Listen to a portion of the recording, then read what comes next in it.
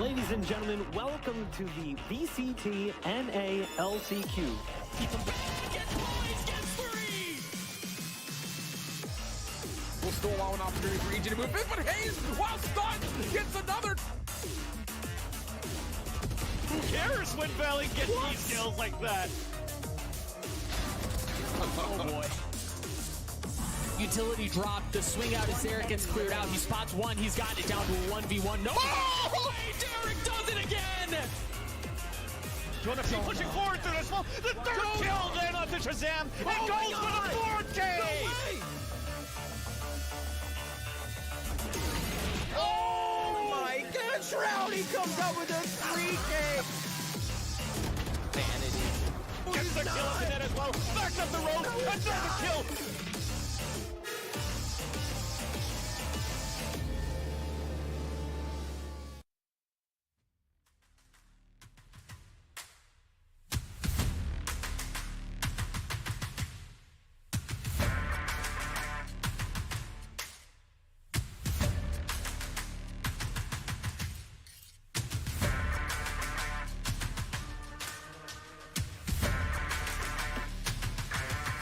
Hello everyone, and welcome back to the VCT NA. Oh man, I heard all the trash talk that our EU counterparts were talking, and oh, am I mad at you? I'm kidding, missed you guys. But in any case, so folks, we are gonna have a stupendous day of action today. I'm Golden Boy, your host for this weekend. Joined with me, as always, my right-hand lady, it's Mimi. Good to have you here. And joining us from Cloud9, it's Mel. Welcome. Woo!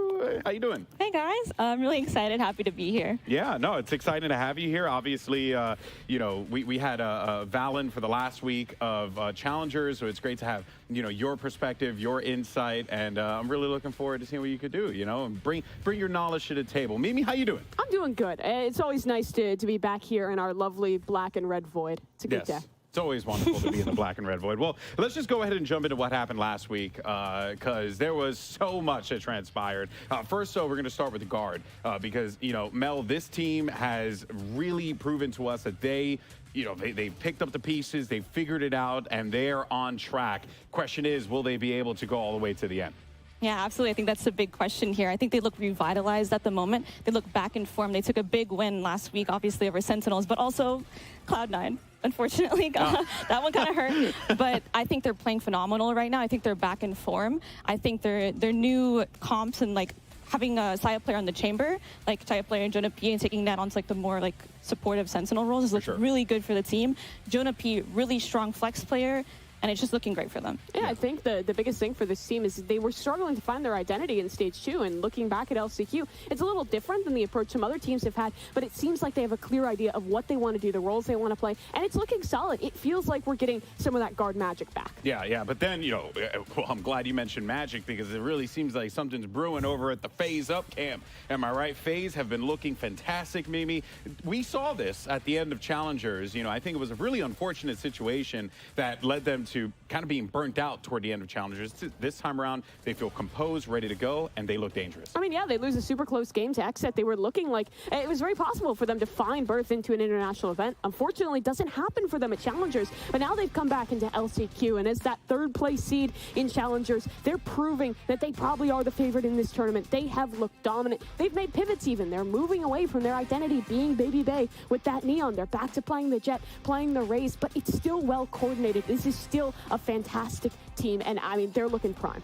I think they look fantastic, especially in a meta where we're seeing a lot of like no duelist, just full chamber, double initiator, even triple initiator maps like Breeze and on Ascent. They're still sticking to that duelist. They're still sticking to Baby Bay. They trust him fully, and he's showing it. Yeah, no, sometimes, man, you just gotta give the keys to Baby Bay and, you know, see what he could do, right? Take the Ferrari around the corner. Now, the team that everyone has been talking about, though, the team of the hour, the team of the week has been Sentinels. And Mel, this team, you know, look, I coming into it, I didn't have a lot of expectations, because it's hard, right, an attack FPS game to kind of like get everyone on the same page so quickly. but they did something that I did not expect. They got a win, a big win, and now they find themselves in the second week of this competition. I mean, I feel like that's a really dangerous place for, you know, playing a team like Sentinels, is you don't know what to expect. And like having no expectations on a team, especially having that no pressure kind of vibe, you go into it and you come out swinging. I mean, you talked about no expectations. I straight up had low expectations for this team. Sentinels was looking really rough in the last 2 stages of Challengers. I feel like their utility, their coordination, none of it was quite there. And while they had some standout individual performances to maybe win a map here or there, it was never consistency. They've made roster changes. They have a clear idea of how they want to play this game. They're playing on brand, on meta comps. You talked about the triple initiator. They've been implementing that on more maps than most other teams, and the coordination has looked really good. Sentinels is finally putting that incredible level of work in, and again, a team that can compete at the top level. Yeah, it has been very impressive to see Sentinels, you know, throughout this LCQ, and we are going to be seeing them later on today. But let's actually go ahead and update you guys on the bracket in case, you know, you weren't like checking the internet and checking a bracket on your own. Don't worry, baby, I got you covered. So here you go. For our upper final, we're going to have the Guard versus FaZe Clan, our #1 and #2 seed. Feels very appropriate that these two teams are in the upper finals. Our last 2 matches are going to be Sentinels versus 100 Thieves, and then Cloud9 versus NRG. What a road it has been. Crazy to see teams like Evil Geniuses, you know, be eliminated at this point, right? But also I'm excited to see squads like NRG, who I feel like, you know, were on a bit of an upswing in Challengers, and now they have a potential opportunity here, Mimi, to maybe shock us all. Yeah, I think this lower round, it's like 2 sets of Fallen Kings. Both Sentinels and Cloud9 have been on the tippity top of NA at one point in time versus 2 teams that were incredibly improved back in stage 2. Both 100 Thieves and NRG making strides, making the playoffs and finding solid runs there.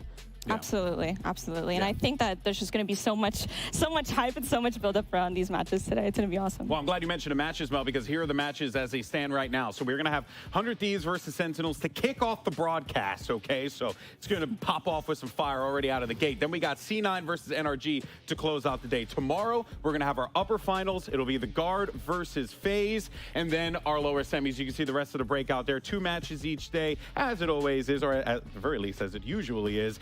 Should be very, very exciting. But earlier today, we actually put out a tweet on the, you know, the VALORANT NA account about who's this Twitterer, all right? And there were some tweets that were shared, Mimi, and we, you know, some sauce, some spice, some fun, whimsy we have with some of these tweets. Some interesting tweets, for sure. I think we have a few interesting individuals who are playing here in North America. This first one, very poetic. To live, to truly live, we must be willing to risk, to be nothing in order to find everything, to leap before we look. That's so inspirational. Profound. And also, then as this profound. is the pivot. Yes, if cats don't shower, why should humans? If this player was alive during like the ancient Greek era, I don't know if society would expect them with how outlandish their philosophy is. This person's clearly a genius, Mel. Absolutely. As you can see. Just, oh, this is unhinged. This is what we do here. This is the dream. This is the dream. Is it really the dream? So you wake up at 4 p.m. 4 p.m.? I didn't even notice it said 4 p.m. And then dogs going all the way till 4 a.m. Oh, God bless. But this isn't accurate. What is that second picture? Is that showering? Is that showering? No, What's we that? we don't shower in these streets. We don't shower. But here we had to ask you guys to cast your vote, and I think everyone figured it out very easily. Although shout out to the 8.5% that thought it was Sam. I feel like Sam is like, he's an unhinged individual, but he's not necessarily like an unhinged tweeter. I think Zelsis and Vanity were both very clear possibilities, and Baby Bay, he has his moments of but interesting most times. of the time he's tweeting Smeeg. Yeah. So I think if you don't really see the Smeeg in the tweet, is it really Baby Bay now? I don't know about that. I don't know about that one. All right, guys. Well, we're going to take a quick commercial break. When we come back, though, we're going to discuss our first match of the day. It's Sentinels versus 100 Thieves. You don't want to miss it. And you know where we're going to see you on the other side.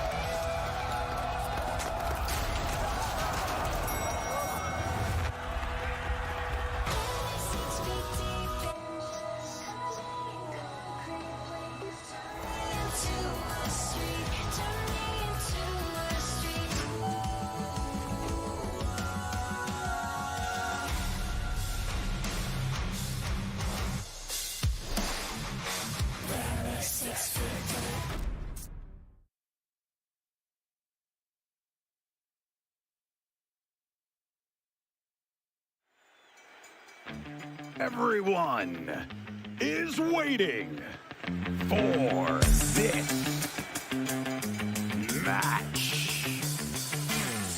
It's the club match of the century. The old gods renewed. It's the Sentinels facing off against all 100 Thieves. A follower fiesta gracing your screen August 11th, live from Texas server number 1 at Super Slam. These heavyweight titans weigh at 4.8 million followers and 2.08 million followers apiece. It's a matchup you cannot miss. Meaty, rope it up now. Come on. Okay, yeah, thank you. You get, like, dude, you know, good help is just so freaking hard to find. You know, you just want to hype up a matchup. Guys, this is it. It's Sentinels versus 100 Thieves, folks. Mel, come back in. How are you doing, Mel? Are you good? That was great. I'm doing great. That just revitalized me. Thank you. All right, well, look, guys, we actually had an opportunity to catch up with Sentinels and 100 Thieves. Sure, thank you so much, Mimi. And we wanted to get their thoughts on each other, so let's go ahead and check it out. Week 1 of LCQ we lost, but honestly I feel like it was kind of a good loss. Like, we lost a lot of little mistakes that like a new team makes, so it wasn't like too disheartening, honestly, but obviously losing sucks. And that's gonna be the card that finally seals it.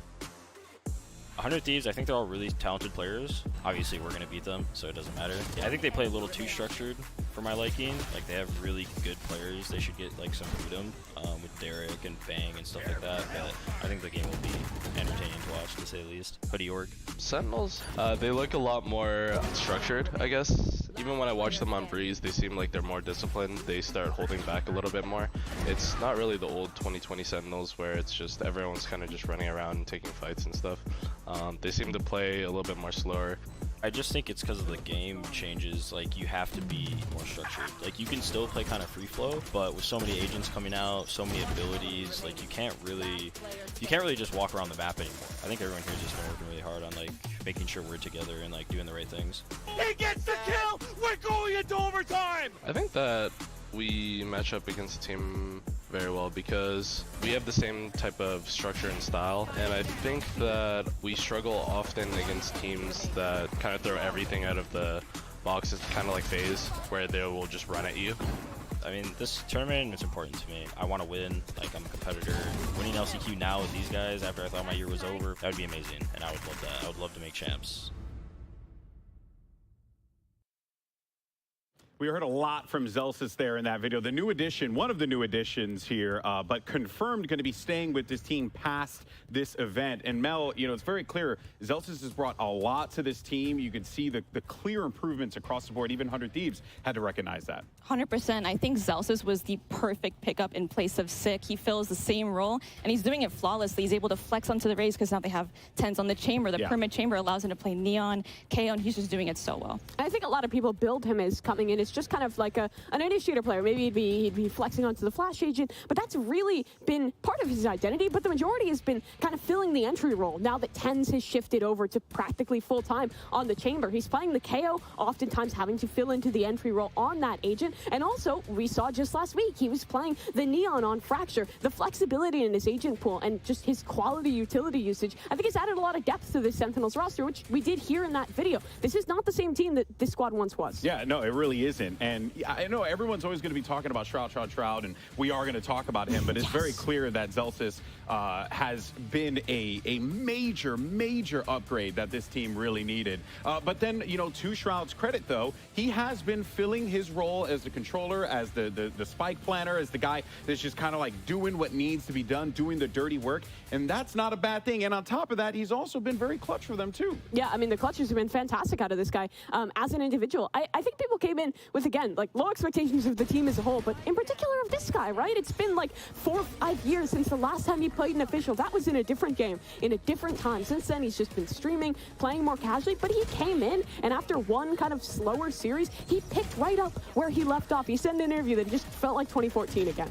Absolutely. It's so fun watching him play again, especially in a new TAC FPS. He's trying to like make history here, essentially getting in huge wins in both these games. But I think it's really interesting when you really watch his gameplay. He plays very much like a role player. He's not really playing for the stats or not playing for like the star player role because, I mean, let's be honest, he has the impressions. He has everything. He has the fans. He doesn't need to be in that spotlight because he already is in another way. So he plays his role, and he plays it really well. And I think that the new identity of Sentinels has been around who's flexing into those role players, who's flexing into those individuals. Shroud is one of those, and the others are kind of like Shazam and Dapper flexing over to the initiator roles. But what's really exciting about Shroud is it seems like he's dedicated to this. He doesn't just want this to be a one-off. Well, I thought that was quite interesting as well. We do have a quote from Shroud as well, where he says there's a very good chance I'll continue to play professional Valorant. Is it with Sentinels, you know, and question mark. But look, honestly, with what I'm seeing here, there's no reason why Sentinels moves on from Shroud. They very clearly have a good rapport. Everyone respects each other, and it's clear that the game that it's working for this team. I mean, he's a solid player. He's an experienced voice in the conversation for this squad, and he's also someone that, let's be honest, brings quite a few followers and quite a few fans attracted to the Sentinel roster. I think there's nothing you couldn't like about keeping him around, and I'm glad to see that dedication, because I think the issue that people have always kind of pinned on Sentinels is that of culture, right? They were the greatest. They got a little complacent. They let that slip away. It feels like, again, that is no longer the case. Absolutely, absolutely. When you bring in a player as experienced as him as well, it's not just game related. It's also outside the game, how you interact with people, the team culture part of things, and I'm sure he's a huge emotional bond between those players. Yeah, and as you mentioned before, bringing in the viewership. Hi, B-Nans. Okay, thanks for watching. He's double dipping. Just double dipping, baby. Do what you gotta do. Love it and respect it. Anyway, though, moving on to their opponents as part of this whole clout showdown. You really don't get more clout unless you talk about 100 Thieves, all right? The Hoodie org turned very good esports org. But Mel, jokes aside, though, this team has been fantastic to watch them evolve and grow ever since the formation, a complete reshaping of this squad. And they're right there. It's just, you know, they have Sentinels in their way. Absolutely. I think we're going to see a really strong 100 Thieves in this matchup. And honestly, they've been looking great even ever since how much they've developed since stage 2, the qualifier. And honestly, I mean, Asuna left standing from the original roster, but the rest of the 4 look great. I mean, we can't really talk about that without really getting onto like the huge star I feel like for last week, which was Derek. Yeah, I mean, he was insane, but even beyond that, I think the identity of this team has always been in their preparation. I think that's what you get when you talk about a team that's bringing in 2 super experienced coaches, a general manager who's played as a competitor before. Like, that's always what this team has been built up to be. And I think that they've always been great in those ways. They're a great team at coming into matches with a game plan of changing their compositions to counter-strat their opponents. But I think sometimes they get a little hung up in the execution. And last week was such a good example of that. They tried a really cool new duelistless comp on Ascent they haven't ran before, and then their attack side utterly crumbled. Absolutely. Watching Ascent attack versus FaZe, honestly, it really seemed early in the half they had a good game plan in the attack. Like here, Dicey's taking aggro off Cat, but they skip a step in their execution. They skip something in their default, and no one's looking at the lower smoke as if FaZe gets 3. And I feel like when you leave these gaps, these opportunities for FaZe, they have hard hitters in Baby Bay and Dicey just go in and exploit and abuse those gaps. They're hyper aggressive. They're gonna find them. And that's the thing. Sentinels is another team. We talked about Celsius being that dive player. He's very willing to get aggressive. Tens as well. We'll look to exploit these gaps, and for 100 Thieves, they really have to work on that because they show us these great ideas and then kind of struggle to make the changes on the fly, make these little mistakes that get the better of them, which is kind of what happened in stage 2, right? They let a close matchup slip away with some little mistakes at the end. We want that to not be the identity of this 100 Thieves roster. Yeah, and sometimes, right, especially, you know, with the level these players are playing, you gotta be willing to get a little dirty. You know, you gotta get in the mud a little bit there. FaZe is no problem doing that. And Mel, 100 Thieves, they're definitely going to need to adapt to that, because while I do think Sentinels are going to play obviously a little bit more of a structured setup, because given the roster forming so early, you guys are right? There is a great point here for 100 Thieves to really start to go outside of the box. Maybe try to, you know, be a little bit more aggressive, wouldn't you think? 100%. I think too, when you look at the LCQ, like first week we saw so many close games. I think a big part of that is because some of these teams, they haven't shown themselves in 2 months, right? New comps, new players even. And as a coaching staff, you don't really have much to do outside of like looking at your own mistakes and analyzing them. But now, 2 matches under all the teams' belt left in the bracket. I know Sean Garris, I know the Immortal Minds crew is just diving in. They have a lot to sink their teeth into for this week. For sure. Yeah, absolutely. And you talked about the role changes. I think the most obvious one has been the Chamber. For 100 Thieves, they didn't really play any Chamber last stage. They strayed away from the op. Same with Sentinels. They were stuck in with 10s on the Jet. Now both these teams have made that change. Will practically full time on the Chamber. 10s as well, making that pivot. These are 2 very experienced dive players and duelist players, and in some way offers particularly for 10s, but it's a new role, which makes the head-to-head a little more interesting than I think when we see most other Chambers facing off against each other. 100%. I think it's really interesting because I want to see TenZ come into the front because we've always known him to be that really strong jet entering and dashing it. But Chamber, while also a really strong op agent and op role, it's not as much going in and like just taking his space off of util. You're very much on your own a lot of the time unless your team is setting you up in those team spots. Yeah, and I think TenZ has really made a good pivot into the role. He's been looking fantastic as an individual. On the other side for Will, we've seen flashes of brilliance. The defensive side of his Ascend game was a great example. He was picking up the off, doing great with it. But we've also still seen some of those inconsistencies and maybe some of those growing pains coming into this role, which you really got to sort out when TenZ is on the other side. 100%. Yeah. You have a situation here where you're going to be going up against a dynamic offer in TenZ, and Will knows that this is going to be a challenging battle for him. But it's very clear, though, that these teams, the way that they prep and the way that they recently Sentinels completely overhauled their whole coaching staff. 100 Thieves have a very strong coaching staff. It's really going to come down to those strats there, but also the individuals and some of the clutch plays as well. And speaking of, I mean, Derek, he has actually been fantastic for this team. I think Derek's been the best performing clutch player thus far in this tournament. He has been incredible in these moments. And we knew this about Derek, going back to his time with Rise, but on 100 Thieves, he's switching over, practically only playing the Fade for the squad, but he's still just as good in those late round situations. No, he won something like 10 clutches last week. Absolutely. And this was an insane pistol that he just turned completely on its head, brought it back with 3 quick frags, and then boom, going for the 1v1 at the end. He's looking insane this event. Yeah, and on top of that, it is a player who not only is good in those late rounds, good in those clutches, but he's also good at setting his team up early. It's not like he's baiting to end up in these positions. And it's interesting because I feel like with Derek being so good and Derek being so stellar with the clutch, it almost feels like it's kind of continuing a legacy for this 100 Thieves organization, right? Yeah, no. I mean, 100 Thieves definitely have a history of having players who are clutch.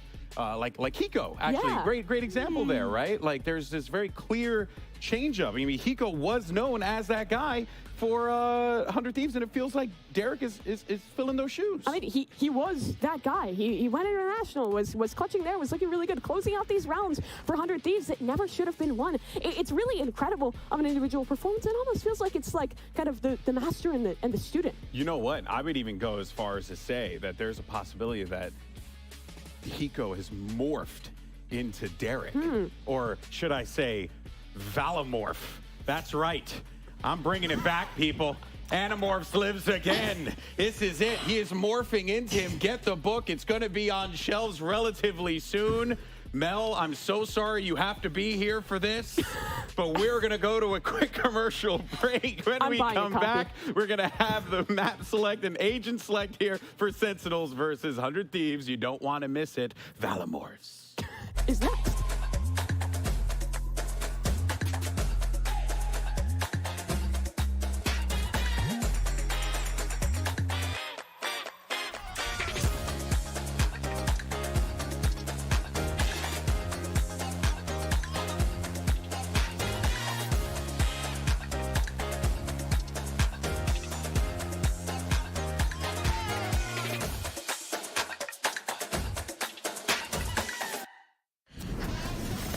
Red Bull Campus Clutch is back. Assemble your team and lead it to the World Final. Learn more on RedBullCampusClutch.com.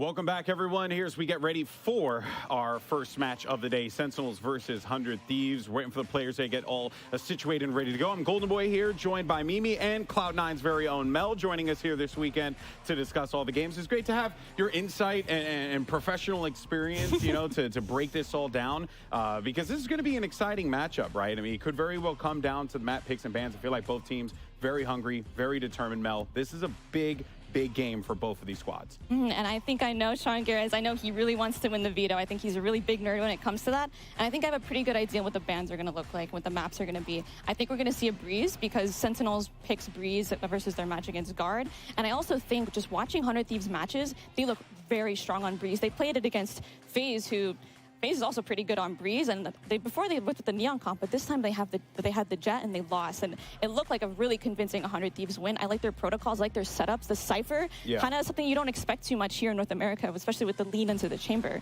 But the Cypher makes it Breeze really interesting. I think that's going to be the first map. Yeah. For the second map, I think we're going to see Haven. Even though 100 Thieves lost last week on Haven, it was their map pick. They lost to FaZe. It was a mirror comp. They do have an interesting comp that I think will pair well versus a team like Sentinels. I think it's going to be a good stage. Yeah, and it's going to be really interesting to watch 100 Thieves on that map, or Sentinels rather, because this used to be their stomping grounds way back in the day. This was the best map with Sentinels for the longest time. They kind of shied away for it as of late. Now they've had a lot of time. They have a brand new roster, so we really don't know what to expect out of them. 100 Thieves is one of those teams that likes to know what to expect heading in, but it's a bit of a gray area if we do get Haven in the pool. Yeah, and actually, that's a fantastic point, because a lot of these teams, right, pride themselves on the prep work. I was speaking to so many of the coaches at Masters, right, like, you know, speaking to Doom, right, and the amount of time he puts in to prep FPX for their games. But for Sentinels, there really wasn't much to pull from, right? Just that one game against the Guard and the game they had against Rebellion, right? That's basically it. Not a lot of material, Mel, which is going to make the prep work very challenging. Yeah, you really have to. It's pretty spread thin, and you really just get into the gritty of it when you only have that many maps to really look at. But I have full faith in, you know, Sean Garrett and Mike's to really dive in. But also Raucus and Danny, I'm sure they're doing their prep as well versus 100 Thieves. We hear Zelsa say how structured they are. It seems like they have a really good read on 100 Thieves and how they're going to come into play. Yeah, it's going to be an interesting one. I also think there's a possibility that 100 Thieves just elects to get rid of Breeze. They've been willing to ban it in the past. I think it's quite a flippy map, and it's been really solid for Sentinels. So I wouldn't actually be surprised if they get rid of that, and maybe we head a different direction. I think there's also a chance we get maybe split in the pool. It's something that 100 Thieves used to really like to pick in, but we haven't seen yet from them, and I don't think from anyone thus far at the LCQ. Well, let's not speculate anymore, because the maps are good to go. So let's see what we end up getting. What's going to be our first battleground here between these two very clouded teams. And of course, Sentinels will have their first veto, followed by 100 Thieves. I'm really curious on what that first map pick is going to be, but I think there's a possibility that 100 Thieves bans Breeze here to, you know, kind of like prevent Sentinels from getting they're going to leave it. Oh, they get rid of the box. They're going to leave Breeze in. We're going to see Breeze first map for sure, I think, here. Yeah, it's got to be for Sentinels. I expect them to maybe float that Icebox ban to the second. Okay. Wait a second. Sentinels going to the Fracture instead. They've played this map. They beat Shopify on it in very close fashion. It's looked pretty solid for them. So it's not quite what I was expecting, but it might not be what 100 Thieves expect either. And I think that's a good gamble, because 100 Thieves, you talked, they've been solid on it. So have Sentinels, they're confident enough to pick it. This is really interesting, actually, because 100 Thieves likes to ban Fracture. They haven't played Fracture this event, I don't think. So this is really interesting. So they actually, they ban Ascent.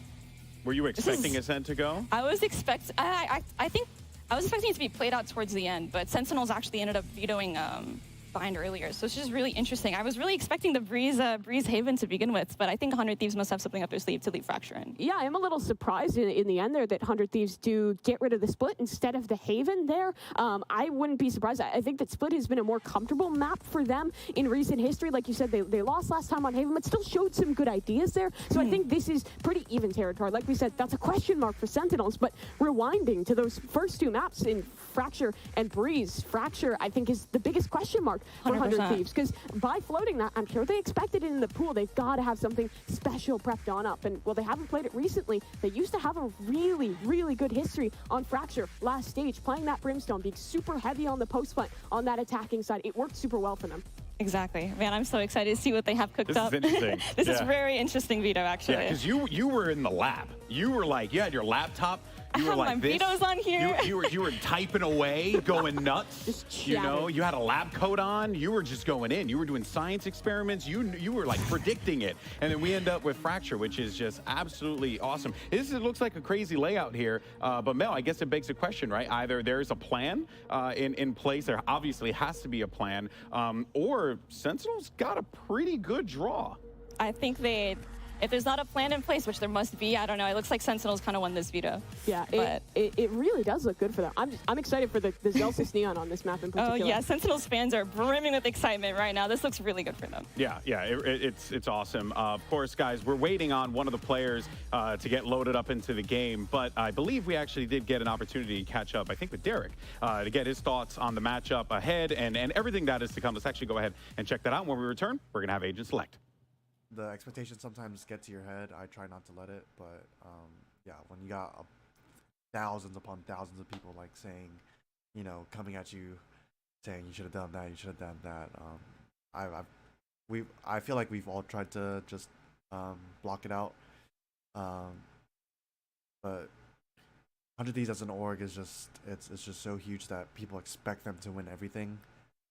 But in a game like VALORANT, it's just not. It's not that simple. I wish it was like. Trust me, I wish I want to win everything. But a lot of these teams are like, where's the skill ceiling or the skill gap is just so tight, and any team on any given day can win up here. So. Show out when I step out.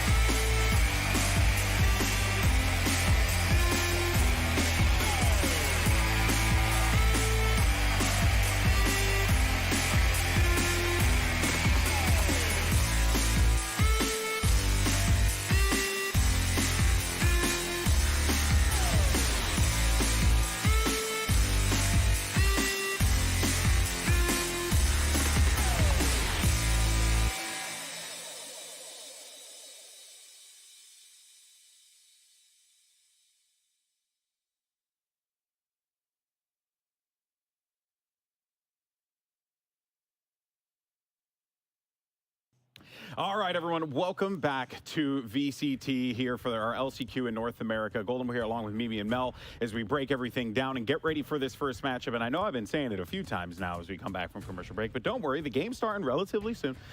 We just were waiting for a player to kind of get everything situated. All that's been settled. Players just changing some settings, and then we'll be good to go and jump into the matchup. But before the break, we had our map picks and bans. And while, Mel, you were successful in predicting a few of them, the order of which, and also one of the maps, kind of threw us for a loop there. But, you know, I'm actually really much looking forward, though, to Breeze, right, to map 2, because 100 Thieves picked Breeze. I thought, and we all thought Sentinels was probably going to favor that. And it's very clear here that, you know, plans are in place. Strategies are about to unfold between these two teams.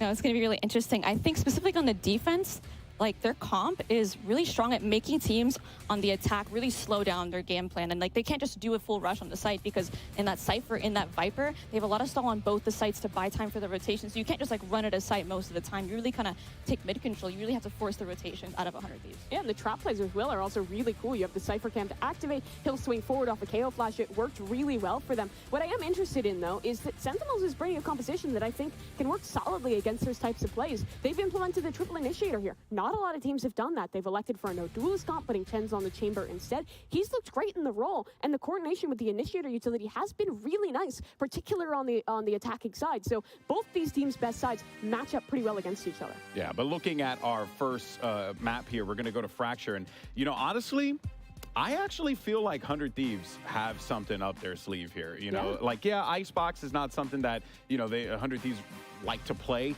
but Fracture, floating that, leaving that available, tells me 100 Thieves, either they are aware that this is going to be a weak one for them, Mimi, and they're okay to kind of take the, you know, the right hook right to the jaw, or they have something in place here to really catch Sentinels off guard. Sure, so Sentinels just switched over to the Neon comp that a lot of teams in NA were switching to last stage. They're a little late to the party in that regard and look good at it, but traditionally 100 Thieves have been very good at playing against teams that run that composition. They've played FaZe twice on this very map and looked good both times. They run a comp a little different than what most other people do. They put the emphasis on their Raze and they run Sage Brimstone instead. So they're really putting an emphasis on that attacking side, on using that Sage wall to get plant down, playing the post with their Raze and Brim utility, and it tends to work really well for them.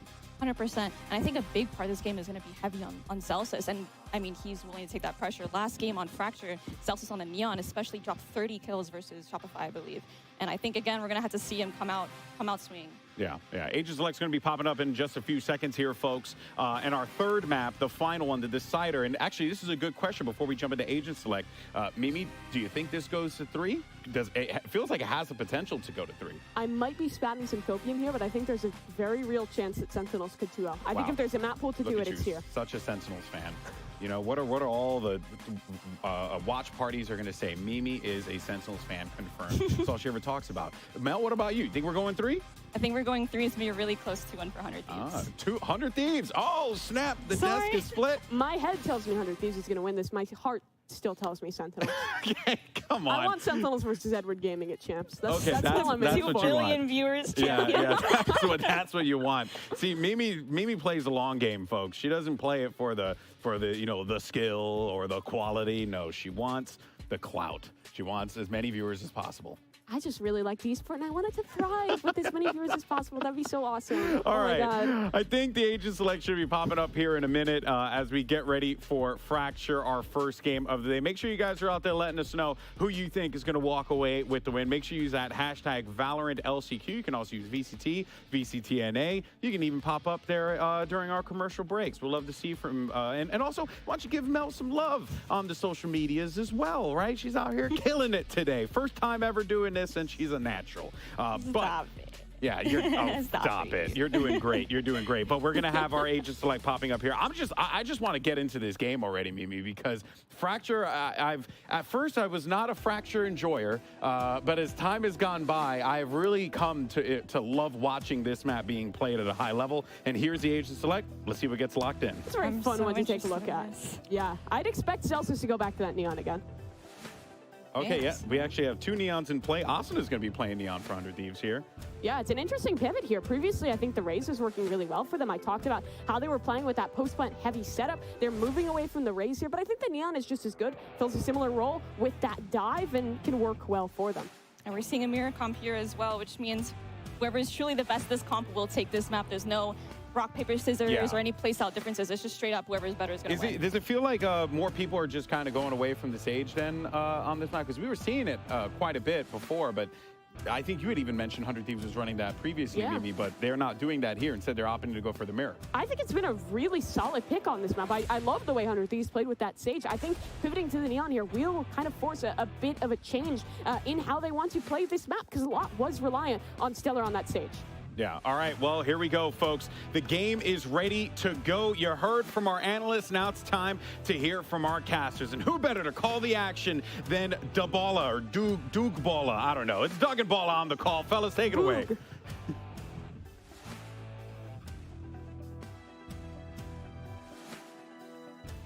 You're muted. I'm muted. Freaking A. I did it again. I have What was the that in your history hand? books of VALORANT right here. I have to go back a year to look at the last time these two teams played against each other. I have to go back even further, 2 years ago, to see the last time 100 Thieves beat Sentinels. Balla, that was 2020. We were wee lads when that happened.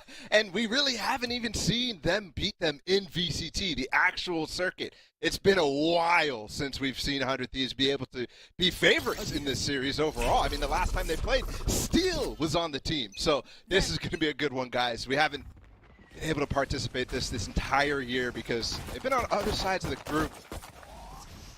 Right away, Asuna going for the fast, basically Sentinels-esque play, and he gets away from Zelsis.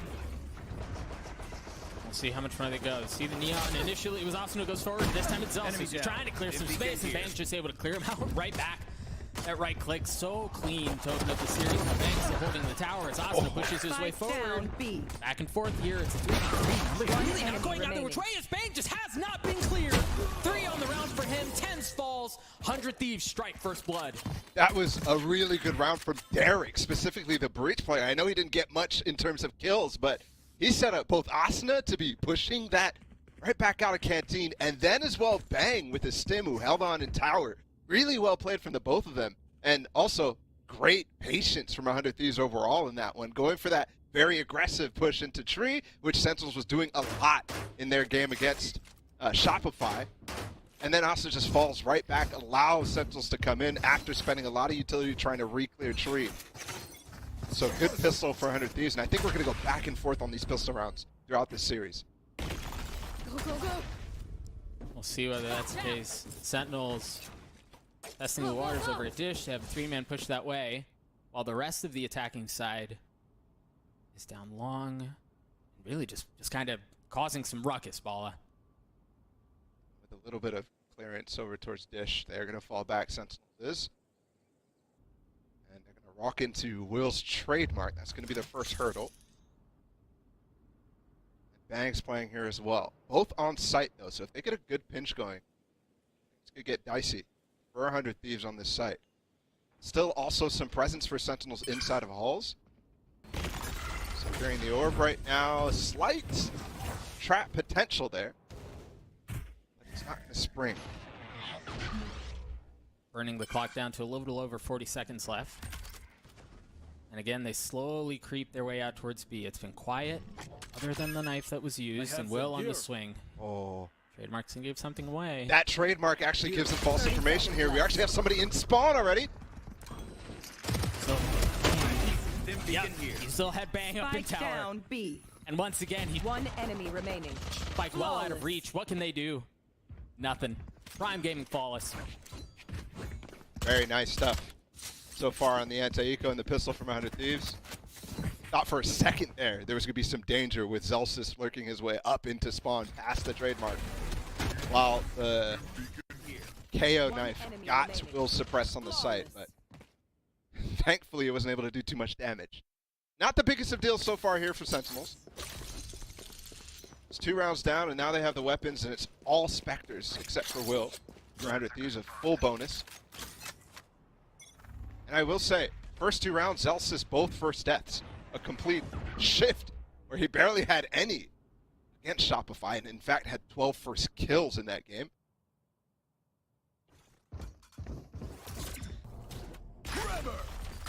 See Shaz dropping some of the utility. See if they can give Sentinel some room to work with. There's nobody on side ball. It's just a little bit of action hanging out towards drop. Will still holding that angle. Smoked off. Trademark. Really around here, and they're going to push their way forward. Note on the other side of the map, Tens is causing some problems over towards B. He's drawing attention. It's a spike planted at A. Does he expect 2 players here, though, in Arcade? Noise now, Tens! Yes, he does. You see the transfer not coming through. Man, giving him a little shoulder, a little something to think about. The Spectre wins that out. Now they can turn their attention over to A. This is where the prize possession really is. Zelsis floored. Nice double swing, too, for Will and Bang there. Good coordination, but still a lot to play for here. We've got no Molly for Shroud, though. Dapper trying to hold back, but the stun in his face is a bit too much. Asuna on the tap. See the Molly start to swing through. Will's pinching around at just the right time. He's able to clean up Shroud as well. 3 on the round for him. Asuna gets the defuse. 100 Thieves, 3-0 to start us off. I'm shocked that that round went as clean as it did, given how concerned 100 Thieves was about that flank. Asuna actually re-cleared back through Dish to check if Tens was up at that north side. And Bang and Derek took a long time over there. Tens got the kill, and then a lot of time spent clearing Zelsis as well. The double peek was really nice. So far, so good for 100 Thieves. Though I will say as well, Sentinels with the right read to be able to push onto that A site, force the retake setup from 100 Thieves. Bang with a great start. Defense for 100 Thieves. Spike not in tow for Sentinels this time around, and it's really just a stinger in the hands of Zelsis. Not a whole lot else. Dapper one step closer to getting... Actually, he does have that no command online now.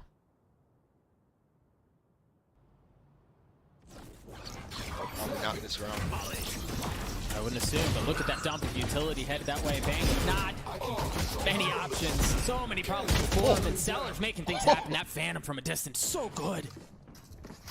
Surprised to see them committing here, Shazam and Tens. Careful swing, flashed up. Chaz is able to take care of 1, but that's all he's going to be good for. 100 Thieves at 4. Stellar clean things up at the end. And for all intents and purposes, a pretty clean round. Yeah, I'm very confused as to Sentinel's idea there. I don't think they expected maybe to get the 2 kills that they got on site. And then Stellar just pops off. Actually, I think 1.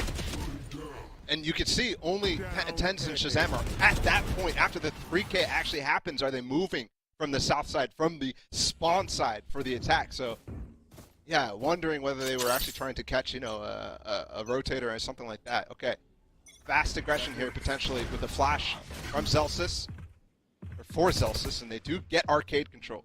And note, Shaz has his Rolling Thunder too. We'll see if he chooses to use it in this round. Spike is on that side of the map. You've got Tens, who's going to be dealing with the flank coming over. We saw him make this play last week, and it was a big double. This time, no trademark. To cause problems, they have to take a step back. Teleport's broken.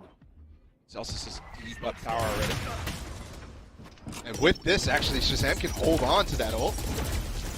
For the retaker, the post plan, and he even gets a shot on the Bang. How do 100 Thieves work their way in? They have Stellars, no command. Only ultimate to work with. Dapper tucked in a little corner. Look at that. Even more utility his way. There's the Rolling Thunder that's going to push him back for now. And Zelsis, of course, he goes hunting. Following the red carpet that was rolled out before him. Tens finding another as Asuna falls. Will with the op, and Derek close by. Flash out. Flash out, but there's really nothing there for him now. Molly just to delay, just to buy time. 1 enemy remaining. And there's not a whole lot they can do. Tens cleans it up at the end with 3 on the round. Sentinels, finally, they're on the board. And that was, I mean, you mentioned the red carpet from Shazam. There's also the flash, making it look like a paparazzi. Zelsis was so good pushing through. All blind in spawn. So a really well-coordinated play after we thought that we'd maybe see that ult used in the post plan to delay the defuse. Teleport's ready. And the retake is not successful for 100 Thieves there because of that call. So, great job by Shazam setting up Zelsis. And he needs to get going. He was their key factor in their win against Shopify on this map. And he's the only one over at Dish right now. Again, just kind of causing noise, wreaking havoc, but that's all it is. While you've got Bang, who's still playing up in tower. He's been a thorn in the side of Sentinels from this spot. many times already. He's in a position to do it again. This time he has Orbital Strike to work with too. A lot of ultimates here on the side of 100 Thieves. But he's up close, so I'm wondering if they commit to this B side, if he's going to be able to actually have a chance to use this. Oh, the timing's also just a little bit ahead of the smoke. Now the Rolling Thunder out from Derek. It may be tagged one. I think Tens was the only one who got caught as Bang continues to deliver from the same spot. Asuna with a clean flick. The transfer online. Shaz left alone.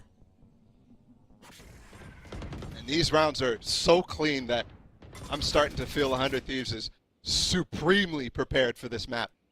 I was wondering too, because I think a lot of the narrative for 100 Thieves was, you know, this first match, they actually have time to prepare. And this is also the first time we actually see them playing a map that they have seen before from their opponents. Sentinels played this last week. So bringing out this new comp as well, they're hiding strats from their opponents as well. And with this 5-1, I'm wondering right now, I think Sean is feeling like this is a perfect storm. The thing is, though, as perfect of a storm as it can be, we have to remember, Bala, this is not unfamiliar territory for 100 Thieves. How many times did we see them come out to real big leads at openings to map and then struggle to close things out? Obviously, Ascent, the most recent memory, right, where they just weren't able to get it past the finish line. So it's a cozy start now, but they can't fall asleep here. Well, Sentinels call a timeout. Against FaZe, the Ascent map you're referring to, you know, that was map 3. That was deep into a series already. And it didn't feel this clean. You know what I'm saying? Yeah. For example, you just see a lot of the different things that they're doing at the start of the round working well, and they're never getting punished for some of those ideas. This time they go for a little bit of tree aggression at the beginning where they're just putting the smoke down and spamming. They're not at risk at all. These types of situations where consistently they're falling back away from others and making sure, you know, they're making the percentage play. That wasn't happening in that FaZe series. This series, it really, I mean, so far, it feels that way. So I'm cautiously optimistic about the way that they're playing. Sentinels once again on this interesting buy here where they're going to have a little bit of a scattered something. Dapper with light armor. Tens will have the tour de force, but that's really it. Yeah.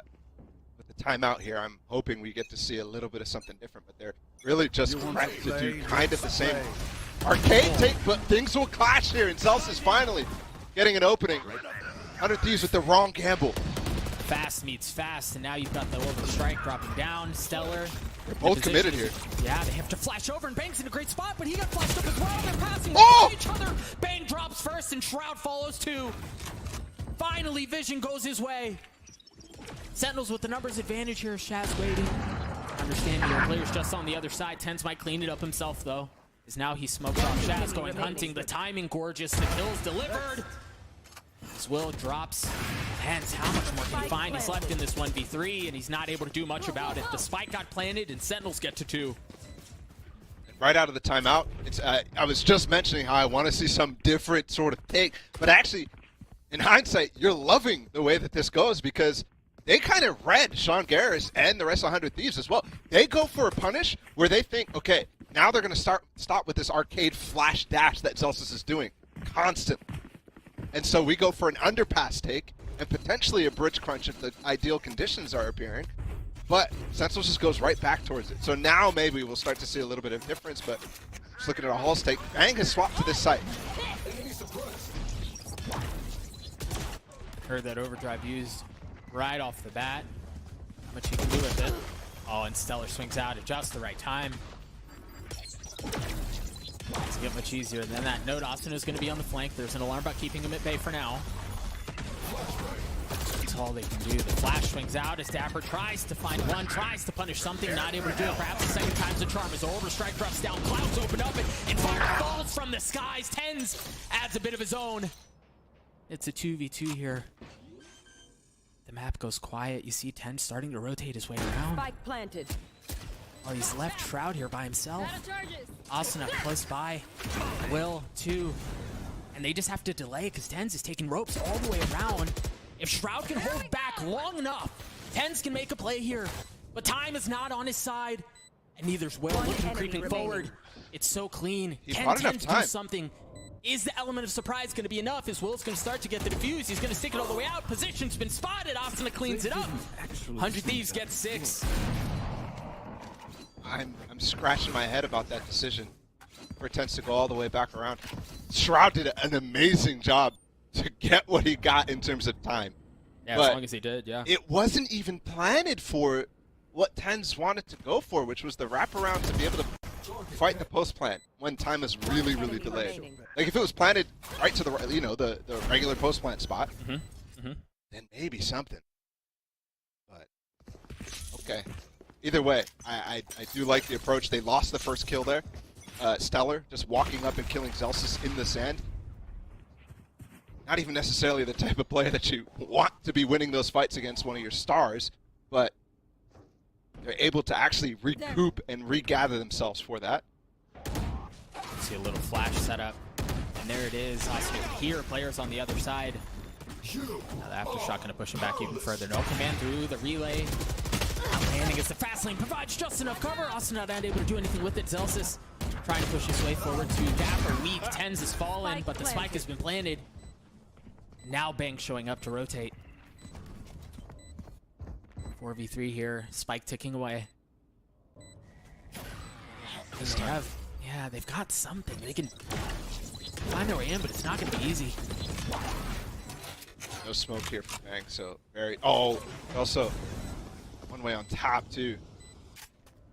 That should be the last bit of post-plant utility. There is no other damaging utility left. Got that's really it. Will holding the line first with the operator. He's going to get a shot at much more, but he can't, certainly can't deliver. Stellar can't either.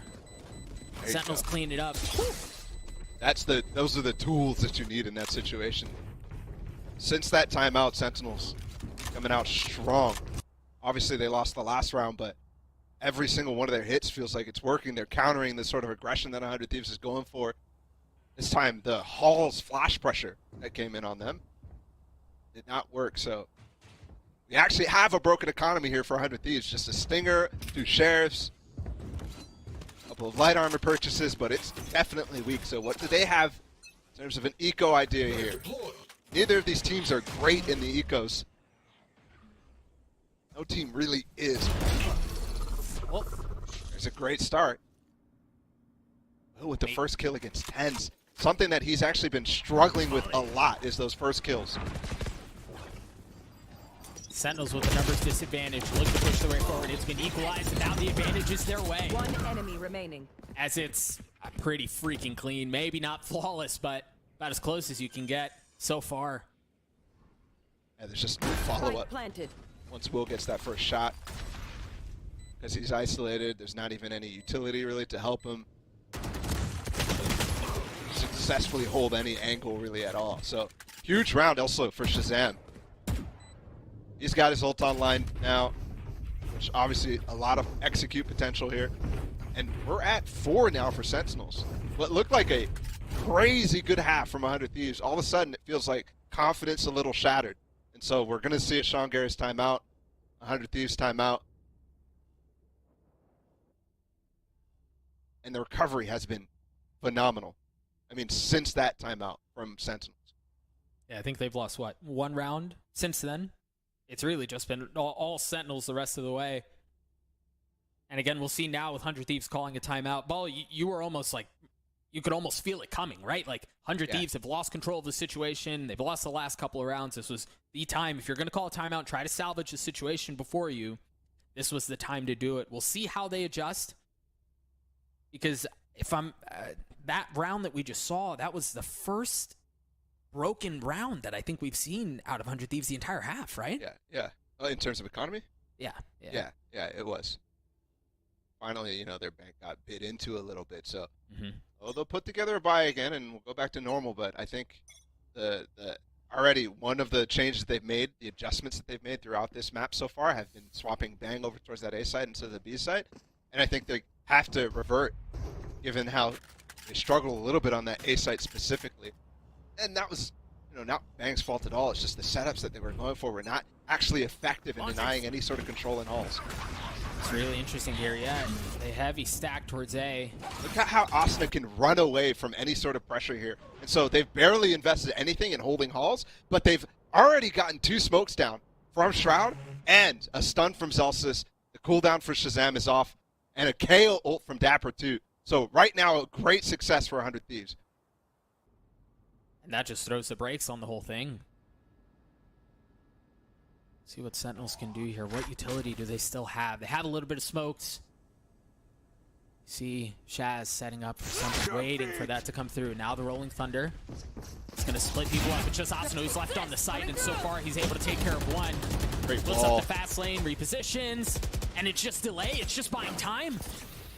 But how much time can they buy? You just saw Bang smoke off anything coming towards A. Tens has already died, so that's not going to be a factor. The flash out is Asuna dropped in trouble. Derek with way too many targets before him. He's able to take care of one. Dapper weak behind the wall, 41 HP. Teleport's ready. Knife to cover things up. Will still holding the op. It's just Dapper and Shaz. That might just be enough. Shaz in a 1v2. 7 armor, and that's all it was. Derek cleans it up at the end. I thought for a moment Shaz was going to be able to hit those, but it was too much. In the half. 2 players stacked on top of each other. Very difficult. And a success for 100 Thieves there. Complete success. Sentinels, what felt like, you know, definitely an A push fast. Once they didn't get anything from that Halls push from Zelsis, it didn't feel like they had a real follow-up. So they just go right back into basically hitting again, re-execing, after cutting a little bit of noise, make sure they controlled the back lines, no flanks were coming. That is a little readable. Shroud has his ult this round. Last round of the half, so you imagine it's going to be used here. They've never really followed up with actual dish hits after taking control of it. Now they're pinched in halls here for 100 Thieves. We actually saw this hit out of drop a couple of times. First Sentinels, it's the drops out from smoke, the relay, the fast lane to provide some cover. Now Zelsis goes hunting. The spike has been planted, and it's just going to be chaos on this southern side of the map. You see 5 members from opposite teams. They're all there, and Derek's able to get a couple. There's that orbital strike, this time from Bang. A 3v3 here as Bang continues to cause problems. Zelsis weak, has to tuck tail, has to run for the fences and find cover around Dapper. He's still healthy, but all he's got is a Spectre. Can he hold this angle? Can he keep them back? Dapper's able to take care of one, but he gets traded out, and Dapper doesn't get the second. The swing out from Will is too clean. Really nice job from Will. Defuse would come in, and that's an 8-4 half from 100 Thieves. That was a dangerous situation for them to go into. Like I said, Sentinels never really went for that dish push and followed up onto that site. Fortunately, it goes well for 100 Thieves. Sentinels find themselves at a deficit. We'll see if they can make it up in the second half. We'll be right back.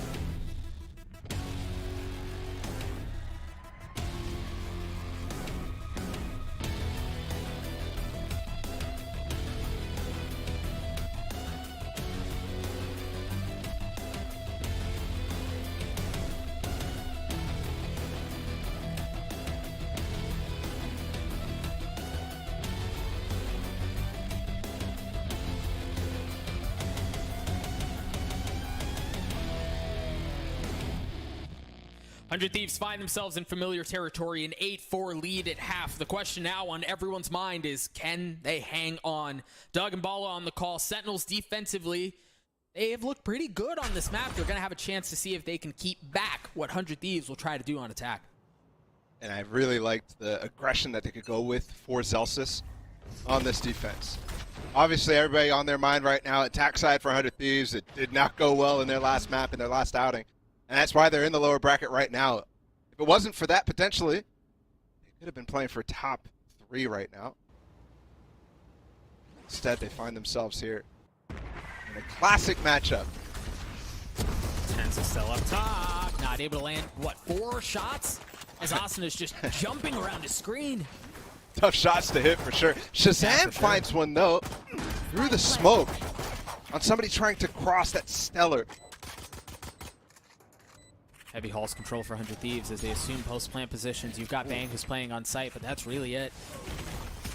Zelsis has arrived. He's going to be dropping down. There's a knife there, and again, it has just hit Bang. And they deal with everything else that's happening in Halls. They know where the fight needs to go. That's exactly where they take it. Numbers in favor of Sentinels, and it gets cleaned up. Real pretty way. Zelsis on the defuse. Sentinels win the pistol. Yeah, that was just wow. I mean, that was what I was thinking when I saw the retake of Sands from 100 Thieves was responded to so well from Sentinels. Again, you see them falling back into positions where they're not able to get traded, and then you have the fault line from Shazam, a counter flash again, and we have them rotate back up towards the top of the rope instead of spawn exiting and crunching them. That was destruction. Utter destruction. A great call from Shazam. And like I said, I think the Pistols are going to be really close to this series. 1-1 now. Sentinels converts one of their own. And they have a chance to bring this back after an 8-4 half really fast. Exact same look we saw in the previous round from Sentinels. A 3-stack towards the northern side of B off the knife. Ooh. Try to see if they can set Zelsis up for anything. And this time he goes exploring. Dapper's here with him. But it's a bunch. Oh, right here. Dapper cleans up 2 of them, but Will gets it back with 2 of his own. 2 Spectres now. Actually, the gun situation is evened out. It's just the HP. Shroud with the flank. Shroud. Game sets right now. He's just making sure they can't come out the backside. He's going to go venturing. It's a good kill. He'll back up now, gets the advantage, puts down one of those Spectres. His team regroups. 100 Thieves outnumbered here. They still have some time. They could flip the map if they wanted to, but the thing is, Sentinels have no idea. Do they go under? Do they rotate over to A? No idea as to what's going on, and 100 Thieves using that push their way forward. Derek on the tap, but they don't commit to it yet. They want to fight, try to get those guns working their way, and it just does not work out. What a great flash from Shout as well, from Shazam. One that's usually used on attack. I just love the way they regroup there and they just start walking together. You heard Zelsis at the beginning of the stream talk a lot about how this team is getting more structured because of the way that the game has to be played. That's one of those calls right there that indicates they're fully buying into that. Sentinels, I mean, I think the hype is warranted right now. The excitement, I would say. Maybe not the hype, but I really do feel like the culture shift has finally occurred here with Sentinels, with the 2 additions of Shroud and Zelsis, and with, you know, the pressure of LCQ, which they've never faced before. Sentinels again explore the map right at the very beginning. Through process of elimination, understand, well, there's nothing coming from the northern side. It's all going to be from elsewhere on the map, and you see them start to rotate over now, understanding where 100 Thieves are trying to push. It's going to be a fight for retake here. And getting a spike down. 2 players in Zelsis and Dapper playing around drop. This is the fast lane to actually help Bang get out of sight here. So he could use his molly in the post plant. All 5 players in the halls, which could be disastrous if a smoke goes up. Ooh. How did that not hit Stellar? He's still healthy. He's still safe. Shaz is on the challenge, and the rest of the Sentinels are going to follow Dapper, the first to swing out. The Stellar falls. And they've been able to take the site back. You called it. It may be a problem, but they all funnel into halls, and that's exactly where they are. And once again, comfortable to take it to their doorstep. Oh! That's exactly what they do. Dapper gets 3. Dapper is ridiculous. Just run spraying them down. Again, the ideas are so good from Sentinels. fighting back against the Halls really well, and they clean up before the post plant can really begin even from 100 Thieves. Once that smoke is down, once the defuse gets tapped, you just think if you're 100 Thieves, okay, we can sit up, post up behind this smoke, but wow, the speed on Dapper there. Classic with the SMG.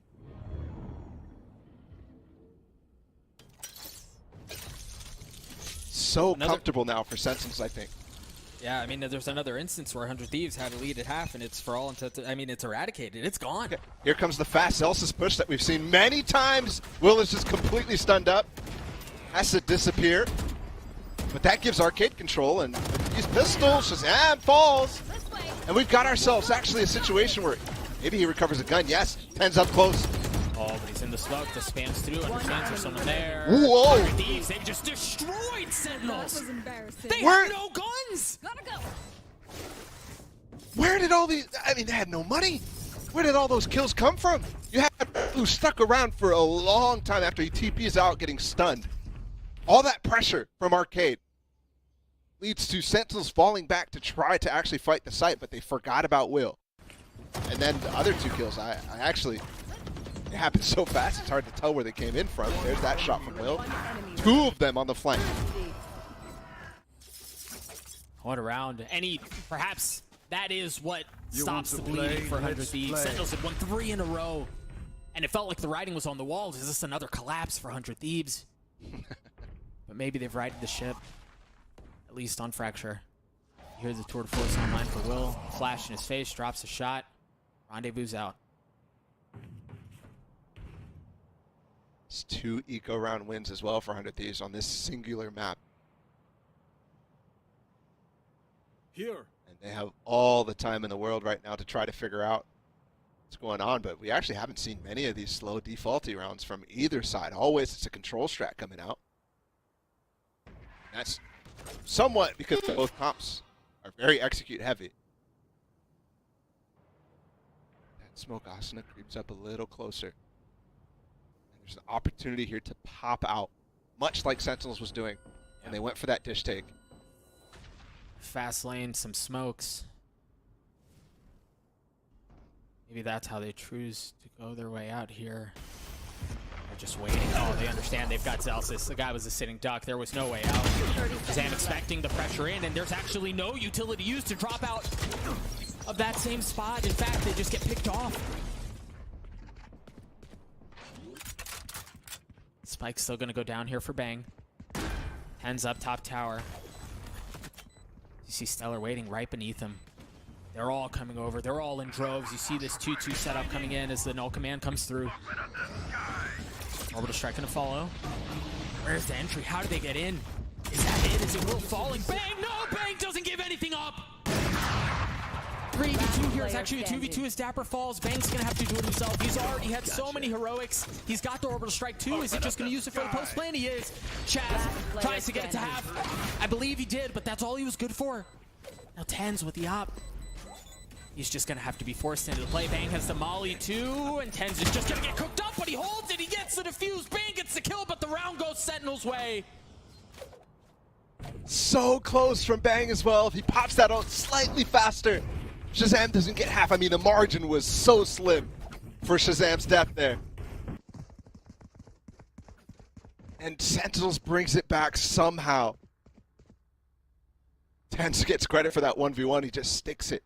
And now we're going to get another 100 Thieves timeout, the last. And I think for good reason. That round's a little chaotic. But so close all the same, man. They're struggling in these post lines when normally they're really, really good once they get the spike down. And it's because Sentinels is doing such a good job actually countering the setup that they go for. So even with no prep, Shazam is reading them very well. And they're also, I mean, they're putting themselves in the same situation over and over again too. Let me not understate that. The Hall's presence that they're going for over and over again. Now crushed, what, 3 times, I think? Mm-hmm. I think of on the pistol, I think the round Dapper re-cleared, and then that round as well.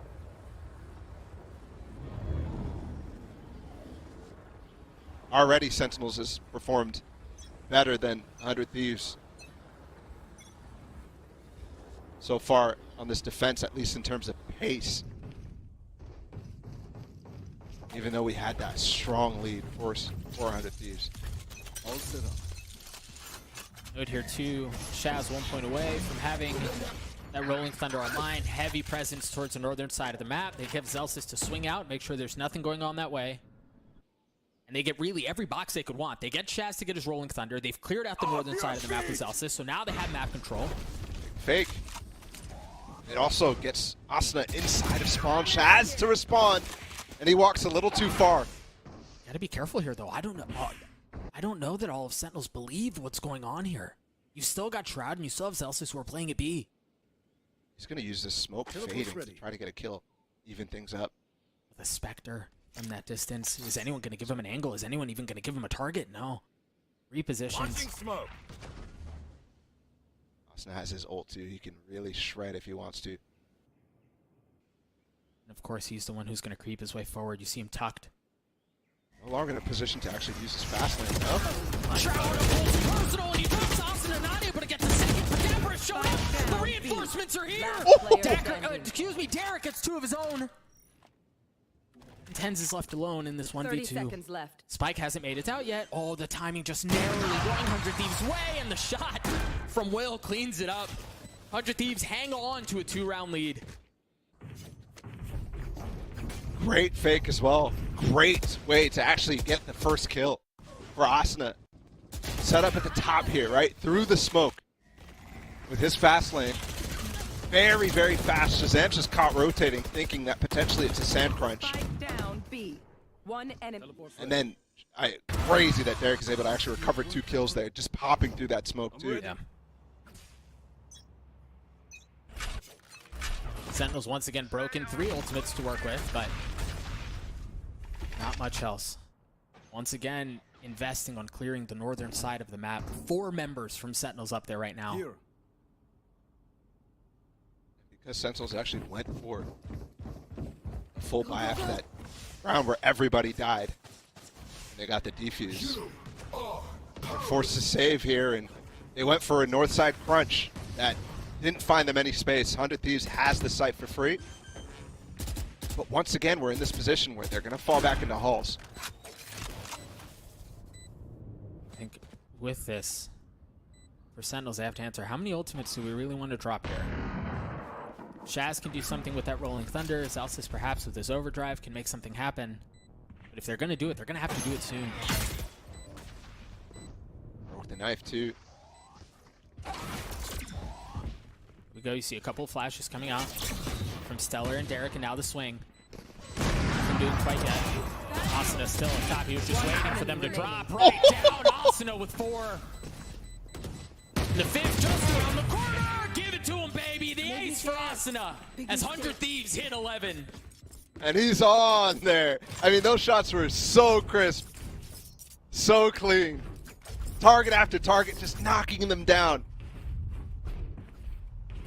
Bullseye after bullseye. Just so nice to watch. I mean,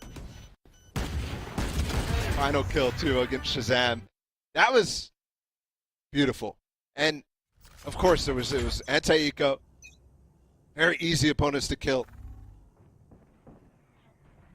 Now's the real round that matters a lot here for Sentinels. They've got to bring it back. Keep them off of match point in the trap play. It's continuing past what you expect.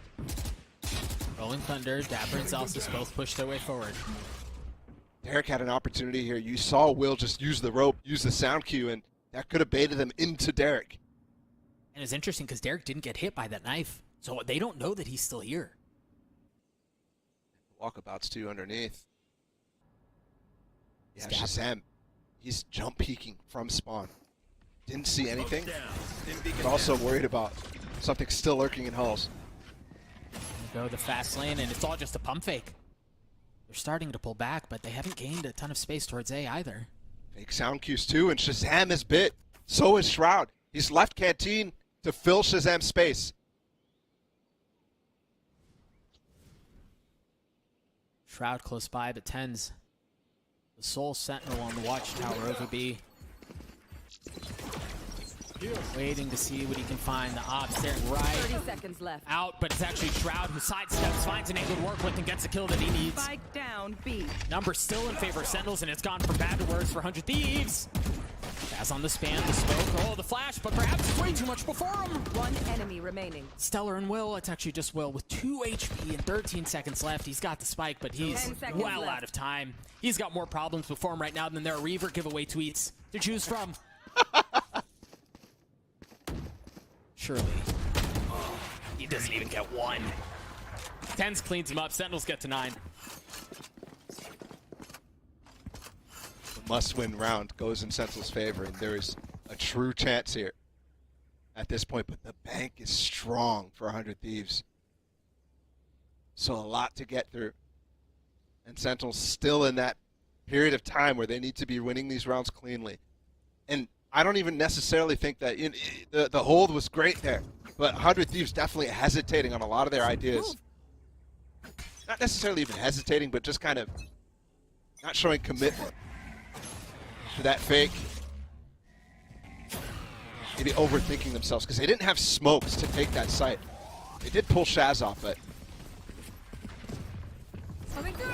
take control now. Game 2. Yeah, this is interesting. This is the first time 100 Thieves are pushing into what has been the common resistance from Sentinels in this exact same spot. Asuna with reckless abandon trying to take tower back, but Shroud takes him back himself. 100 Thieves looking to swing the round back their way, and that's exactly what they've done. It's all on to 10s once again. Teleport's ready. Dapper's gone gray, and he just has to watch. One enemy remaining. He's gotten it down to a 1v1. Is this a Last vintage player 10s standing. moment? Can he do it? Holding the angle, the crosshair steady. The moment heavy, and the shot goes wide. Can he do it with the headhunter? No, not yet. 45 HP, he has to push his way forward. Derek dancing around the box. Derek wins the 1v1. 100 Thieves with the Red Bull clutch. Again, Derek with another clutch. Another 1v1. And it looked for sure, I mean, 10's usually good for those shots, but the jiggle's just so solid. First hop shot. And then the second one too off the other side, the elevation change. Jeez, Derek just floating in the center. Overprove myself. And that's match point, and that's money broken too for Sentinels. That might be map. That might have been the dagger. Derek has been phenomenal in the clutch. Mel and the desk touched on it as well. This guy has been absurd. 10 clutches so far in the tournament. 8 clutches in a series against FaZe. That is absurd numbers after 2 matches alone. He's just so consistent in those situations, man. So good. Yeah. It's crazy that it's continuing. We'll see, though. I mean, plenty of match still to play, plenty of time. One thing, though, is that the rest of 100 Thieves, while Derek has been clutch, hasn't. He's actually carrying their entire clutch rate. There's only been 2 other clutches overall so far in those matches, too. And while he's been getting a lot of attempts, he's been delivering. So, thankfully, he's here for 100 Thieves. Oh, they're scraping the bottom of the barrel. All it ends as a Bucky. That's worse than the bottom of the barrel. Where do 100 Thieves choose to go here? Sure enough, it is just the Bucky that's playing A right now. He's got the rendezvous to be able to get back to safety with his teammates, but Good do swap they here. push into him? Nice shot out from Tens. Gonna keep them at bay. The spike hasn't gone down. The overstrike is gonna delay for even longer. They push forward again. The Bucky was there, but it doesn't get any value. For flash here for Zelsis. There's the flash to drop down. Zelsis gets a kill. It's just so effortless in those situations. The overdrive come through as Asuna swings back around. So many targets before him. He's got to look left. He's got to look right. Bang's going to have to do it himself. And here we go. Molly's post plants. Oh, that hurts. Zelsis and Shaz in this 2v1. Can Bang do anything about it? He's already gotten it to happen. He's just going to stick it the whole way. Shaz with the shot. Explosions. Not the fan. Looked like, yeah, it was actually Zelsis who cleaned it up at the end. Well done, though, from them. I mean, again, scraping the bottom of the barrel. I'm shocked at how much value Zelsis is consistently getting falling out past that rope. That flash, very, very good. And it's something that Sentinels has fixed since that Shopify game. Zelsis in some cases was getting value, but he was going dry a lot of the time. So clearly the VOD review paying off and Sentinels fixing mistakes. 4 guns now, and they actually have really chewed into the bank. Asuna with just a stinger, but with the movement that he has, it's very possible to get something done with that. Ten's relying on the headhunter right now against Asuna. We've already seen how difficult it can be to hit this jumping guy. All it took was a flash to push him off the angle. You can re-explore that way. Note the trademark that's just around the corner. Asuna wise to the fact that it's a common spot, clears it out. Backs on up. Now the question is, what do Sentinels do in reaction to that? Ten's still with that Bucky. But it seems like the hit is going to be B. Super curious here how Derek's going to spend his Rolling Thunder on the execute. And if they read whether they're going to play on site. A lot of times there's that mind game of we have certain ults will play off site to preemptively play against it, but Flash actually setting up Dapper. They're going to re-flash. Oh! Flash is gorgeous. Elsa swings out at just the right time, and Stellar's taken out. Numbers if his Celsius is just 3 on the round. He's gotten 4, perhaps looking for an ace of his own. 30 seconds Derek just has to retreat. He has to try to stay alive, to try to keep the ace back. It's Dapper who takes it away, but a Prime Gaming Flawless comes through. Sentinels get to 11 with overtime just on the other side. And what is the money for 100 Thieves? A couple of low economy players, but they should be able to get a full buy at least. Here's Zelsis round. The double flash. Whoa, what? Those 2 and 3rd kills were ridiculous. We're like at the exact same time. I thought it was like, I thought it skipped a frame or something. I was like, match point for 100 Thieves, overtime for Sentinels. Yeah. It's going to be a heavy hit in towards B. No aggression from Sentinels on this side of the map. The smokes, flashes, any sort of delay that you could possibly use to try to keep them at bay. And so far, so good. Shroud is able to keep them back for now.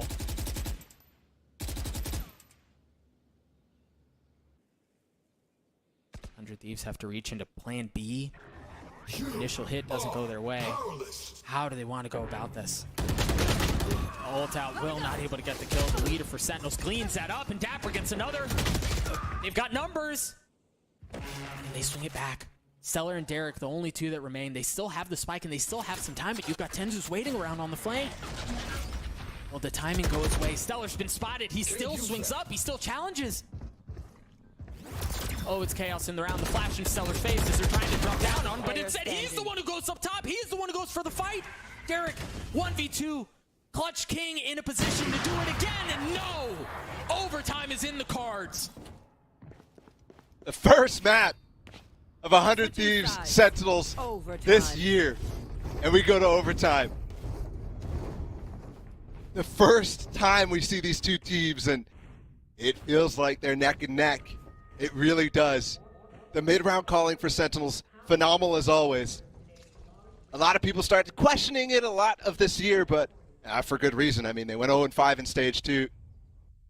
Looked like the project was over. And here we stand, revitalized. Overtime here on Fracture. Will with an investment. Glass cannon op on Chamber. Something you would have never seen in stage 2, but 20 and 15 right now. Here's back to the defensive side as well.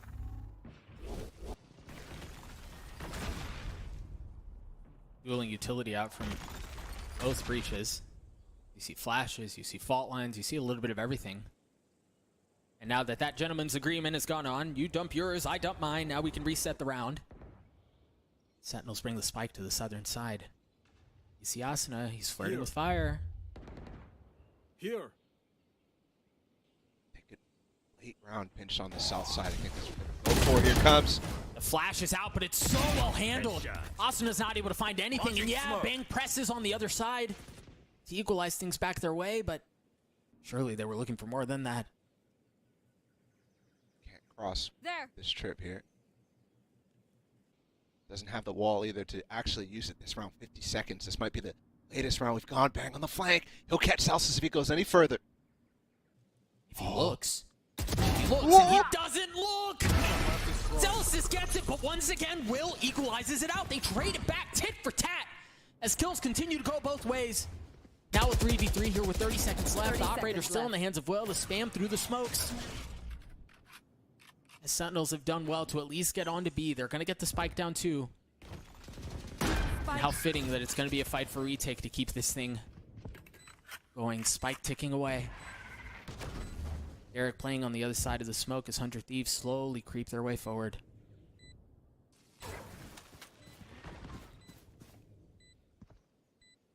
Worry about time here, though, as it continues to tick away. Amali, a flash as they swing out. Stellar trying to spam through as he's got a flash in his face. Dapper and Celsius keep them back. Will's left alone in a 1v3, which quickly turns to a 1v2. But there's just not enough here. He's got the Molly in his lap, and even the best thieves in the world can't steal time. The spike ticks away. There are no options for Will. Celsius gets 3. Sentinels take the lead. An advantage for them now in overtime against a half that they were so successful at. This is where the comeback started for them on their defense. Remember, first half was 8-4 for 100 Thieves on their defense. So losing that defensive round right off the bat here in overtime has got to put them in a situation where they think this game is really, really easily losable. Sentinels have got this within a round right now. It's in their grasp.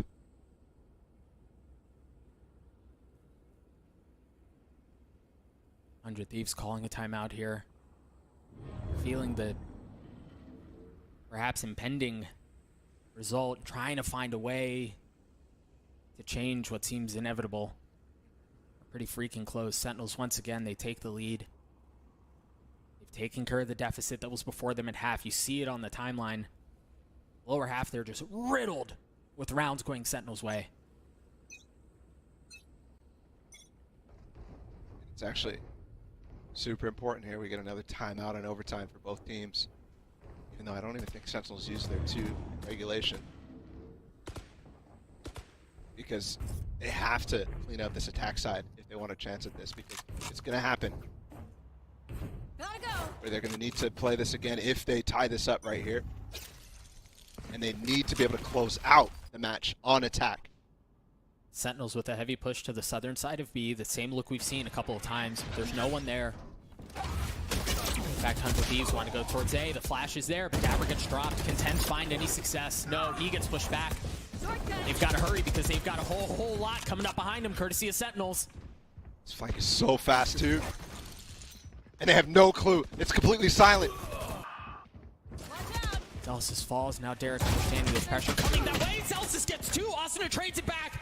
A little Neon v Neon. Asuna with the lead, and now he's got the ultimate to work with 2. But it may not matter. Shroud in a 1v3, 18 HP.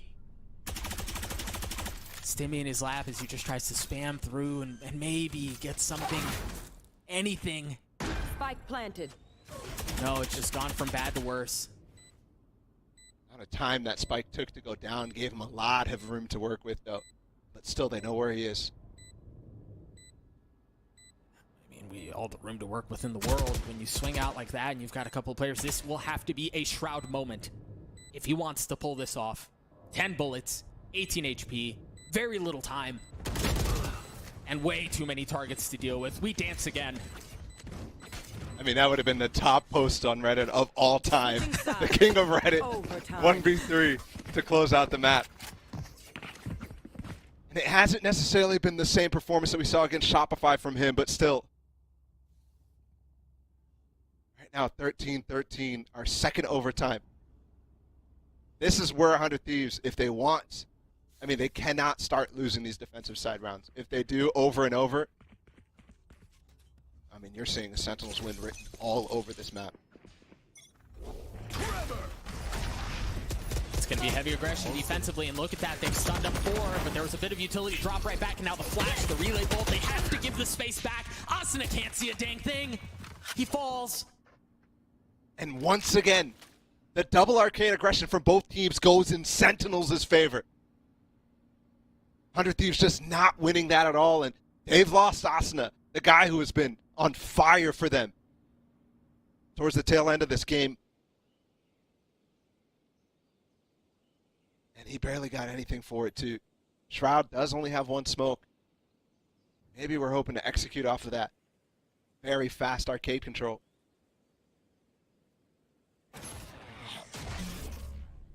Gone from a high-paced roller derby to start the round to a very quiet, very tactical, methodical chess match. All within the same round. I mean, you're not hearing a single thing go across the map. Oh. Ten's actually hoping that smoke, if that didn't go down, he might have been able to fake them out. He's still going to go for it, though, but Bang's inside. Should be an easy kill. Well, maybe not easy, but the kill does come through in favor of Tens. Now you see the utility of through. You see Sentinels have gotten established control of the site. They've gotten the spike down, and now they have the numbers advantage. Will and Derek still alive. Derek's gotten one already, and he's just so consistent in these situations. Derek with the ball in his hand, he's having to hold it, and he's just going to hold it the entire way. And the first shot still go through the swing out. Derek, what kind of flick was that? I mean, the defuse was secured, but that was still filthy. It's magic from Derek at this point. 2 versus 3, and they pull it off. Tens with the success on that A side as well. 100 Thieves was on a timer because Tens was coming through that spawn, but once again, so slow. And you're right, the defuse was secured, but still, I mean, puts him down. Shaking his head, too. He knows how freaking good he is. Feeling it like that. Why the heck not?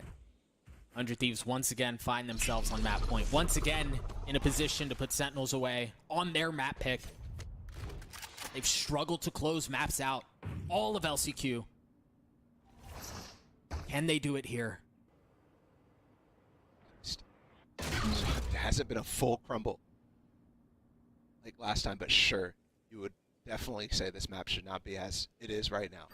I'm out of here. Exploration here for 100 Thieves that we haven't quite seen. That wall to cross back over. But they're still set up on the other side of the map right now. They definitely don't want to be committing. Important here that they're not really spending... Oh my goodness. Selson with the fast flank! Oh, but the noise, man. The noise gave him away. He had a shot at 3. 3 backs facing him. Swing out from Tens. Equalizes it back. Shroud playing on the other side of this box, and they may not know where he is. They don't know one, but that's all it is. 30 seconds left. 3v3 here. Members of 100 Thieves weak. Spike's still not down yet. Tens on the flank. He gets another. Stellar and Bang. No Derek magic this time around. It's going to have to be others. Last player standing. Orbital strike. The swing is out. Tens has gotten 3 on the round. Stellar on the flash. Stellar on the swing, and Stellar's dead. 14 apiece. Overtime, number 3 we go. Overtime. Over and over at this point. You have to, these rounds, they've slowed down so much since the last 2 in regulation, essentially. Both teams know what's at stake right now. And also, I think both teams, at least Sentinels, know. When these rounds are slow and they're getting into chaotic situations after a couple of kills have been exchanged, it feels like they're in the lead. Minus that 4v5 we saw at the beginning of the last overtime. So how can we continue to force those situations? That's the question. They're answering Asuna versus Celsius again. That's how they force it. Look at that. The wall, but the spam. Asuna fully flashed. And a clean shot onto Celsius. He's certainly worse for wear, but the damage is done. That flash, not good enough to actually catch Asuna fully. It was a nice pop flash, but I think a little bit over his head. Didn't see it coming, but only half blind. We see this funnel out from drop. The one key that's going to be missing is Celsius' fast lane. The pinch here in Halls is going to come super fast if Sentinels is not careful. His utility. This may hit. This may hit all of them. Fault line, and that provides cover for them to funnel out of drop. And now they have site control. Shaz trying to tuck, trying to stay alive as he runs for the fences. Spike down. Derek dancing around waiting as you see the utility clear out the mollies, the aftershocks, the everything. now with that, they can turn attention to the guns. Asuna tries to swing, and the rest of 100 Thieves try to cover behind him, but no, he's only able to get one. Sentinels seem to be keeping him back, but Derek again! How does he do it so consistently? What is that from Derek? Are you kidding me? Those 3 kills came fast as lightning. Switching sides. And he's not playing the lightning. He's not playing Neon. These 2 guys, Asuna and Derek, have pulled out some ridiculous things this game, and it just continues. Derek has just been outrageous. And we're like teetering on dangerous territory where we just almost expect it out of Derek at this point. Oh, 1v3? Yeah, sure. He should be okay. Unbelievable. But again, Ball, I have to bring attention back to the fact that 100 Thieves have a lead. They once again find themselves on map point. They find themselves in another position to put them away, but Will's opener does not go in their favor. Off of that, 100 Thieves still continue to push. They continue to try to funnel their way out. Asuna's fallen too. Tens may just do this round all himself. One enemy remaining. We've already seen one ace. Second one was stolen. And yeah, this one's not going to work out either. Of course, it's Derek. Ultimately, nothing doing. 15 apiece. Still a ridiculous round for Tens there. I mean, shut that completely down. Any other player would have been succumbed to the pressure. I'm wondering as well, did he get suppressed or... I mean, he just challenges over and over. Turns the flash too. This was, I feel like, maybe one of the first vintage Tens round we've seen in the tournament so far. 27 and 22. He's heating up. He hasn't had the most fantastic year. And last weekend he was sick as well. In this map, he's delivering at the tail end of the game. They're going fast into Dish. Look, they've already got the fast lane down. They've cleared out the trademark. They're just going to go fully into A, and they have full site control. Opportunity for the first time again since the first overtime to get advantage here. Sentinels already on the site. Retake difficult for 100 Thieves, always, especially with Will having an op. Shroud has Molly. Shaz has some utility as well. Can they stay alive long enough to use their post-plant utility?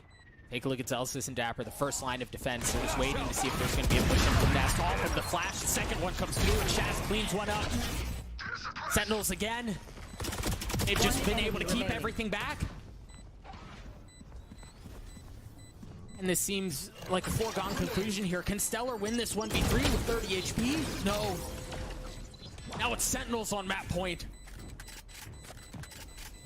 They were here once before, and it took 100 Thieves.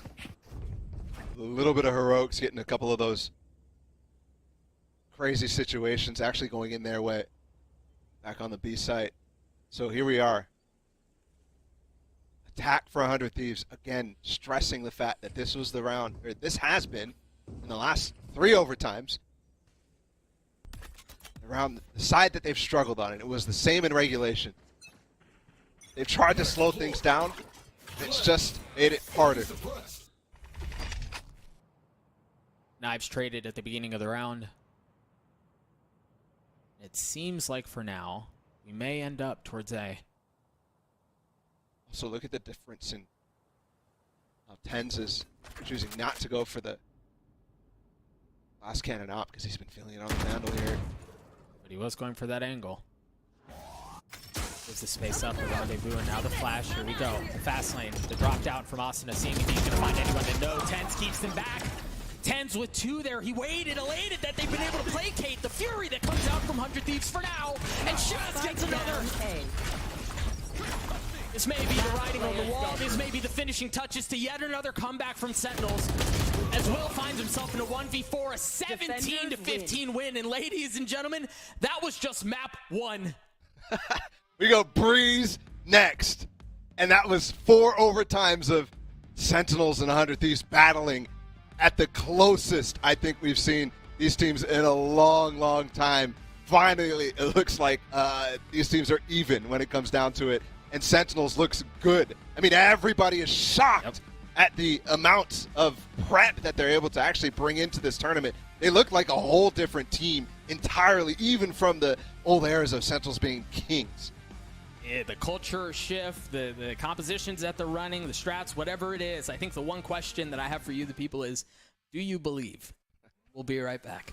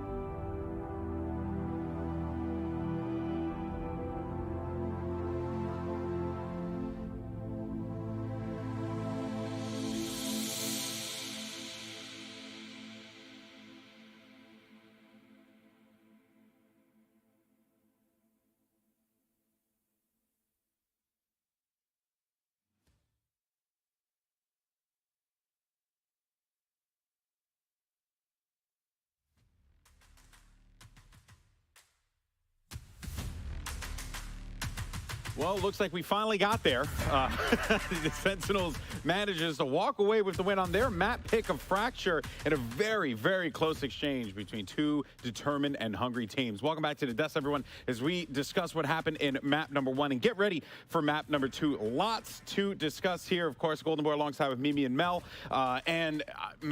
Mel, starting with you, you know, I know that there were some rounds you wanted to break down in particular, but I think it's just really fascinating how both of these teams were really figuring each other out, right, as the match went along. You really tell that, you know, like the brains were moving at 100 miles per hour because they were trying to figure out how to outplay each other so many times. 100%. I think the brains on both the teams really showed there. And I'm so excited. I really want to bring up a round here. Round 12, actually. This was an awesome round to break down. Here we have, let's see if I can zoom in here. This is the first time, by the way. She's gonna first time Telestrator. You got this. So here we have, let me back out. Sorry, we have 100 Thieves on the defense and we have Sentinels on the attack. And they're actually adapting to a setup that we already kind of saw from 100 Thieves, where they're playing the stall setup in main here. They're playing this stall setup with 2 stuns. And so what Sentinels decide to do is they decide to come from dish and come at it from a different angle of attack. When we play out the round, 100 Thieves actually has a protocol and a reaction for this. You see in halls here, the moment they hear them kind of come out of dish, they start inching forward. As you can tell right here, Sentinels is obviously ready for this as well, but 100 Thieves going forward, bringing the fight to them, running it down, because the time is ticking. They're getting wrapped from behind. And here we see them go fighting into their spawn. Flashes from both breaches going out, stuns, everything's just coalescing to this huge 3v3 battle, and whoever wins these fights wins the rounds, essentially. And here we are, and I mean, honestly, it's just poetic. No, who else would do it better than Derek, right? Yeah, getting the Derek. 2. Derek has been on fire this whole time, and you know the round continues to play out here. But it just goes to show, like, both teams figuring each other out as time goes on. And Mimi, I think it just goes to show, like, the amount of research, the amount of time and prep have been put in for both of these squads. But credit where credit is due. Sentinels walked away with a big win, and I actually felt like 100 Thieves. I felt like they had it. Like, it was in the bag. I mean, Asuna was fragging. Everyone was doing everything right in 100 Thieves, but yet Sentinels managed to eke out that win. Yeah, I felt like the pivots were going to be there for 100 Thieves. In that round that you were showing there, right? They throw down the ultimate from the Brimstone. They support their team. They end up winning things. They had some really cool ideas on that defensive side. But once we switched on over, things looked a little bit rougher. Still, I think a through line of this composition was how they were playing the Neon. And that's true for both of these teams, right? Sentinels, we saw them implement it with the Zelsis on that agent last week on the Neon. And for the side of 100 Thieves, it's Asuna now playing on that role. And I think he looked really solid on the attacking side in particular. They had some really cool ideas. This was one in particular that you don't really see too often, right? You have kind of a wall in towards Sands, you have Asuna push off that, and then he instantly gets out. It was always a setup for a hit back towards B.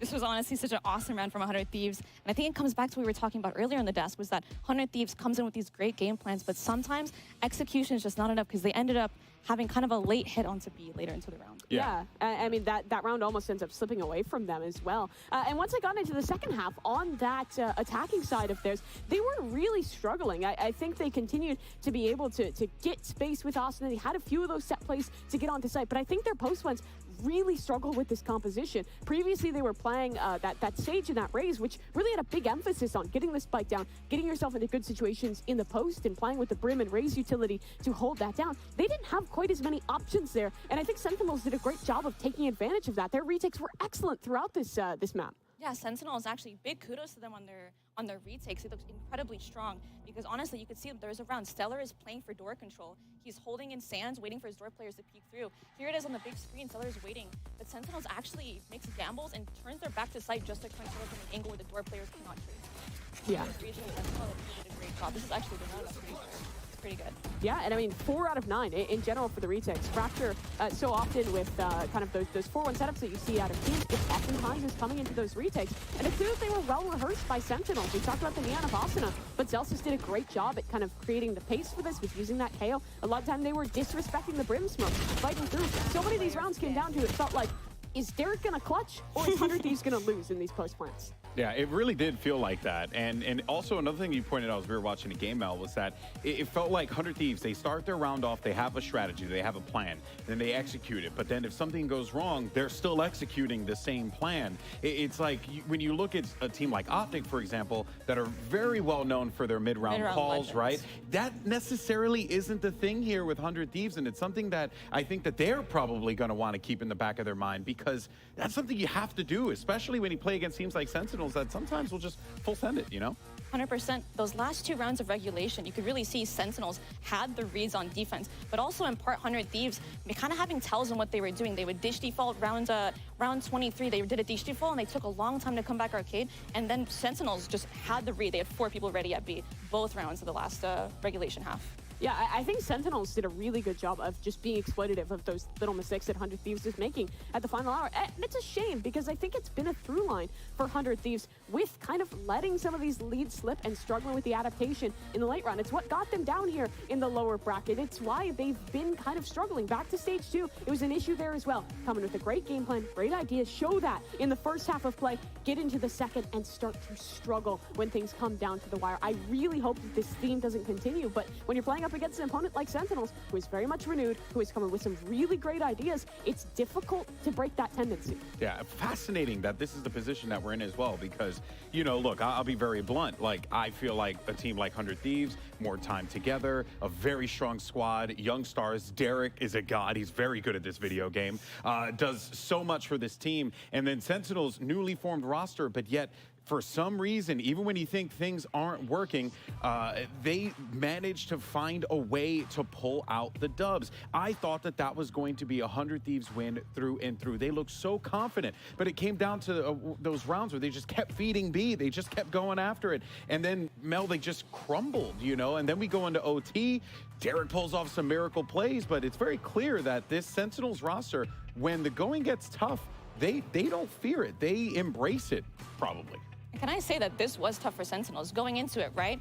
They don't have any really VODs on recent 100 Thieves Fracture. They're going into it. 100 Thieves is definitely prepping for Sentinels. Sentinels has not an inkling of what they're really going to do on the map, only an idea. And props to Shazam, Danny, Raucus, honestly all the players on the team, because I'm sure they all had really good vocality and macro ideas, because they're going into that fully prepped for, and it looked like Shazam had amazing reads the whole game. Yeah. Yeah, and it's going to be interesting heading now into the next map of play on Breeze, because this is one that has been really solid for Sentinels, where I think their game plans have looked some of the best, playing that triple initiator comp. That's Sentinels actually innovating something, playing something that pretty much no one else in North America is playing. And for 100 Thieves, they've picked into that. They've looked good. I've liked what they've brought with the Cypher on this map, but I don't know if I have the confidence in them to be able to close out this series here. I think there is still a very strong chance with how good Sen has looked on this map that they could just close here. I think it's going to be a really interesting game because we're looking at a team where 100 Thieves comp kind of forces you to take mid control into default and go into different areas of the map. You can't just straight up hit a side against Cypher and Viper. But at the same time, the triple initiator comp, as you were saying, it allows you those options towards mid. It allows you to work the map a bit better than prior Breeze. We'll just see teams hit 12 rounds in a row, but that's just not the case here. At least I think so. But a thing that I really want to touch on, I feel like, is TenZ. TenZ went insane on Fracture. He did. And Breeze is a really good map for Chamber as well. Yeah, and I think that Will looked solid, but again, it was one of these situations where he was solid, but TenZ was back to like the casters were saying, some of those vintage TenZ moments. And this is his map. This is traditionally where TenZ pops off. The Chamber last time was looking fantastic for him. With that triple initiator comp, he's super well enabled to make those big plays. So shutting down TenZ, which I think 100 Thieves failed to do so in that second half, is going to be a big priority here on Breeze. Yeah, but I still think, though, there is a very clear opportunity and path to victory here for 100 Thieves, sure. right? You know, to still kind of lean on your result. You did call 2-1, right, for 100 Thieves, and it, look, I mean, now no matter what, this is what has to happen, so you're going to look like a prophet there if it does come to fruition. But looking at Sentinels here, they have to be just riding a high at this point, right? Like, that game made me look like it was going to crumble for them. And now they're in Breeze, they're in comfort territory, they can enjoy the nice wind and sandy beaches and also slay some thieves at the same time. I mean, Sentinels have all the pieces at this point, I think, to pull off this win. Yeah, Mel, you made a point in the pre-show that I really like, talking about how maybe Shroud isn't the craziest individual player. What he brings to this team is experience, a voice of confidence, a voice of reason, who has been here so many times before. And that's on top of a core three who has been at the top of VALORANT, has been to international events before. This is a team that will not crumble and under Zelsis the pressure. As well. And let's not forget yeah, Zelsis. absolutely. He was at Iceland too. He was at that very same tournament. So this is a squad that is comfortable when things get rough, when things get close. Whereas for 100 Thieves, we've known them to sometimes let the stresses get the better of them. We heard in some of the interviews with them, they were a very young team last stage. They've improved since then, but they're still a young team. 100%. I think Sentinels are like sharks in the water and they can smell the blood right now. Coming back on that first map, you know, it's the classic, you know, down but not out Sentinels, and I'm just all here for it. Yeah, it really is. It's really awesome to watch. Agent Select's going to be coming up in a moment here for Breeze. If you're just joining us here, Sentinels managed to get that first map win in OT, 17-15. It was quite the game. I highly suggest you go back and watch it. I'm pretty sure I heard Doug and Balla squeal a few times throughout the cast, and we're getting set up now for Breeze, so that Agent Select should be popping up here in a moment. But I did want to reflect a little bit on Zelsis, because there were a few plays there in that where especially that one read where 100 Thieves was going to dish. You could just tell Zelsis is hungry. He just wants to get as many multis as he possibly can. That was such a funny run to watch. I'm so excited to see, just making sure no one picks anything too crazy. I think we definitely should be seeing the triple initiator from Sentinels, and then obviously 100 Thieves, the Cypher. The Cypher's in. Looking pretty standard so far. Yeah, I mean, this has been kind of the identity for these two teams. They both play a style a little bit different than some other squads' approach to Breeze in North America.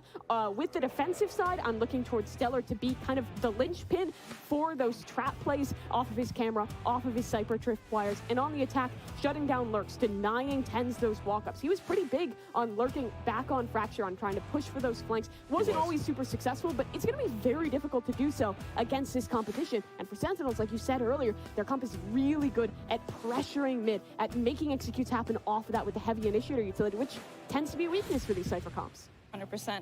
I think Hall's control is going to be big for this team as well. I'm just really excited to see how all this plays out. The Cypher interactions, the sight holds from the Viper and the Cypher and everything. Yeah, so I love it when we get, you know, unique compositions with a different style and a different approach. Don't get me wrong, mirror compositions are fun, but it's always good to get, you know, to see whose strategy plays out better in this situation. It's now time for game number 2. It's Breeze. Sentinels are up in this series. Let's send it back over to Doug and Balla for the call. Every single series that 100 Thieves have played in this LCQ bracket has gone the distance. It's gone 3 maps. Now the question is, can they do it again? They're going to have to if they want to keep alive in this thing. Yeah, they absolutely will. And against FaZe, they did come back on the second map as well. So this is going to be the test. It was Breeze specifically that brought them back in this series, and against a team that is also very proficient. But here, Sentinels, very good at this map. 2-0 so far in LCQ, 3-0 overall in what you would consider Stage 2 plus LCQ. Their only map win, actually, in Stage 2 was on Breeze, and TenZ dropped 40. The good thing here for Sentinels is TenZ heating up. He's definitely been having a rough time so far with the role swap as well, plus being sick. But here it doesn't feel like any of that's hitting, although Zelsis already exploring down elbow. Shoulder, spotted, bang. Nothing else as a brutal head. He takes one to the head. But Seller and Derek, they get the openers on the round. They get both of those kills, and TenZ was nowhere near, but he still might be able to actually capitalize back. No TP, though. And 100 Thieves has now gotten the sight. See, Will is starting to rotate his way over. It's just Shaz and Shroud that remain. They're all going to try to push in from the same spot. Shroud has to do it himself. He's not going to be able to do it. Asuna gets 3 on the round. 100 Thieves, they win the pistol. Wow, virtually flawless one, minus Bang. Just not having the angle, actually. Tucked too close to that wall, and Zelsis with his walkabouts gets him, but they get punished so hard. I mean, so hard. And I'm shocked that TenZ was so far behind them as well. Still in his rendezvous. Not even anywhere close to be able to trade them. Potentially, you know, expecting maybe a trap flash or something like that from 100 Thieves. Either way. Another pistol goes in favor of 100 Thieves here, and they've got 3 rifles on board. Standing ahead. Fast mid control, though. And that was actually the key on both sides of the proverbial ball for 100 Thieves. They set up Will across the middle of the map, and he was their playmaker. They trusted him to be the spark for 100 Thieves. They're going to have to do it again here. I also think that poking in mid is a great way to actually find out what's going on the defensive side. Right now, 100 Thieves is thinking Sentinels is a team that can set up either very aggressive on these ecos or very passive, and they'll find a stack over towards the B site here. Spike planted. Spike goes down from Seller with a cage around him. See Will dashing back, expecting some sort of a flank. Got the tripwire to keep them back. Yeah. One thing that FaZe discovered very early against this comp from 100 Thieves is the flanks are very difficult to actually execute. You can get them off, but mostly you're finding kills past the trip. Here, Derek might actually get his head taken off by Dapper. All the timing just not really going Dapper's, or really Derek's way for that matter, because he's going to have a fight. Now the dart's going to give him away. He turns around and bang, saves the day. He gets a second with the Bulldog. One enemy remaining. Great coverage from Bang. I mean, right as you actually have the flank coming in from Dapper, Bang turns his head. And we'll get the anti-eco on board for 100 Thieves. So exactly the same situation we had on Fracture. Very little to be gleaned from these first 2 rounds. Outside of Sentinels wants to be taking the risks on these sort of pushes.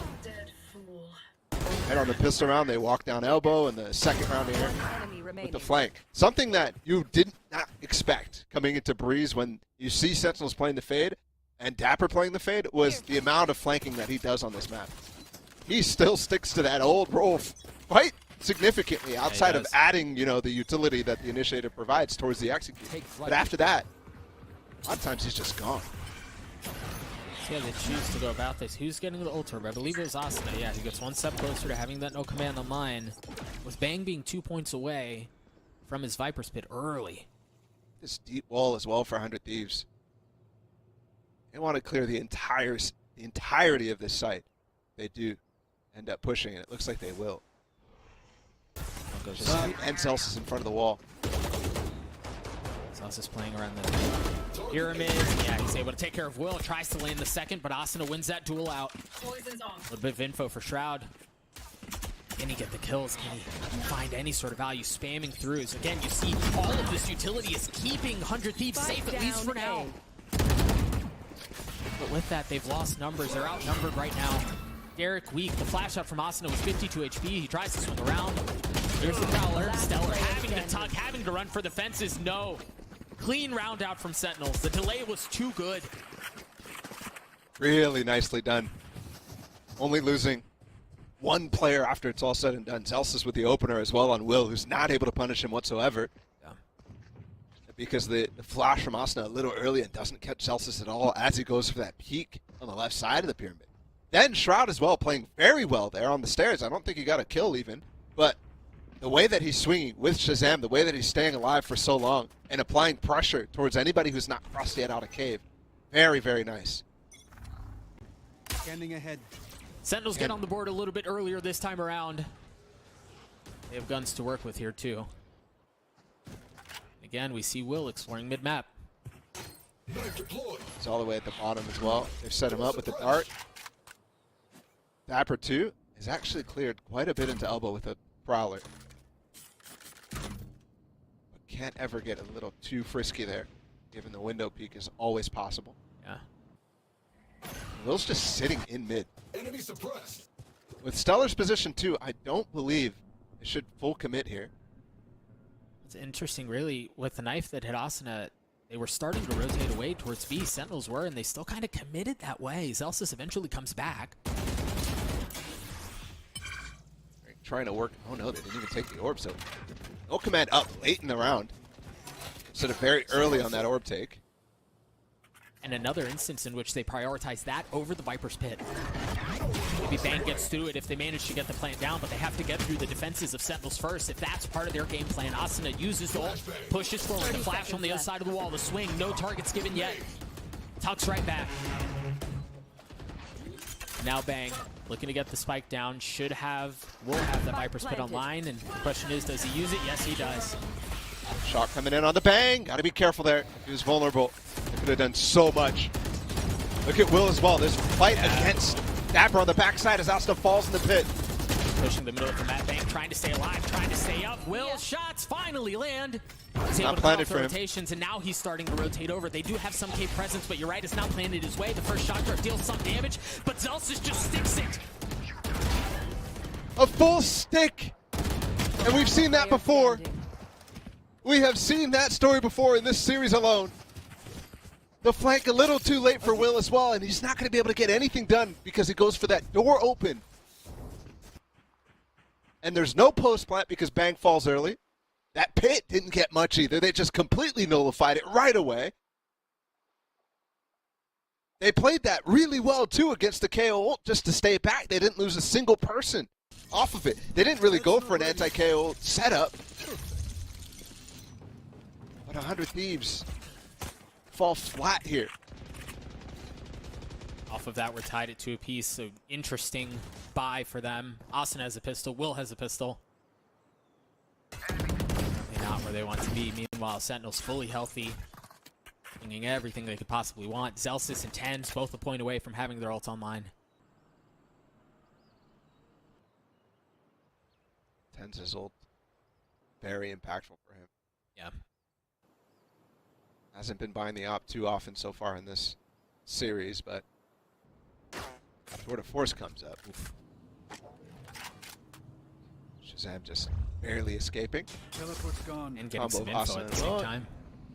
Spotting the mid control as well.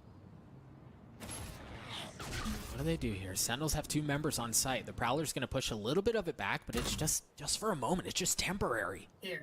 Relief of pressure heading their way. Gotta wait for the wall to come out, and that's the hit.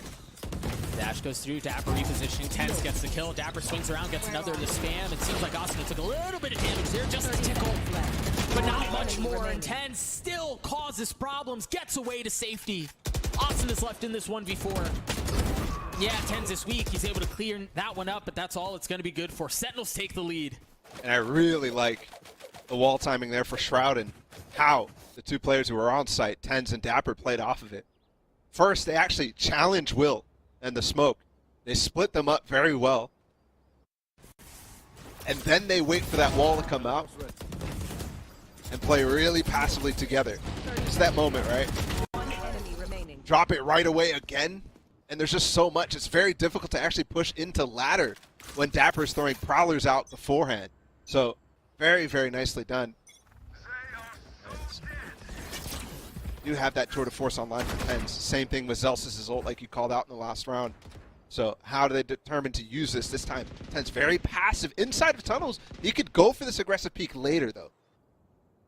And there's really nothing to restrict that sightline, at least yet. Maybe a cloudburst or something, but for now, if they try to cross, there goes the wall goes up, excuse me.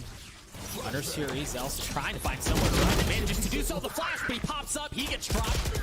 Shroud from up top's not going to find value either. As Asuna takes care of him. See some info gathered from Dapper as they try to push their way forward. Sentinels looking to reestablish control of the site. You've got two members playing in caves, and look at them. They're rotating right around each other. Shaz may get the timing onto Stellar if it goes his way. No, turns around. Now they know where he is. Stellar cleans him up. 4-4 still in the hands of Tens. Nothing doing there either. A flawless round comes through for 100 Thieves. And that mid split, really, really well played. Actually, all three players of 100 Thieves turned that flash from Zelsis. The one that he's been throwing from the pipe. Yeah. Every single game they played on Breeze so far. And he's just put himself in a tough spot. Obviously, he had to pop the ult as well prior to that. So they really know to expect that. Good reaction for them, and I think that's somewhere they can start to push the button a little bit more, right? That the mid control, it's really not been getting contested. And then also going for that mid split. The nice thing about 100 Thieves' attack so far is they've been playing really dynamic in the sense of they don't put this wall down early at all for Bang. So they can choose late in the round which site to go for and even go for any splits here. Yeah. Gotta be careful here from Dapper. You see Bang is the only one who's looking his way. He's got his wall out though. He hears the footsteps. Will goes up top, dashes forward, but look at Dapper. He's found the tuck. He's found the timing. He finds the kills. All three fall. And now the power. He's got the ult. The thing is, they're spread out on the side a little bit, but again, more info. See him, he thinks twice about the Nightfall. It was there, he had a position to do it, but Asuna, the only one standing on the side of 100 Thieves. I heard the shock dart, but it's actually Tens that cleans him up with the Headhunter. What a play from Dapper. The guy has been a monster this entire tournament, Balla. Yeah, and also having the most successful fade I think I've seen on this map specifically. Very few have tried it, but it's crazy to see Sentinels actually successfully implementing something that is slightly off meta on this map. He's had massive impact, especially when you actually go towards the attack side too. We're not even there yet. Ten's got the op online as well. He's gonna solo towards A. Bring them down. It's very difficult to actually spot out what defensive setup they're using on this B site until you spot Tens, because Dapper's consistently using those prowlers to get into positions on elbow. So there's a sense of fear whenever you come towards this side of the map. He still has that Nightfall online too. See him tuck around B. All of 100 Thieves are here. Shaz on the shoulder yet again up in Nest to see if he spots anyone. The ult comes through. Two members that are tucked in B. They're going to have to do it with their guns. And there it is. The Nightfall drops. The silence like crawling across their skin. The tether just like a wound that will not heal, but they get the info that they need. They're getting the kills that they need too. Tens and Shaz both remain, and now it's just Tens. Spike planted. Eric on the spike plant. He slipped the net. He slipped the net. He's managing to get a kill. He's going to land the flick on the second, but Derek wins the clutch again. A 3K for him. That was entirely too close, though. What is the clutch count on this guy now? I feel like there's been probably 2 1v1s at least for him where he's denied the clutch, specifically against Tens even in this series so far. He's got to be up at like 13 at this point. Last player standing. What a play. And actually, pretty interesting that Sentinels even bring that one back in the first place, because it feels like we've been trading very clean rounds from both sides. Obviously, that one towards the end goes a little crazy when the retake actually starts. But the hit from 100 Thieves was pretty nice. Successful in terms of getting into good post-plant positions. So the frag's not going in their way. So let's see, does this pattern continue? Is Sentinel's going to wipe the floor with them now, as they have a good chance to think about exactly what 100 Thieves are going to try to do here in the timeout. Asuna with a strong performance to kick things off. You see him 10-5 already, while Tens is continuing the terror that he was on Fracture. An 11-4 stat line, but you're right, it's pretty early on. It's been a good read, and much like you were saying in the rounds, the kills have gone the way. The rounds seem to be trading back and forth. This is a very good early matchup.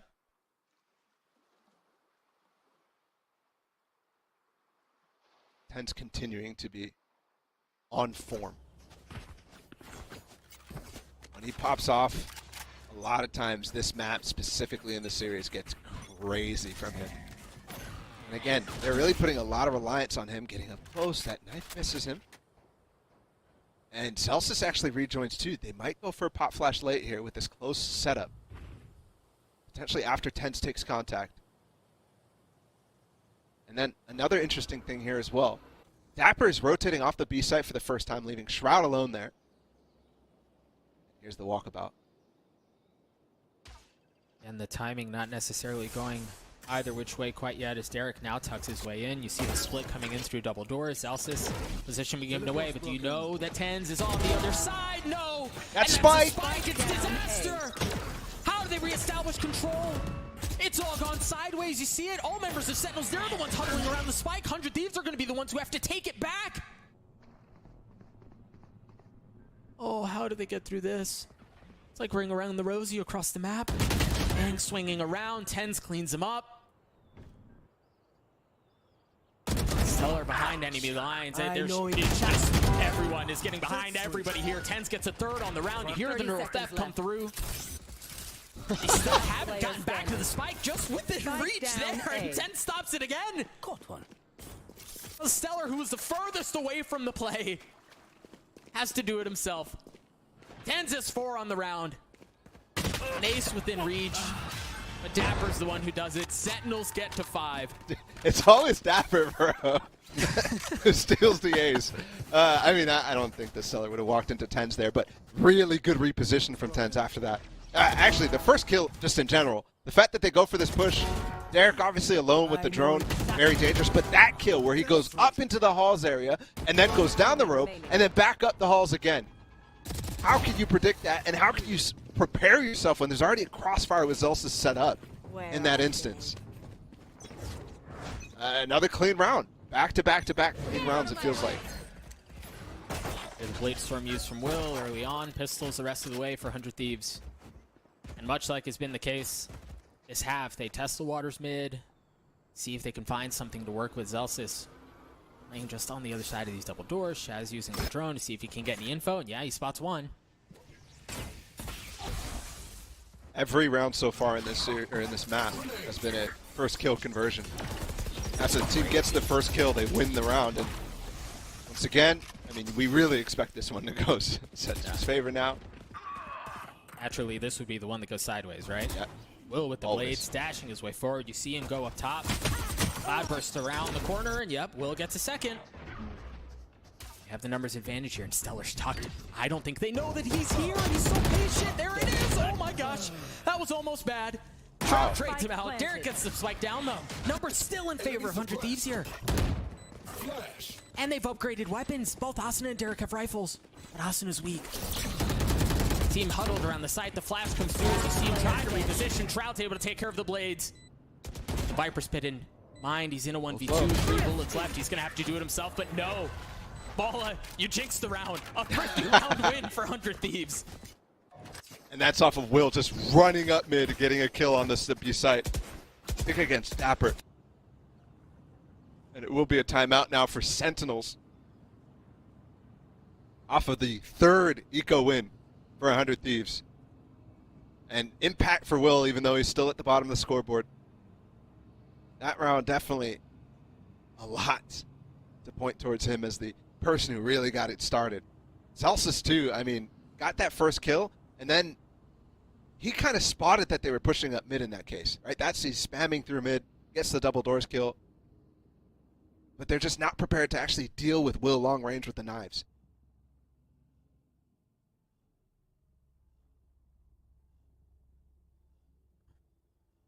You think through, like, what are the adjustments, what are the things that have to happen, but much like we talked about Ball in the previous timeout, it just seems like these two teams are going back and forth. They're going tit for tat. This has been such a good matchup, but you're right. Will's Blade Storm there, who came into that round at 1-6.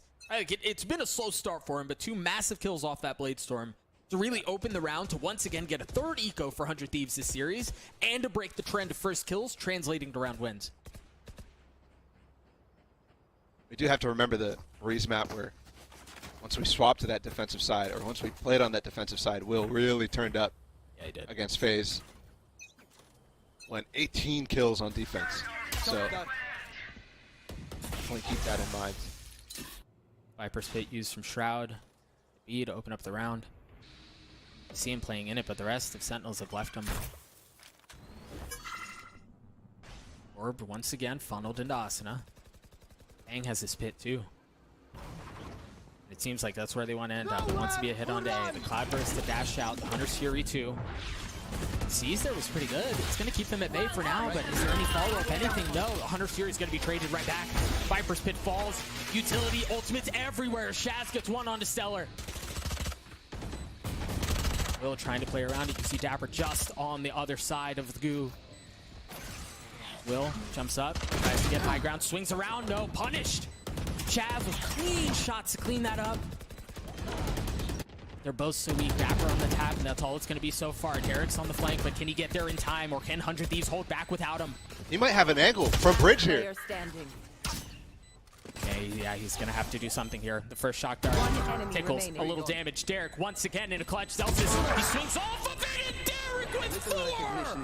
The Red Bull clutch is almost commonplace for him now. Last round before the switch. I said it last week. You might as well call him Mr. Red Bull. This guy is unreal. Take him out. The consistency that he's hitting these clutches with. Last player. 1v2 this time as well. And Sentinels. Jeez. Unfortunately not able to get another retake going here. They're struggling in these situations, and for good reason. I mean, 100 Thieves is one of the best post-plant teams in the region. If not the best, if you could consider them that.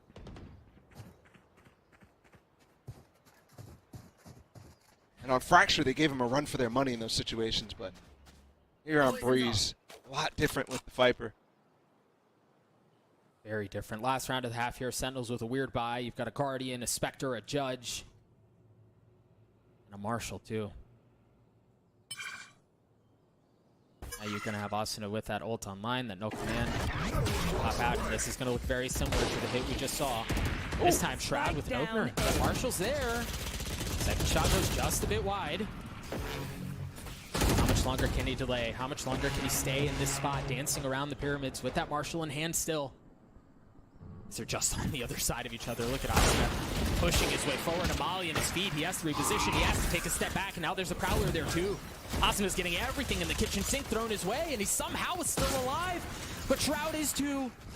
One bullet left on that Marshal. Dapper on the swing. The Spectre comes through. Shroud finally falls. One enemy remaining.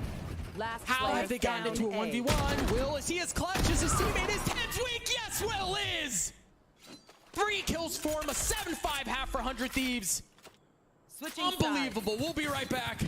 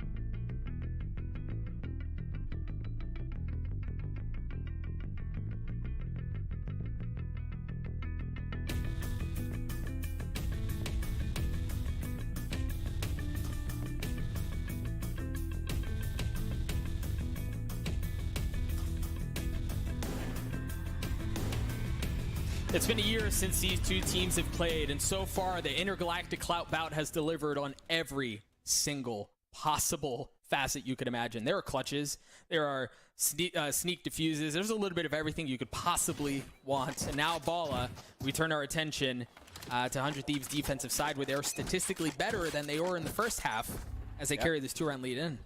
And this is, as we actually get Hall's fight from Will right away against Tens. He will escape with his life, much like we saw in the first pistol round of Fracture. But Will weak, he took some damage, and Tens, with everything thrown his way, continues to push forward, not satisfied with what he's got, not satisfied with what he's taken, and he's not going to be satisfied with the end of that round. Stellar wins that opening duel. Thieves can pull back and start to get the advantage here in pistols in this series. They could be turning it for themselves as well. Asuna pushing in through double doors. They're all going to funnel in at the exact same time. You see the only thing that's keeping him at bay is the thinly veiled wall before them.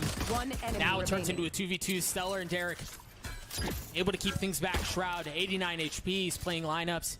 He's playing post-plan, and they're just going to take the fight to him. He's got into a 1v1, and Stellar wins that out.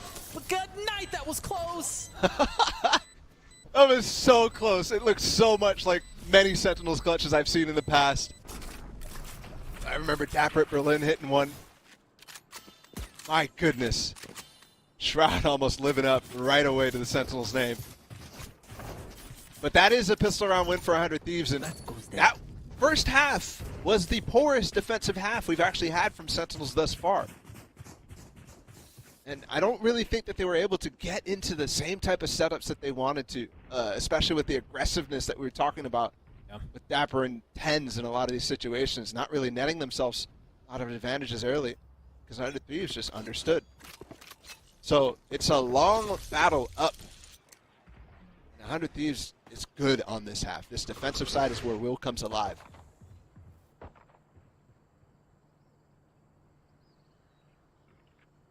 Sentinels even with the plant. They don't buy up. Don't invest much of anything. They just decide to play this one out with classics. It's elbow presence, it's mid presence again. Teleport's ready. Seems like they're going to rotate back towards A. Shroud not feeling any pressure, any sort of presence coming in from Halls either.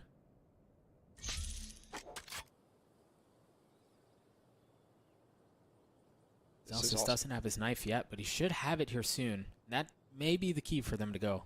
Up now. This wall, they're going to be able to get through it really fast anyways. If it gets the decay, which it almost does. But the Molly comes out too, so the suppress doesn't even matter. The timing is very well done. Now they commit to it. They funnel down with 38 seconds left. Not a whole lot of options to work with. Tens trying to get something through double doors, and no, Oscar sucker punches him. And it's all done back in time as Dapper gets a couple of his own. But Derek cleans it up at the end. Well done by 100 Thieves. And a good anti-eco conversion from them. And a solid lead now, 4 rounds. Was a 7-5 half, get stretched a little bit deeper. And I do think as well, this is the easier half to prep for it if you're 100 Thieves. If we continue that narrative of this team being very good in the prep. The attacking tells come much easier because it's the attacking side that's making any sort of initiative most of the time. So if they're prepped here, and Sentinels has not really changed up the executes, it's definitely something that I think 100 Thieves will use to take an edge. Look at the aggression. But Will punished for it. You see they tried setting something up to get him a kill. Austin is still close by. The Ghost is there. Oh, and it's not around for long. The Prowler out. Derek understanding the presence is way, and there's another one just on the other side. Not able to get it. Dapper cleans him up. Zelsis' body blocking some of those shots there. The orb actually keeps him safe for a long time, and he gets Zelsis back up. So, great anti-bonus so far, and I think they should easily convert this with the setup they have in Halls. And Stellar really slow on this flank. Just going for that, I mean, talk about something that Sentinels was relying a lot on, was this attacking setup where they just use double Prowler from Dapper all the way down Halls, push Zelsis as deep as possible up that Halls so they can use the null command and get it to get max value. on all the players backside, everybody even playing in spawn, and some players if they're aggressive in mid too.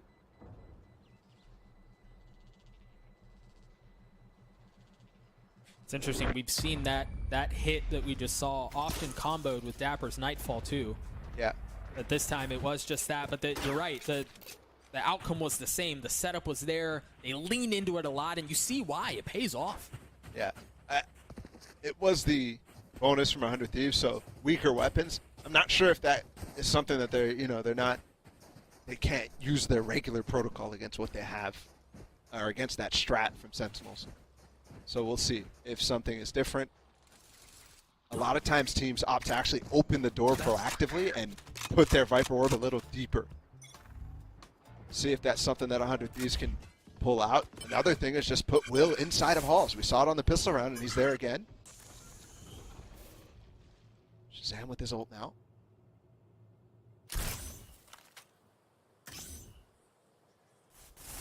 Like once again, they're just waiting for aggression. We just saw this a couple of rounds ago where Shroud was waiting just at the end of halls to see if someone was going to push him, and this time there is.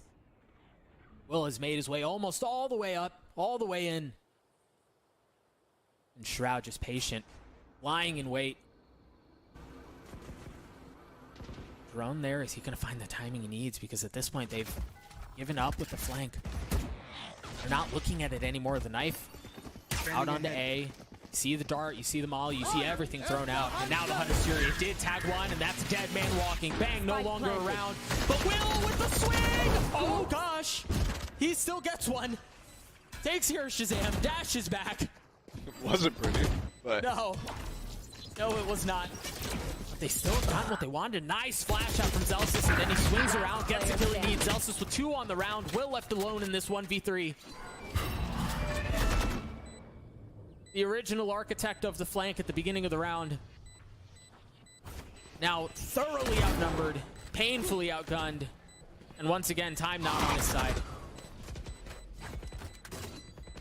What a nice combination from Sentinels coming out of that cave. With the drone tagging Bang, he falls all the way back to the back of Yellow. But guess what? With the Hunter's Fury, Zelsis also has a lineup for his KO nade. So he's already tagged. And easily takes down Bang. Sentinels have again even this round, or even this map up, 7-9, 2 rounds deficit now. And they forced 100 Thieves to actually be a little bit on the light buy side. Will's still able to get a Vandal, so is Stellar. I think Sentinels have ended up, yeah, I'm pretty sure every round has ended up on A for Sentinels attacking half. We'll see if that continues to be the case. That's a good spot. Still heavy halls present, caves presence, excuse me. This might just be the time they rotate back. Will's playing towards B. He's got the Vandal. Stellar does too. So if they go that way, all of the firepower, the majority of the firepower that 100 Thieves have, is there.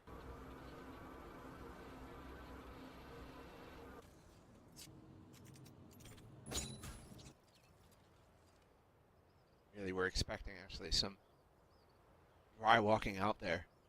That's why Will and Stellar were close together. It doesn't come, so knowing Sentinel's typical timings, they back off. And with that Prowler, actually, that might be some good misdirection. It breaks the trip as well, so Stellar repositions his camera. And again, don't forget, they still haven't really known that this hero buy is coming out from 100 Thieves. It's just elsewhere. Now Will has shown up, and he's the only one who's back here. Got a couple members coming in from double doors. Asuna pushing his way forward. Bang here too. Now the shot throws. Rain across the site. Asuna gets one. No command through. Will tucked. Trying to stay alive. He had a shot. One dashes away. Asuna makes that share work yet again. One enemy. 100 Thieves have been able to keep him back. 10 seconds left. This is going to be, I think, the 4th thrifty round win for them. Or at least a lighter buy. Either way, 100 Thieves seem comfortable in these situations. Yeah, and they read the situation well as well. They waited a long time to see if there's anything coming out of B, and once they noticed for quite some time that that wasn't coming, even with that Prowler coming through from Dapper, they still commit will to that side of the map. They still commit to the stack, and it works brilliantly. They also get a shock dart flash through the wall for Asuna to peek, and he gets the one and gets away. And the time way too low for Sentinels on that hit. Not something that's typical from them. Bang dropping the pit B.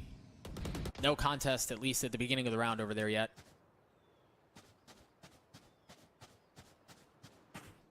Seems like another slow start to the round for Sentinels.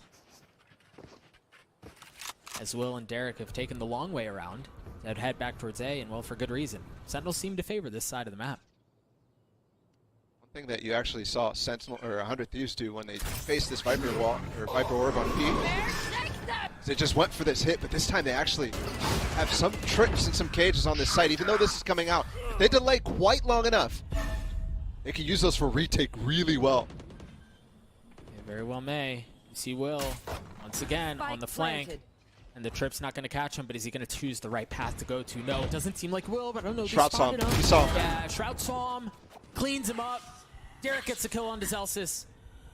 Now the spike ticking away here. You see Derek, he can't hear a dang thing, but Asuna continued to push forward, continuing to get the kills. 4v2 here is Shaz and Shroud try to hold them back, try to keep them at bay, but Derek gets 3 on it. Stellar gets a defuse. 100 Thieves hit 11.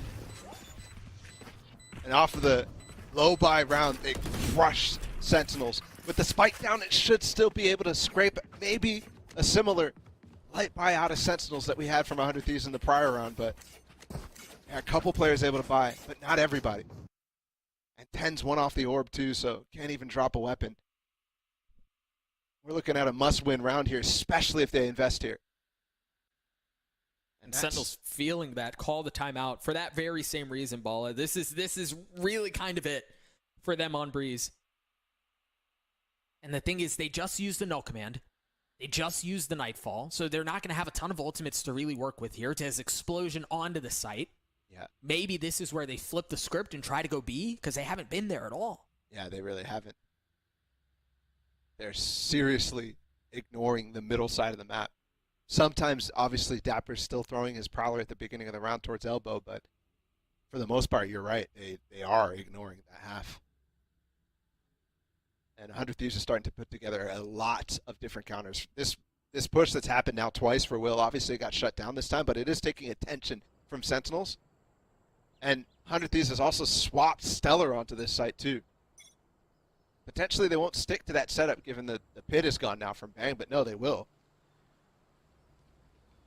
This round they didn't have to deal with Stellar given the KO ult, but they will have to deal with getting through these cages, getting through the trip setups that he puts down. And here we go, finally some exploration of the left side of the map from Sentinels. Well, and it's not even like a faker, it's not concealed, it's early, man. They dropped that wall before anything else had started. They're not trying to hide that one bit. Yeah. And off of that, I don't think they're going B. This might be another A split. Yeah, Shroud definitely wanted to be over towards this side of the map. And it looks like he's actually set up to hold the halls and actually go for lineups. But no, yeah, they're exploring mid, and I think you're right. You lose. Ooh! What a shot on the Derek, a one tap. Yeah, plucked from the pack, and now 10 still controlling the middle of the map. That has pulled rotates out. Yeah, So, and speaking off of that, Sentinels also rotating back towards A. They've picked up the spike. Shaz is headed that way.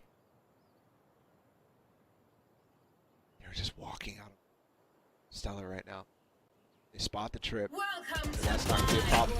A pit again. But Asuna with the kill. Deep into mid. They're going to have to rotate into a den of Viper and Thieves on A.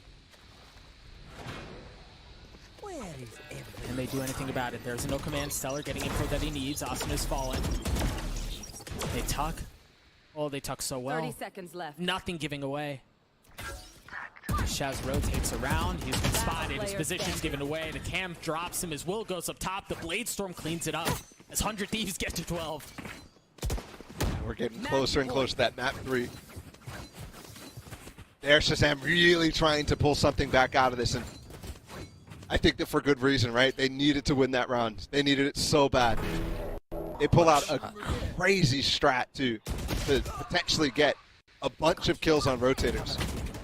One enemy remaining. With this pit, which by the way is super cool, goes all the way out to clear on top of that box.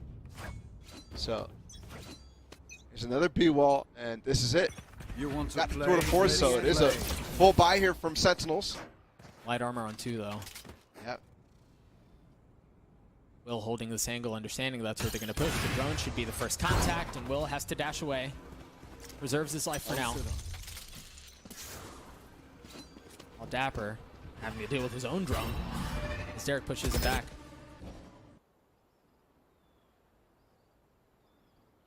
Again, Tent in this position to find a really, really early kill.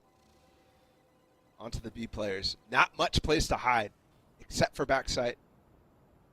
From both sides, right? Of the B main and this middle area through tunnels. They have to be careful here. That dart didn't spot him, and I don't know if that's going to lull them into a false sense of security. Another thing to note is this wall actually does give Tens the opportunity to walk up half wall as well and be safe from sight. So if they put this up, he starts walking. Will is in a fight. Up battle against him. And it's going to be up close, too. Tens taking the high ground, and there it goes. The wall's up. Does he explore? Does he push forward? Yes, he does. Swings out. To walk up half wall, but no, he decides to go into the wall, and Will cleans him up. Will gets the second on the round. Looking to put Sentinels away. The 3 members that remain. Couple of bullets going by. You see the hand. Oh, how did that not hit? Now the Hunter's Fury bang on the swing. He falls too. Will gets it. Spike down B. Third on the round with 8 seconds left. They don't have very many options, and now Shazam. Clock expired. Derek cleans it up. A 13-7 win for 100 Thieves as we're headed to Haven.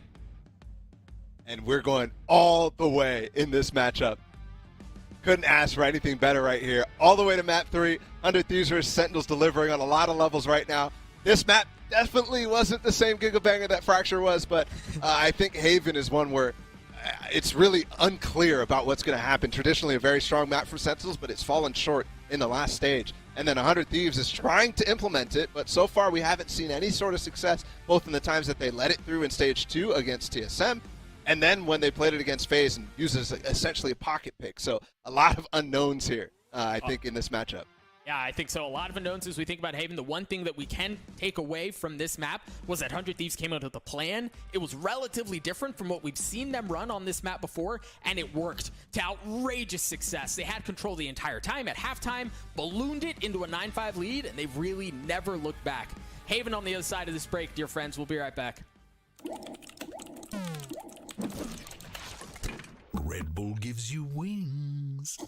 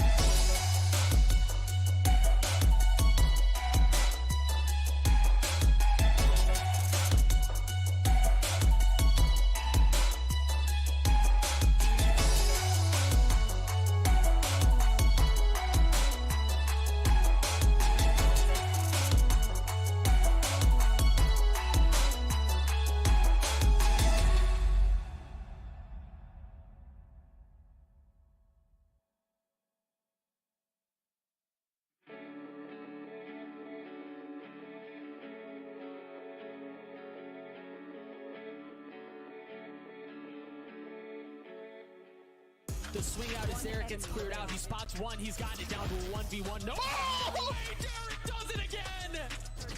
Oh my goodness, Rowdy comes up with a 3K. Welcome back, everyone, as 100 Thieves have managed to walk away with their win on their map pick of Breeze. And I could say it was relatively comfortable fashion for them, 13-7 to close that one out with some hero performances from the team across the board. Golden Boy along with Mimi and Mel, as we look to break down what we saw in map number 2. And, you know, I mean, it wasn't all doom and gloom for Sentinels, but it was very clear 100 Thieves, Mel, were comfortable, confident, and executed every single play that they needed to. 100%. I think early on in the first half, it looked a little shaky for 100 Thieves. I won't lie, but they grabbed it and they did not let it go. Once they got the first gun round and they converted, they got the second gun round, they started splitting. That's when we started to see the 100 Thieves shine. 100%. Yeah. No, for sure. And there were a lot of, you know, adaptations as well, right? I mean, that's something that we wanted to see, right? Mimi, in that last game, excuse me, COVID, you know, still coming. I don't have COVID. Wait a minute. Yeah, post-COVID. Okay. You know, you still get a cough from time to time. Anyway, don't worry, you're fine this time around. Maybe not next time. But jokes aside, though, yeah, it was very clear. Like, both teams were really trying to, like, figure out one another. And Sentinels had some moments where they were adapting very well, but 100 Thieves always had their number in certain situations. Yeah, I think that defensive half was a lot stronger out of Sentinels. So I think they came in with some really solid ideas of how 100 Thieves would play on the attack. One of them that you had brought up there was these mid splits. It was a really big point of success for 100 Thieves with their composition. It's Will getting space in mid, pretty much on both sides of the map, and leveraging that into these hits. In this one, it was a super nice split. They win this round, I believe, flawlessly in the end. But then Sentinels come back and adapt just a few rounds into the future there. Yeah, I think that's great. That's the classic Sentinels adjustments that we're seeing. The first, they did an A split and a B split. They redid the A split from 100 Thieves, and Sentinels already had an adjustment on how they wanted to react to how they were taking mid control, and that was pushing A main, like you said. Yeah, and Tens gets that aggression. He finds a kill there. I think this is the round that ends in Tens just dominating as an individual.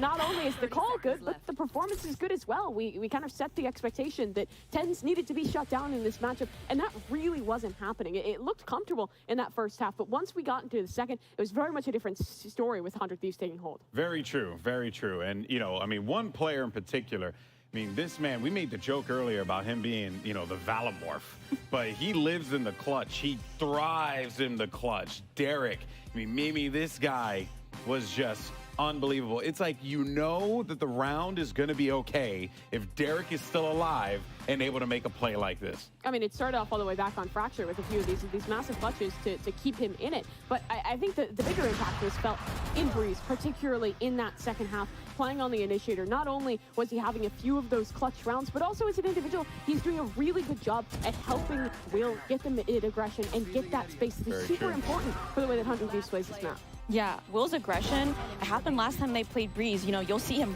going down mid. The first couple rounds of 100 Thieves defense really consists of their mid control. And once they've conditioned the mid control, they'll throw the utils if Will's pushing mid, but he's pushing A, he's pushing B. He'll push somewhere on the map, and when he's getting that value, they take away the half every time. Yeah, and I mean, in the early round, it's Derek that allows that, but then he kind of walks back, and you saw in that round previous, he's walking up halls, he's finding an alert for his team, or he's just playing in main, using those shock darts to help in the post plant. There's a couple different looks that we see from this guy, but it's always really solid. I think he is like one of the most mechanically skilled in the micro, which being able to aim very well and shoot people very well and know how to play the clutches, but also his initiator utility is always on point. Yeah, now I know we did have a round that was a real pivotal round in this one, but if I heard correctly, I mean, was it 100 Thieves successful in the eco so many times? And Mel, it's just very clear that, like, you know, being able to, you know, scrounge around and find those successful round wins, that is going to be the difference maker here. That is what's going to put you over a hump and potentially get you to Istanbul. Yeah, I was saying it in the analyst room. I'm thinking, okay, this is actually a very winnable half buy. They got 2 Vandals, a Sheriff, and I said a Ghost on Bang, and then Will with the Hero Rifle. I mean, we see it here. He's going insane. I'm over here thinking, oh, Will, you got to do something right now. I remember thinking, you've got to go around this pyramid and do something, and he came through. Yeah, and I mean, the call is really good as well, because Sentinels was trying to sell a fake at the beginning of this one a little bit. They had Dapper pressuring towards the B side of the map, even sent a cat to break the tripwire. And initially, Will ran back, but then he doubles all the way to A, realizes it's likely to be a flick because they have the information from Stellar and his camera. This team is really willing to kind of take heavier stacks towards one side of map because of the utility that Cypher provides, and it was a consistent force. I don't feel like there was many rounds where Sentinels was getting rid of the camera, getting rid of that utility to allow them a little bit more space on the map. More often, it was 100 Thieves with a great understanding of where Sen was going, and they were winning rounds off of that. Yeah, the stylistic differences here between the two teams was front and center, and it was really cool to see how that Cypher cam, how that was going to come into play. There were some moments in the beginning of the game where we definitely, especially at Dapper 3K, when he swung through elbow and you were like, oh boy, that should not have happened. But as time went on, it was very clear, like, the game plan was in full effect. That camera was brilliantly played by Stellar. And really just, it wasn't just that, obviously. It was some clutch plays from Derek. Will just absolutely crushing it at the end. Lots of positives to pull away for this 100 Thieves team. But now we get ready for map 3. We go to Haven. And you'd heard Doug and Baller earlier. There's, you know, some question marks here for 100 Thieves. Sentinels have shown us some good looks here on Haven, whereas 100 Thieves still maybe figuring it out. Mel, want to get your thoughts on this, right? What do you think about this match? Because this is your prediction. this is your prediction. This is it. My prophecy has to come true now or I'll be a flop. But I hope I'm in my Slay era. But honestly, jokes aside, I'm really interested to see this last map because we're looking at the composition. And 100 Thieves, they just lost to FaZe last on Haven with the same comp. It was a mirror comp for both teams. Yeah. I think they're going to watch that and they're going to come back into it like looking revitalized. So I really hope to see the same comp because I think it'll play really well with how Sentinels plays. That Sage, they're going to be abusing B against Sentinels. They can slow down a Sentinel's fast attacks or fast executes. I think it'll be a good game. Yeah, and this is the first time that we get to see Sentinels in their new era, their new iteration, playing on this map, and they're continuing with the compositions they've ran on quite a few maps, leaning into the triple initiator with 10s on the chamber. Again, not a lot of teams run that triple initiator comp outside of Ascent, but they've dedicated to it on Breeze, now here on Haven. I think it works really well. I like that you're bringing the breach there. You can deny some of that early lobby space that 100 Thieves is going for so often on that attacking side, and you can set 10s up for more of those big moments. But on the other side, for 100 Thieves, they're going to that Sage, which I think they had some cool ideas with. It wasn't as implemented as well as FaZe, but I still think it's a solid composition for them to run. All right, 100%. before we send it to the desk, or to the casters, excuse me, you were wrong. You said 2-0 Sentinels. You got to make a prediction. Who's winning now? I'm off the copium. 100 Thieves is closing it out. Oh, she's off the copium, folks. Well, this is it. Do or die for both of these teams. Winner moves on. Loser is out of the competition, and their hopes to make Istanbul for champions will be over. Let's send it back over to your casters to jump into the action. It's Doug and Vala. Hello, dear friends. The script could not possibly be any better. 100 Thieves, Sentinels, LCQ, Map 3. We're ending on Haven of all things, which again, Valorant historians know, this is where Sentinels won their first international and only, unfortunately, international ever. A story just doesn't get any better, Paula. We can rewrite history and say Masters Wonder was an international tournament, right? No, it really doesn't. So all the way in the distance here, and 100 Thieves, who this roster showed so much promise, a lot of potential in it, and Sentinels coming in with the absolute shocker of so many different things. Not only this Elsa signing, but the actual one that I'm mentioning is the Shroud, of course. And they've improved, man. They've looked so much better. Yes, they have. Yes, they have. In an attempt to look better, they gamble by sending everyone over towards A, and 100 Thieves just waltz their way into B for free. They've got that wall up to deny any entry from that side. The paranoia is not going to tag anyone, or one at best. You see Zelsis, he was trying to get high ground, unfortunately not able to do so. We're going to have to get through that pesky wall, the flank. Stellar's able to clear things out for now. Spots another, out on the tap. How much utility do they have? Where are the layers? Austin is still with the frenzy, staying alive. As Derek now pushing into the smoke. It's all ruse, it's a fake, it's a game of chicken. Who's going to swing first? Austin gets one with the nade. Now still playing on the other side of the smoke. Zelsis concealed. What's for him? Shaz on the tap. Shaz with 3 on the round. Will gets it down to a 1v1 against Zelsis. He's far. Oh, he's so far. But he shows up just in the nick of time. What? That nade from Asuna and the dive in from Derek actually bought so much time, but nobody committed the defuse early there. And if they did, maybe they get half even before that nade comes down, because 100 Thieves is committing so much to actually controlling that C link with a flank coming down C long from Will. Asuna, this is what I'm talking about, that moment right here. Diving in again after Derek as well. And Will just gets back in time to deny the half. I mean, perfectly placed TP too. And again, a conversion on the pistol round for 100 Thieves.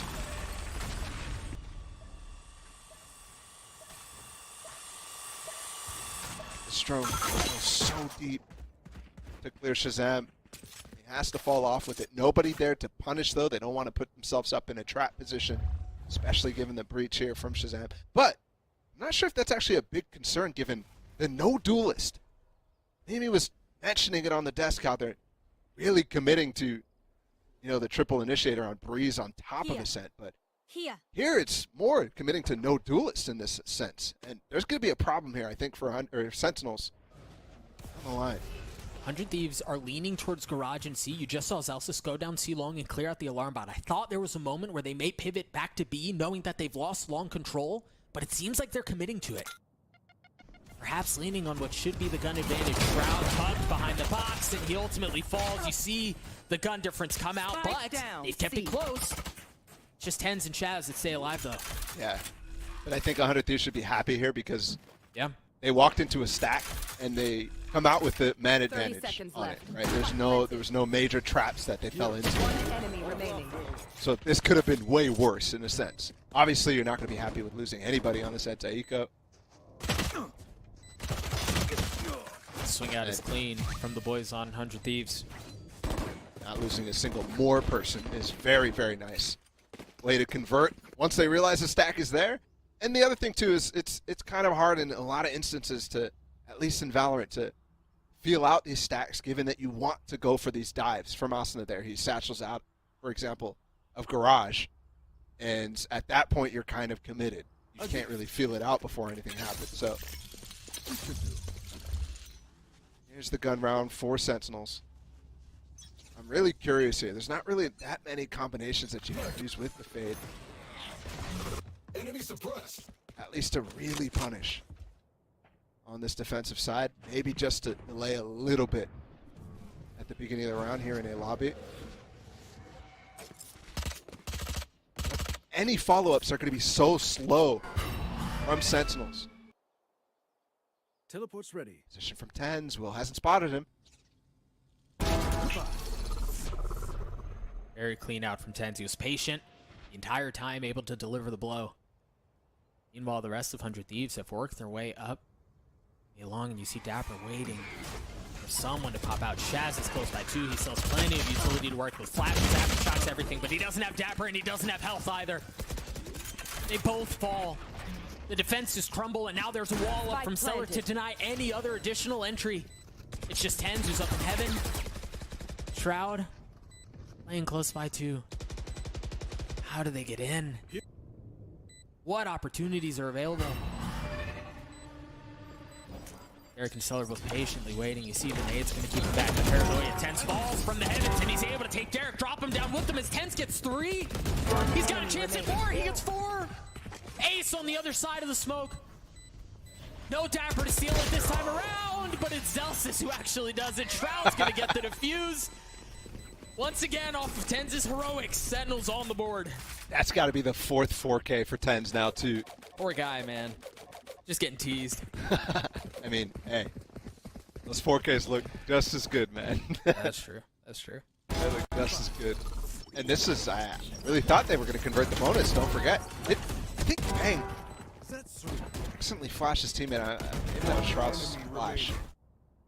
Yeah, I mean, he's getting the assist for it, but that flash into dark was really, I mean, he was full blind when Tens drops, and that's where the momentum starts. Before that, we were asking, where is the way in?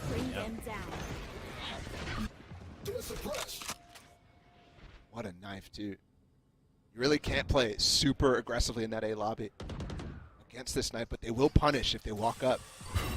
Note 2, Dapper had to use 2 Prowlers to clear out the Garage. The first one didn't make it out, so he doesn't have any more Prowlers to work with in this round. They put the wall up towards B, and it's a fake. Pivot. They're going to get into C. Unless Shroud can do something about it. He tries spamming through. Nothing's going to land. Once again, it's going to be a straight-up 5v5 for the site. These rounds are chaotic. Shaz has his Rolling Thunder. Yeah, but Celsius has wasted his flash already, so nothing really to follow up except for this, but there's the flash from Shroud, too. And the Rolling Thunder. some of his own. The showstopper gets him the third. A Prime Gaming flawless out for 100 Thieves. They hold so strong there against the retake from Sentinels. That comes exactly how they expect. Although, obviously, you actually had Stellar way deep up close towards spawn that he's falling back in. Wow. Yeah, but the only piece of utility here was Shroud's flash on top of that. Obviously, Shazam after using the Rolling Thunder, but there's nobody really diving. This is what I'm talking about. Anytime they set up any sort of utility to be able to punish, if there's not the close spacing that you need, or if they're coming from a different angle, if they're following it, there's no speed with it. Tens plucks one out. Bang gave him a little leg. Kill my ally. He's happy to capitalize on it. Now you're going to see the Nightfall. They want to fight for this space, and they've got them split up. Oh, they're leaving him. You see the trail.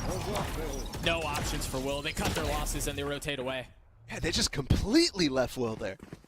That's actually pretty surprising given that there was those tells, but nice re-push from Sentinels. It leaves the A side a little open here. And there's only pistol for Shazam, so not much resistance here at all. They did recover a weapon down C long. By the time it arrives, so all 100 Thieves are going to be posted up in exactly the positions that they want. Very similar to what we saw previously. Stellar wall up to deny entry in from Link. And while this retake might look good for Sentinels right now, 100 Thieves is still flawless in these anti-ecos. Remember, it was off of Shroud's flash that they were able to find space, and there it is. Territory out of 10 once again from Heaven gets one. But Austin and Derek keep him back for now. 2v2 here as Bang tries to hold them. And it's Derek who does it at the end. No antics this time from Sentinels. So does that count as another clutch? Even though the last player wasn't dead and it was Bang who got credit, I mean, that's a little weird situation. It should. And, dude, this guy is insane. I mean, this one is a little bit of a gimme because obviously it was a 2 versus 2 realistically, but that will definitely count. And he's keeping his 38% clutch rate coming into the series, which is insane. Even if that one doesn't count, he's got so many. He can afford to not get one. He's at 14 You want to play? now. Let's play. And also, another 4v5 conversion. They're second so far on this map alone. Note this from Sentinels, a heavy push in across the middle of the map. Asuna banging through the walls, able to take care of Dapper. Sentinels try to dial aggression. They try to increase the pace from mid. Ten's working his way down short. Doesn't pay off. And this is where Sentinels gets tested the hardest, right? Their third map here, going the entire distance. A map that they haven't shown so far. Something that they had to have tried to be prepping within the 2 weeks that they had at boot camp. Now 3 weeks.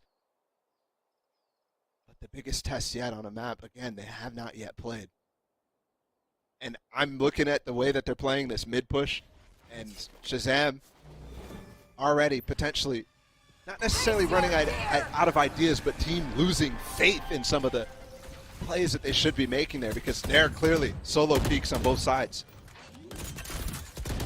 Use the Nightfall, clear the way, not going to hit up on anyone. As you see, all members of Sentinels are tucked in garage.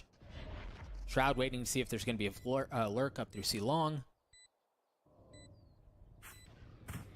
I wonder at this point, how do they go for this even? Are they just waiting for? Shroud's super deep on C as well. Yeah, but there's a trip.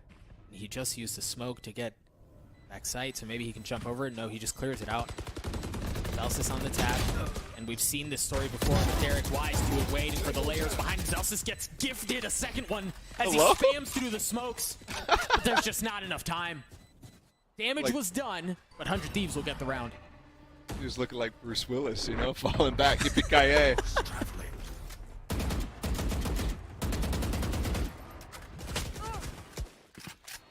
5-1.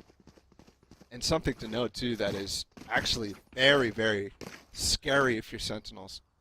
For a comp that is obviously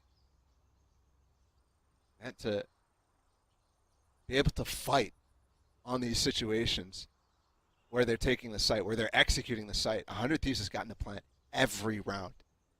Every round. That is a scary sign if you're a Sentinels fan right now. Because if that trend continues, you're giving 100 Thieves their biggest advantage.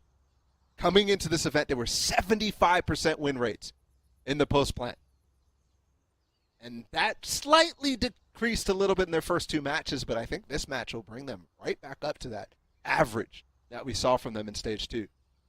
Well, and to make matters worse, Paula, the fact that they're running a triple initiator comp, all of the tools that the initiators allow them, and they still have struggled at retaking sites back. So it's not even that they're just getting 100 Thieves into their cozy spots, but Sentinels aren't able to capitalize on the advantages that they should have off of their compositions. Yeah. Well, we talk about the triple initiator comp, and this one's much different than the triple initiator on Ascent, right? They don't have the double dart, the double recon. And I'm wondering if that's a major factor. Again, they're adding the breach here, and there's nobody to follow up on that breach, except for like Shroud maybe can go for some TP plays mixed in with the Haunt and the Flash. But we're not seeing any of that. The entry omen, of course. That's the only dive they have. Yeah. And speaking of that, he's worked his way down too long. Another alarm bar to keep him back. This time, does he smoke it out or clear it? See the rest of 100 Thieves barreling towards A. They've had so much success here. And it just continues. Definitely felt a little slow in that reaction from Shazam. That shoulder. Way too big for Austin to miss that kill. What a seize as well from Derek. Gets the information. Asuna pushing forward, savagely dropping right back, waiting for the snow to land, and then Tense falls. Last player standing. Shroud's going to be on the flank, but by the time he shows up, the round's going to be over. This was a clean execute from 100 Thieves. I was really wondering, given, Fracture was a potential in this, and we already saw the Fracture, whether or not 100 Thieves is going to start to trust their executes, because it looked so good in stage 2, but consistently they're going for a very mid-roundy style and mid-roundy comps as well. This one you could think of as a mid-round comp, but I'm thinking specifically their Ascent comp. All that stuff leads me to believe they really trust that idea and less so trust their executes, but more and more I'm thinking that may be a mistake, because that was beautiful.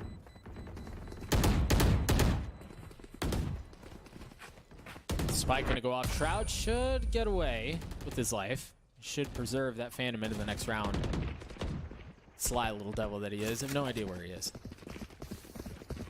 So he carries that in. The rest of Sentinels are going to buy up. They're going to have full armor. And they also have Shaz's Rolling Thunder. Yeah. To keep them back for now. Well, we saw how little impact that had on the retake. We'll see that one. Sure, yeah. And if they can actually force Shazam to use it in a retake scenario and not a trap play scenario, then things could be really easy to handle.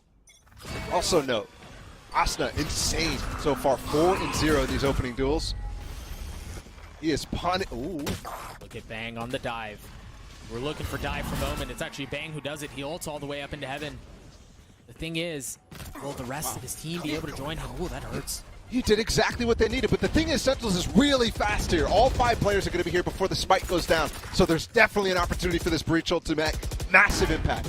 They clear out the wall that was put up by Stellar 2. The smoke keeping Zelsis and Tens safe for now.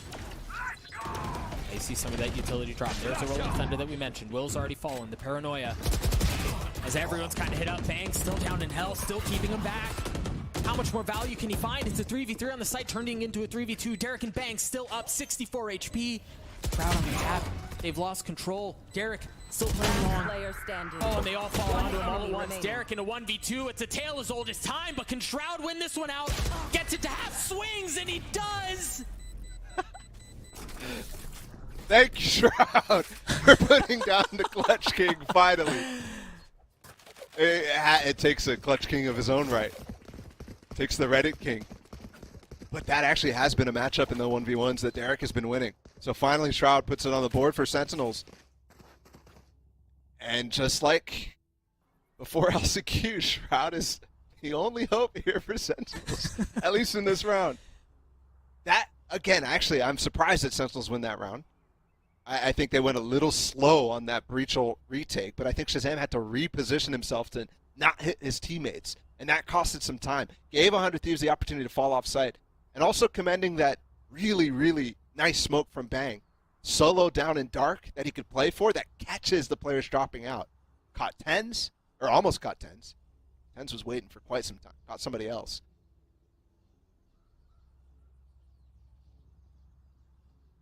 Very effective either way.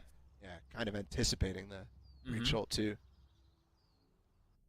And we'll see now. 100 Thieves with a timeout when they have the lead. Wasn't a fan of this in their series against FaZe, but this one's a lot deeper into this. They definitely want to make this. They have the opportunity here, Doug, for sure, to make this a 10-2 half. I think that's what they're thinking. And if they do that, if they're able to convert that, you're looking at an attack side with no duelists from Sentinels. Yeah, that's dreadful to consider if you're fans of Sentinels. Hens has the op this time, though, and he's going to post up A long. But the problem with that is every single round so far, 100 Thieves has been 5-manning, and they're doing it again. They 5-man their way with that showstopper into back C. The showstopper doesn't land. The wall goes up. Now they can assume their post-plant positions. Asuna has a nade. Should be the only bit of post-plant utility they have to work with. Don't have an operator. Try to control that either, and that's why you see them. They're pretty tucked up here. They're not playing for long. They want to fight off of anything garage. Asuna, the sole player for 100 Thieves, pushing his way forward, and now 100 Thieves continue to funnel out. Will gets one. Asuna still denying entry from backside. As Will tuck Shroud, commits to the teleporter, Bang drops him. Bang with 3 on the round. A prime gaming flawless for 100 Thieves. And the fact that 100 Thieves has the confidence to stay on site in the situation where Sentinels has a lot of utility, to fight back in that situation, a lot of flashes, definitely a lot of stun as well from Breach, is a bad sign. They're really understanding not only how they're using that utility, but also how to spread to counter it. And then they have the follow-up plan to fall back down C long, fall back on the flanks as well, with the way that they planted that spike.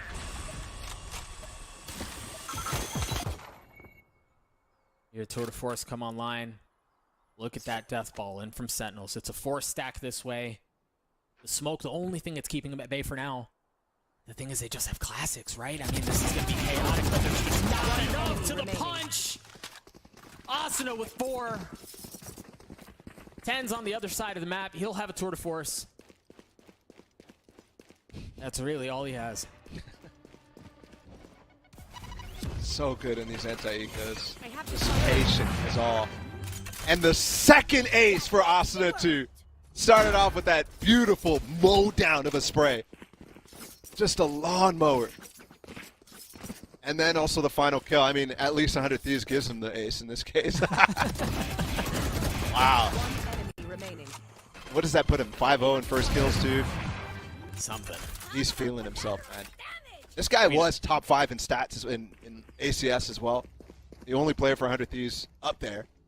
And that was surprising for me, actually. Given that he's playing a lot of flex, right? But this is going to push him way up. This series has been phenomenal from Asuna. See that one way. Shroud spotting a little something. Asuna once again with the showstopper. I feel like he just had it, but he has it again. This time the no command stuffs it. The wick extinguished, and now 100 Thieves have to figure out how they want to go about this. 2 down long, 2 in garage. They just reset and then re-hit? They've invested a lot already. They have to wait for potentially another smoke from Bang to come back online. You see the pings on the minimap, though. Face your fear! They do want to go this way. They have the Nightfall, the Paranoia, too. Everything is hit up. A little bit of delay out from Garage. The knife there, too. Oh, the TP missed. So far, no entrance. Yeah, the TP missed, and off of that, Bang falls. And Nightfall is traded back in kind. Now, note, it's just Derek who's down long with the spike. They have to find some advantage. They have to find something to work with in through Garage. And they haven't been able to do it yet. What a hold by Sentinels, man. 30 seconds. They can't even pivot back. Look at Tenz's position, too. So they have to commit probably towards this A side. At least that's the biggest chance. Or they're going to be in for a surprise against Tenz. Eric not able to land the flick. It's the 3rd time this round. They knock on the door yet again, and Sentinels refuse to open it. They shut it in their face for the 3rd time this round. C is not an option. Really, really good hold here. Round in the half. But that is way too late for them to get their first plant denial on this defensive side. And this is where Sentinels has been having a good success in this series, is these defensive sides. Against 100 Thieves, who have been weakened so far, what it looks like this LCQ on their attacks. And at the same time, too, eating into the bank from 100 Thieves. They still got such a good buy. And 2 ults, both the Res and the Omen ult. Meanwhile, nothing for Sentinels. Even a Bulldog on Shroud. Yeah, they're hurting. Prowler clears out long. For as much as we saw A, this time 100 Thieves want to revisit C. Sentinels. First one goes down. How much more can they find? Shroud, the rest of them, they're all showing up. It's just him here, the nade to delay yet again. This is how they found success before. They try to rise, and they're doing it. They've already gotten 2. Celsius with the 3rd on the round. Will dreams it out. Shroud backside. Will's left alone. Shroud with 3. C was not kind to 100 Thieves at the end of this half ball. It was just not an 8-4 half. They carry that into the second one. We'll be right back.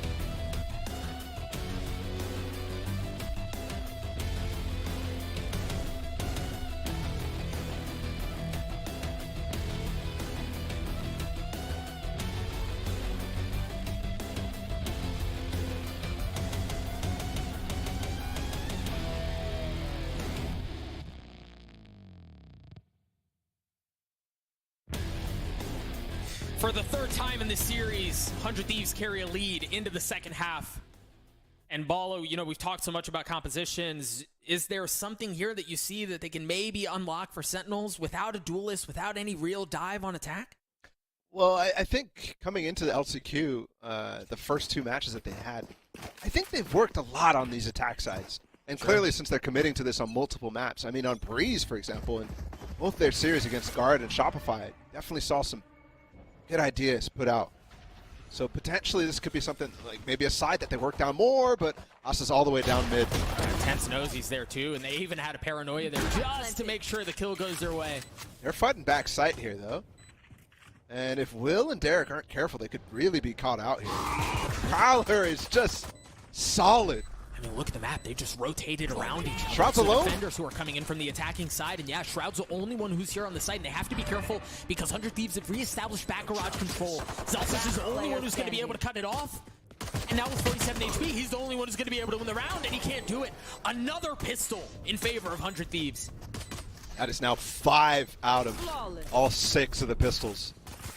100 Thieves have been really good on pistol rounds in the LCQ so far, but this will put them into the elite level. And a reminder, perfect anti-eco record as well for 100 Thieves. And I honestly think that this anti-eco here, or this eco attempt from Sentinels, needs to potentially go for a force with the spike plant that they have. They didn't get many kills though, so it'd be hard for them to justify that. Asuna's 20-8. Oh, 20-8 in 14 rounds. 13. This one doesn't even count. Truly vintage Asuna. Cream rising Spike planted. to the top here for 100 Thieves. Sentinels have gotten the spike down. You see the Prowler, you see the nade, a paranoia to try to keep them back. And so far manages to do that. But 100 Thieves showing they can do a bit of the same themselves. Chaz and Dapper alone. Asuna to go up top. Oh, but Chaz once again finds himself outnumbered. Smoked off. Yeah, the spam through as Bang gets the third on the round. Derek with the defuse. This does not look good for Sentinels fans. Yeah, this might be the biggest lead we've seen at this point of the game. 400 Thieves. And for majority, outside of obviously the fracture overtime, for the majority of the series, 100 Thieves has been, the people in the driving seat. And with the win that they had on Breeze in a dominant fashion, and now this half and the follow-up for them, they've got to be feeling very, very comfortable. And this isn't an attack side that they're ending on like we saw last week against FaZe, so. Mel's prediction of 2-1 100 Thieves might have been perfectly spot on. She keeps calling things like that. We might need to bring her back. How do Sentinels find a way in? How do they stop this bleeding?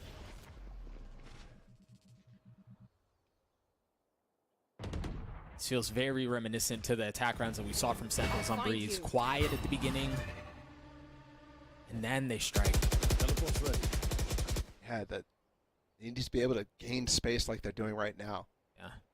Before being able to execute, because this is where their composition's power is going to come from. It's going to come from them being set up to get the lineups off. But again, Derek, proactive with this haunt. Nice. And it goes off too, so I think that pinged 2 players. Very well done. With the fault line in his face, he drops a Prowler, and that's going to delay even longer. Delay is good. Yeah, can they find their way in though? Eric's still alive, still healthy, knows Elsis fixes that. And you've got Dapper who's waiting on the flank. The second kill doesn't go his way. It's Bang from a distance, gets one with the Ghost. Stellar and Will, 2 1s left alone. Now Stellar's in a 1v4, and it just doesn't go their way. Sentinels with a great round. Yeah, really, really well done. He's also swinging off of A as well to find Derek, who I think there was definitely a couple moments of overconfidence there from 100 Thieves. Derek thinks he can take a lot there, but I think what he needs to do is actually survive long enough for that flank to become a problem for them that they have to deal with and take attention off of the site hold. Then he could really come in and make some damage happen. So that's a start for Sentinels. 5 rounds now, they've got to do more. Will's got the op this time though. So how do they deal with even that? Oh my goodness, they could have got so punished there. Yep. And they still might. Look, the Prowler, the flash. Asta could also dive, potentially with a nade too. After contact. Oh, Bang was looking away for the flash, and he turns it at just the right time, swings out and gets second. Now Chaz flashed up. Bang gets a third on the round. I mean, what a death trap for 100 Thieves, man. And he escapes with his life. So well played. Plus the heal too, coming in from Stellar, bringing it way back. And look at Will's position too. He actually, with the information he has right now, he should be taking a lot more space. Dapper gets the kill on the Stellar, and that isolates Bang. He's alone. Will is so far away. Player standing. And he's going to have to clutch this one out. Dapper's going to get the spike down to Note. Again, he has the op. Ten's looking for that angle. He's taking the height advantage. Is he going to be expecting it? No, Will is not. Sentinels get to 6. They're not done yet. Ten's with a really good read on Will's position at the end there. I think given the way that Bang was playing on the site, he puts his TP up top, which is exposed to both Heaven, both Spawn. And he just gambles for it and just takes down. flank from Will. 4-round gap now. And we started this with saying that 100 Thieves vs Sentinels is the first time they're playing. But I have to remind you as well, guys, this is the last time they're going to be playing this year in VCT as well. Worth noting as we think about this round, 100 Thieves in these situations, they just have something about them. They win out these rounds with nothing to their name. Once again, just a Marshall in the hands of Bang. Can they replicate that success? Or will Sentinels continue this comeback that they've started?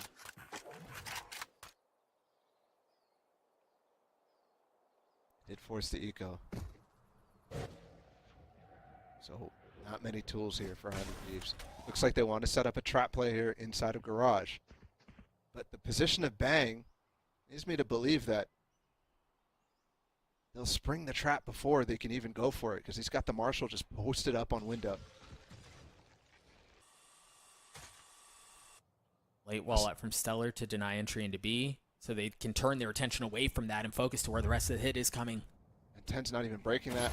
Asta's one off his ult here. One kill can change the round. Rendezvous. First shot is clean. He teleports back to safety. Ten's apply some pressure off of that. Sentinels, they flip the map. And it's going to be a foot race to A. Asta's timing here. There's a Vandal down long C if he's fast. But 100 Thieves is fast as well on this rotate. Derek, Will, and Stellar all here. They've gotten here before them. And they made 14 the seconds. pistols work, though. Yeah, time is Asta's here too. Perhaps that's part of it. Derek with the Sheriff. He gets one. Asuna does as well. And there's the ult that you were looking for. It's a 1v1. And Dapper wins it out. Derek was there. But no magic this time. Sentinels get to 7. That was so close. And Asuna with the speed as well. I mean, 100 Thieves knew exactly what was happening after the rotate out of Garage. Great composure for Sentinels. Once they realized that Asuna was actually on the flank, he got that first kill. Still able to convert, even though it goes with the life. And then Dapper to take it against the Clutch Master himself. And that was a 4 versus 5, don't forget. Will got the first kill down long C. Fault line there, we see that Shroud. vintage C's nade combo that we've just come to expect down into A main. And off of this, they do want to increase pace a little bit. They use that no command. You see the dive in. Rolling Thunder through as well. They're fully committing to this. They've gotten at least enough of the site paved off that they can work their way in. Shroud making his way forward, but 100 Thieves keep him back for now. As Derek and Will give up nothing. That execute fell flat on its face. And they invested a lot, man. It feels like the exact same type of thing we were seeing from Sentinels on Fracture, right? Where you would see them get so much space, you'd see them go into this fast potential execute, and then they just don't follow up on it, right? That time they're taking long A fast, and then it just takes so long for that ult to come out. And they even actually got 100 Thieves to rotate onto the site, forgetting that they actually had the ult. Surprised that they even stick into that. Here's the TP from Shroud. Making some distance. Committed. Oh, but he's already been spammed through, yeah. 43 HP. He missed the one-way too. Well, they're happy to give up some of the space, knowing that you have advantages. 27 HP now as he took down a little bit more. Will's able to work his way up. Oh, Tense fell off the box too. Will was not watching there. Note, Derek has his Nightfall too. And there it is. They drop it instantly. Shroud, weak, Tense winning out that duel. Well done with the Vandal. Do they continue to push forward? Yes, Derek from up top. Asuna does as well. The drop down as Shroud falls. Another clean round from 100 Thieves. And that might be it. That might be the final whimper here for Sentinels, because they got the spike down, but 2 rounds in a row, this retake is solid from 100 Thieves, and they're causing problems in every single round of these attack rounds, even when Sentinels is putting them on the board. I think about the round where Asuna flanked, and the money situation is just awful as well for Sentinels. They're going to be cobbling together a buy.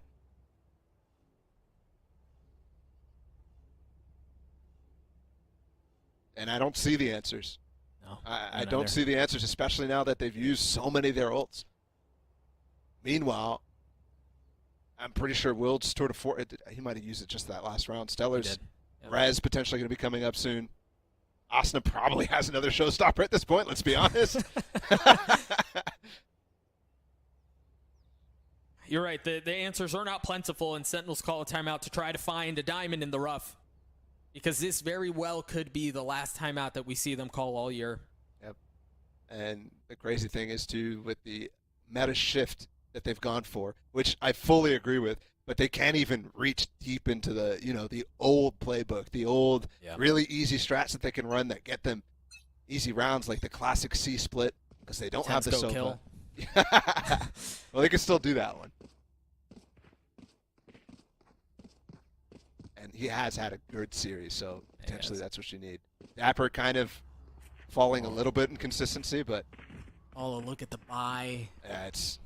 Oh, it's bad. It's not horrendous, actually. There's 3 rifles here.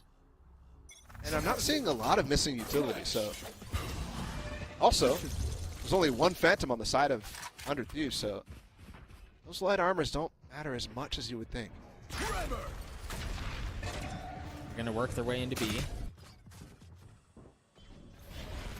No Sage Wall or anything to work with. The Paranoia tries to go back side. They've gotten the opener, and Tens, it very well may be Tens go kill, as he's already gotten 2 on the round. They have full garage control, and they're going to turn their attention over to C. The thing is, you've left Will here, and Will's got an op.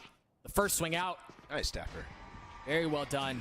Info gathered, utility used. The op shot's not going to land, as Tens has gotten 3. Spike planted. 4v2 here, Sentinels with firm control of everything. 100 Thieves have plenty of money, so perhaps they go for it anyway and try to put him away now. But it's a really nice setup. The thing is, you're really expecting is this exactly where Zelsis was before, and it doesn't seem to matter. Derek dropped Stellar in a 1v4. I was going to say Derek's alive, so there's a potential. This is, I mean, Ted just walked into garage while the B pressure was coming. He caught that rotate, much like some of the stuff that they were doing on Breeze. So, at least it's tempting, and it's another 4K from him. Is that the He's 4K? I think he's at 5 now, actually. Oh.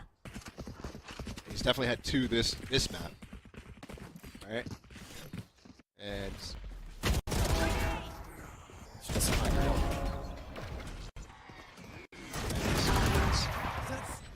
That was a great reaction as well from Dapper. I was worried because he didn't have a Prowler that he wasn't going to worry about the long C angle, which they didn't come through. So you always have to be concerned about that, especially when you go for that C split. But okay, hey, they've stabilized a little bit, especially economically. They survived with a lot of weapons. They still have the op from Tens. Man, I wonder how they do this, because Tens also has the tour de force. Shroud rocking a Bulldog. I'll find you.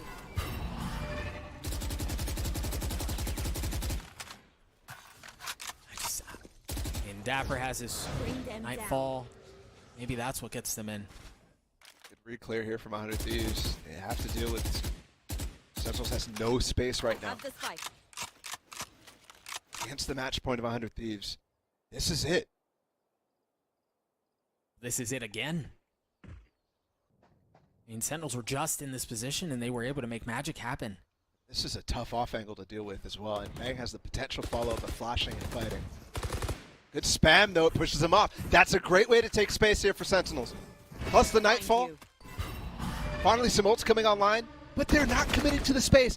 They're walking into a 3-person stack here from 100 Thieves, and they've got a high-low setup as well. And Austin was 1 point away from having the showstopper.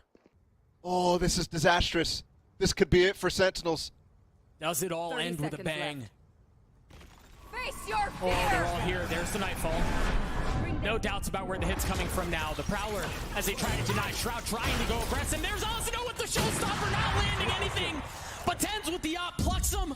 4v4 here as Derek tries to stay back sight. 13 seconds left. The spike's not planted yet. Stellar on the swing. A 1-for-1. Bang in a 1v2 to put Sentinels away. Time not on their side. They've got to deal with them. They've got to get the kill. Unreal that it goes down to that. Just barely. Or the, what, just 5 seconds left? And they were both there as well. So Bang had the opportunity to really, really delay that. That was so close. Thank goodness. Shazam's able to close that out. Asna gets the first kill. This is where it could have gone completely terrible. Look, they're in a slow as well before Asna falls. 10 seconds left. A. So they were all backing up before that. Bang with the opportunity to close that out.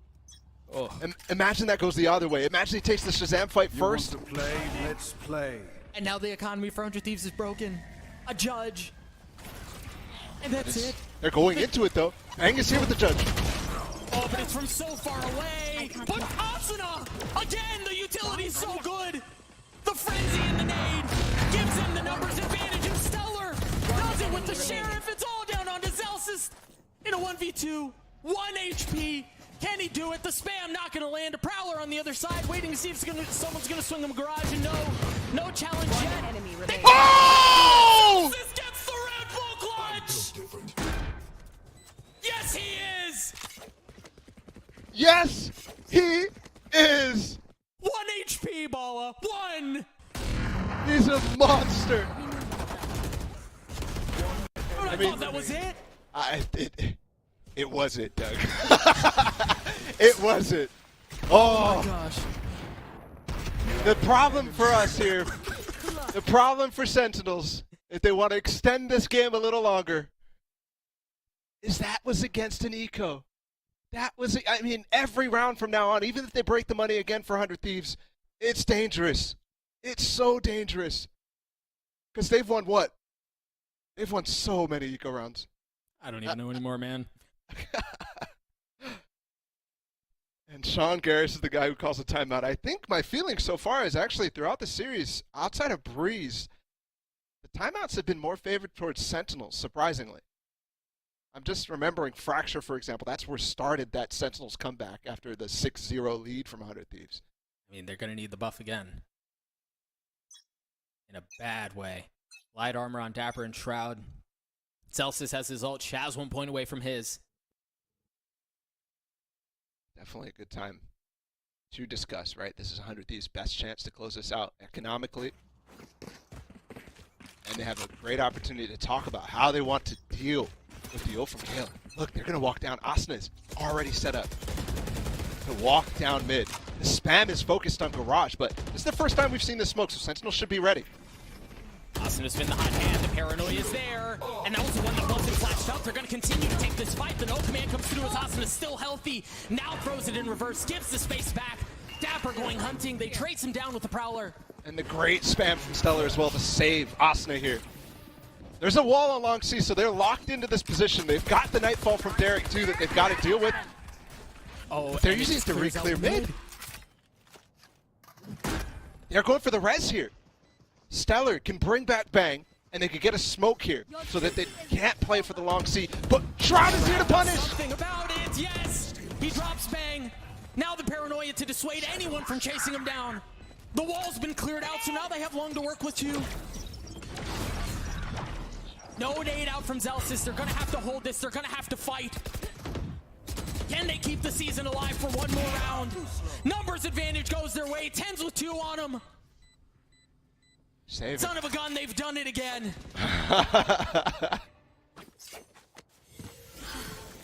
All rounds of regulation here.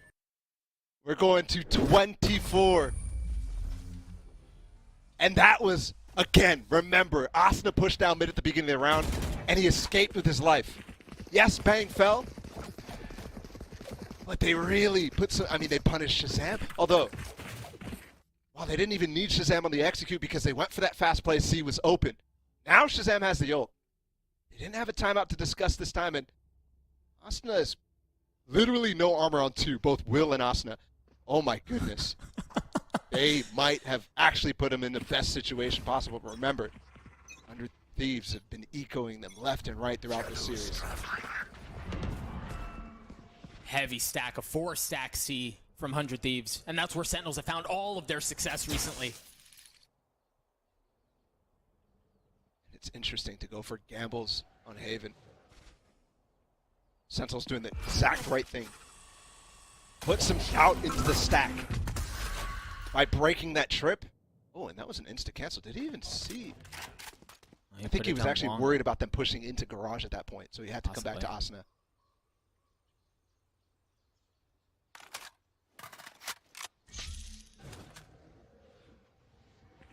I mean, nothing to be heard from the side of 100 Thieves. They're steady. They don't move at all, waiting for Sentinels to be the first one to make a move. And that move is towards A. Remember, last time Sentinels went towards A, they were walking into a 3-man stack. This time, they've made the right decision. We can see it. It isn't We a can see Derek, it. who can often be a 3-man stack himself. But this time, the Rolling Thunder, the knife, the fault line, everything, they've gotten in. There is a trademark from TENS to keep the flank out of the way. But there's a 3-stack. Are you expecting that much? I don't think they are. Oh, they're in the slow, though, and the flash could really do some damage.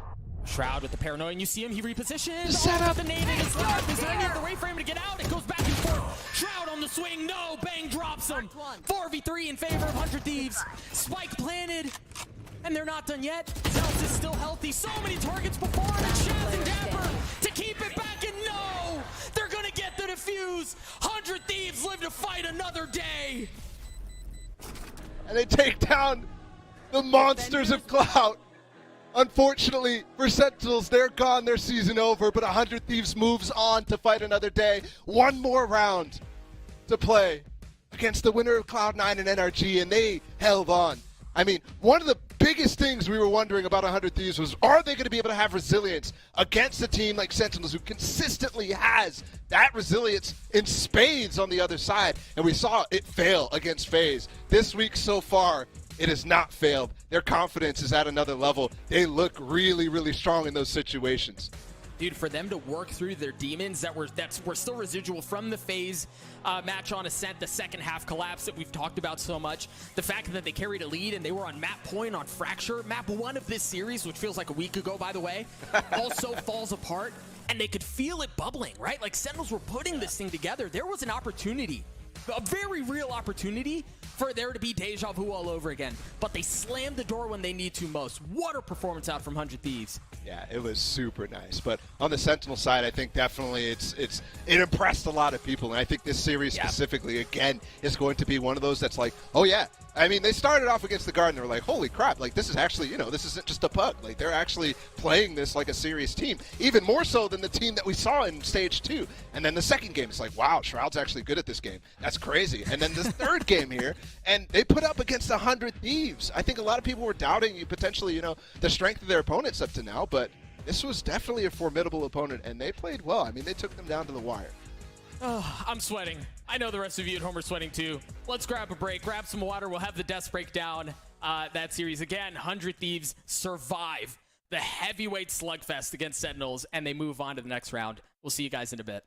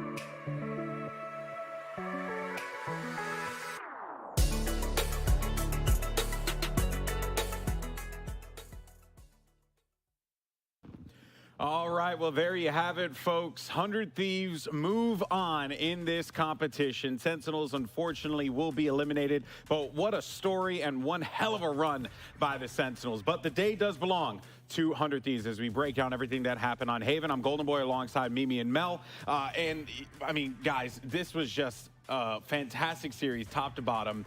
Just when you think Sentinels are out, just when you think that it's like crumbling to pieces, Mel, somehow, some way, Sentinels find a way to claw back into this game, and 100 Thieves had to dig deep to get that dub. No, they really did. I think this is just such a classic example of, again, Sentinels' backs against the wall, lower bracket, they throw everything, they show everything. And I think this round is a perfect example of that. I have pulled up here a round where we have Bang Omen ulting into heaven. All right, the Melistrator. This is what we're calling it, the Melistrator. Can we get Melistrator spam in the chat, please? Thank you. Don't hype it up too much. Okay, sweet. I thought this round, honestly, this round encapsulates the whole game. It's the back and forth that we all wanted. So here we are, Bang ults into heaven. He sees that side is completely clear. So on 100 Thieves side, you're thinking, okay, no one's on site. They're playing retake. They have a lot of util for the retake. And I think this round shows huge map awareness and post-hunt awareness from 100 Thieves. They know that they have a lot of util for the retake. And so what they end up doing is they play 3 people off and they leave one, so you can zoom in here. They leave 2 people on site. And this is important. They leave Bang, the Omen, on site. Now pay attention to what he does this round. We play it out. 3 of them playing off because they know they're going to hurl a bunch of util towards default. He's actually getting out of sight, and then Bang drops a smoke mid-sight to stall the retake. Here's the breach ult coming out from Shazam. The full retake, all the util being thrown, the blind will wait them out, and this smoke is... He's such a smart player. He's so young, and he's just an insane fragger, and he has these really smart plays that buy so much time for 100 Thieves. Unfortunately, fortunately for Sentinels fans, they convert the round. They have insane firepower this round to convert. It comes down to the Derek and the Shroud clutch, but overall, this is just super well played from both teams. Yeah, I mean, I think 100 Thieves, in general, did a really excellent job on their attacking side, and particularly in the post plant. Sentinel so often was forced to give space and let 100 Thieves let that plant come down. 10 rounds out of 12, the spike was planted. It was ridiculous, and Sentinels really did struggle to recover off of that. But once we got to the second half, it felt like Sentinels was coming back to life. I mean, they had that insane Zelsis clutch, and then it looked like they were going to be able to pull things all the way to OT. Yeah, that Zelsis clutch, as a matter of fact, which we do have, was nuts. I mean, just this moment alone, you're looking at it and you're thinking to yourself, 1 HP, surely all you got to do is fart on the guy and he'll die. That's all you have to do. Derek's full health, Stellar obviously a little weakened, but they chop off the right side and then line up right for him. And Mel, those are the clutch plays as a professional player I can only imagine you just dream of having. 1 HP and an actual dream. It's crazy because on the other side, it's like they're averting a potential nightmare. Sentinels is like, oh god, is it end like this in eco rounds? And then Zelsis just comes in like Superman and just wins the 1v2. Yeah, and it goes to show too how strong 100 Thieves were on those eco rounds, man. Like every time it felt like no matter what gun they had, it didn't matter. They were able to find success one way or another. Yeah, first 2 maps, 100 Thieves did not lose a single anti-eco, and I don't think they did in that final map as well. But when we got to map number 3, they were pulling off some insane moments of their own. As we look at the series as a whole here, it started off with Fracture, with 100 Thieves coming in with some new ideas. They pivot onto that neon composition, but it wasn't quite enough to pull them over the line there. Sentinels actually looking really impeccable here. 100%. I think this was such an awesome showing from Sentinels. It was exactly what we wanted. Just the back-to-back maps, close rounds, everything. They had good ideas, new comps. True. It was just a dream come true, honestly. Yeah, and I think a lot of the series was, it felt like 100 Thieves was getting back into that mentality of like, oh, we have a great idea. We looked so good in the first half, and then we just fumble the bag and let things slip away a little bit. It's what happened on Fracture, and it's what I was fearing was going to happen on map number 3 as well, but it didn't. They made the adaptations when it mattered. They closed out. They shut down Sentinels. Now that squad eliminated from contention in this tournament. But for 100 Thieves, they showed us some really impressive stuff. I love the way they were playing this composition with the Sage and with the Raze as kind of the main facets here on Haven. It's something they tried versus FaZe. It looked really bad then, but they went back in, they made the improvements, and it was looking really well put together in this game against Sen. They had an awesome recovery, and I'm just really looking forward to 100 Thieves the rest of this tournament. They showed just prowess, they showed brilliance, and I don't think the train stops here. I think it keeps going. Yeah, and something also that, you know, you got to praise 100 Thieves on. We were talking about it before. Like this team, they set up nicely. They have great protocols. They know exactly what it is they want to do. Sometimes in mid-rounding, a little tough for them. But this time around, it felt like in Haven, they were just very fluid. Like no matter what they were doing, they were just like full sending it. Sometimes you could tell that they were really trying to get a little creative, and I like that. And I like to see a team, like as the series goes on, I like to see that team grow as well. And it feels like we really got that with 100 Thieves. Yeah, and I think a big part of that is the flexibility that 100 Thieves has. They're really willing to change their compositions to make these adaptations. And I think a big part of that is Asuna just being an incredibly flexible individual. Yeah. He went from the prior star duelist of this team to now pretty much playing everything. He really reminds me is like the inverse Zekken, where Zekken went away from the flexible role to go primary duels. It's the other way for Asuna. He's still finding a massive performance while playing pretty much any agent that this team needs. 100%. I think that it's like he didn't skip a beat. He went from duelist to flexing. He obviously duels on some maps with the initiator. It really feels like he did skip a beat. It looks way more drilled, way more polished than stage 2, and he just looks crazy. Yeah. And I think for this team as well, it's just generally in this LCQ, kind of moving away from what we thought were some of like their big strong points last stage, right? I think in their Icebox game, they're no longer playing the Killjoy there. They're no longer leaning into the Stella Lurks as much, but they're really good at putting in the prep work, finding a new composition, and making it work. But on the other side, I think we still have to just celebrate Sentinels, because people thought this team was going to be a joke. People thought it was just going to be a stream team, Cloud, here for fun. But that was not the case. They put up a great fight. They eliminated Shopify. Shopify is one of the teams that we have here who's been together the longest, that's been competing at this level for the longest. They beat them. They come in, and they almost beat 100 Thieves. One more round, they take that to overtime. Who knows what happens? Yeah, no, you're right, because and they did that before. And look, like you could say what you want about Sentinels and their lineup and their woes throughout the season, but you know, as the saying goes, right, it's not about how you start, it's about how you finish. And I think one thing's for certain, this Sentinels team finished very strongly. They did everything that they needed to do. They made some interesting pickups with their rosters, but it's clear, right, that this team, Mel, has a lot of upwards potential. If Shroud even wants to continue to compete with this Sentinels lineup, if Sentinels wants to have Shroud on the team, I think they actually have the building blocks here for something that could be, pretty special. Do they win events? Do they win Champions and Masters? Probably not right now at least, but there definitely is an upwards potential for this team. Hey, you don't know what'll happen next year. You never know. Give Shroud more time. That's all I'm saying. Yeah, I mean, Shroud was great. I think the biggest standout performer for this team as well was just Celsius, right? He comes into this roster, he's so good on the initiator, he starts playing the Neon, looks fantastic there as well. I think he's a player that a lot of people forgot about after kind of the failure of that V1 project in playoffs and them kind of falling off the radar by not qualifying to stage 2, but he's proving that he is still a top tier competitor who can play a variety of different agents, and I really do hope if whatever the future plans are for Sentinels, that Celsius is a part of that. Yeah, but now looking forward, though, for 100 Thieves, right? They're awaiting the winner of our next game, which is going to be NRG or Cloud9, which that is a matchup that I've personally been looking forward to, because I was really big on NRG throughout Challengers. But Cloud9, having a very interesting story up until this point with the addition of Curry and all the things that have happened with that team. How do you feel, Mel, your professional perspective here for 100 Thieves against either of those teams? Because it feels like 100 Thieves, they're starting to find their stride here, but there's still more things to figure out for this roster. No, absolutely. I think they're going to have a huge clash of the brains, because look to Cloud9. Obviously, we know 100 Thieves. They have the Immortals Mine crew. They have Mike's. They have Sean Guerras. But on Cloud9, I don't know if you guys know this, they have 4 coaches. They got James Irel. They got Vapin. They got Vexel and Mix. They have all been working overtime because I've been talking to Mix. And I think they have a lot in store for you guys for this next VO3. Yeah, I mean, they've been boot camping. They've been putting in the work. But same with NRG. They were a team that was looking incredible with their standout performance last stage, making that lower bracket run. They are great in these do-or-die games, and they're back in that same situation again. So it's going to be an exciting one either way with that matchup. But I think both those teams will put a really close game to 100 Thieves. Yeah, 4 Gigabrains versus 2 Immortal Minds.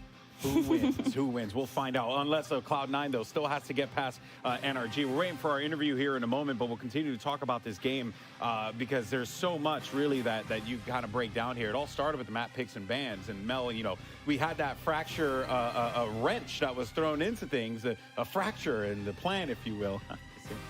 too. It was bad, I know.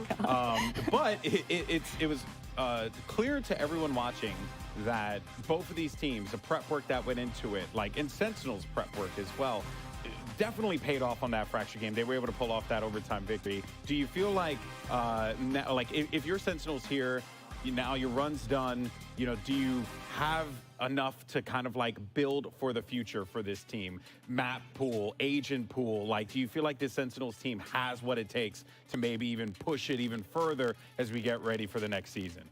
I mean, I think the results today absolutely showcase that they have the potential to go forward. And I don't even think it's a hot take at this point to say that you'd want to see them continue with this roster, like with Shroud in particular as well.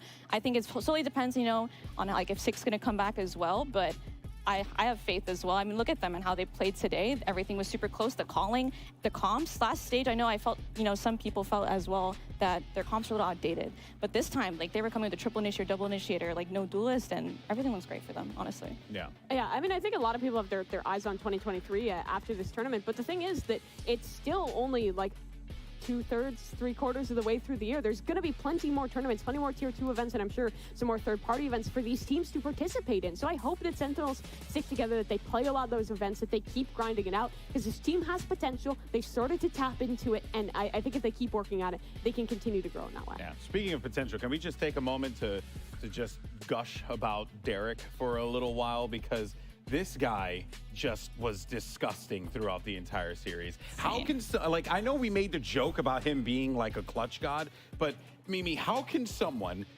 be that consistent in the clutch? He might be the new Captain Clutch. We can probably go as far as to make that title for him. I mean, it has been all the way back to when he was playing on Rise, to the early days of 100 Thieves. This guy has always been fantastic in those clutch situations, and I mean, he's just so darn consistent as an individual. It's such a big asset for this 100 Thieves lineup. Yeah, well, guys, we are going to take a commercial break. I know I said we were going to have an interview, but you know what? Things happen, folks, all right? I think someone blew up a box over there. But we're going to take a break. When we come back, we're going to have more to discuss with this series, as well as our upcoming game, which is going to be Cloud9 facing off against NRG, a game you do not want to miss. Our last match of the day. We'll see you in a few. We have to tell everyone that we just switched to Verizon's new Welcome Unlimited plan for just $30. I've already told everyone. Wait, did you say Verizon for just $30? It's their best unlimited price ever. $30? That's awesome. Yeah, and it's from the most reliable 5G network in America. For $30 a line, I'm switching now. Yeah, it's easy. And you get $960 when you switch the whole family. Oh, wow. I gotta let my buddies know. We're already here. The network you want, the price you love, only from Verizon.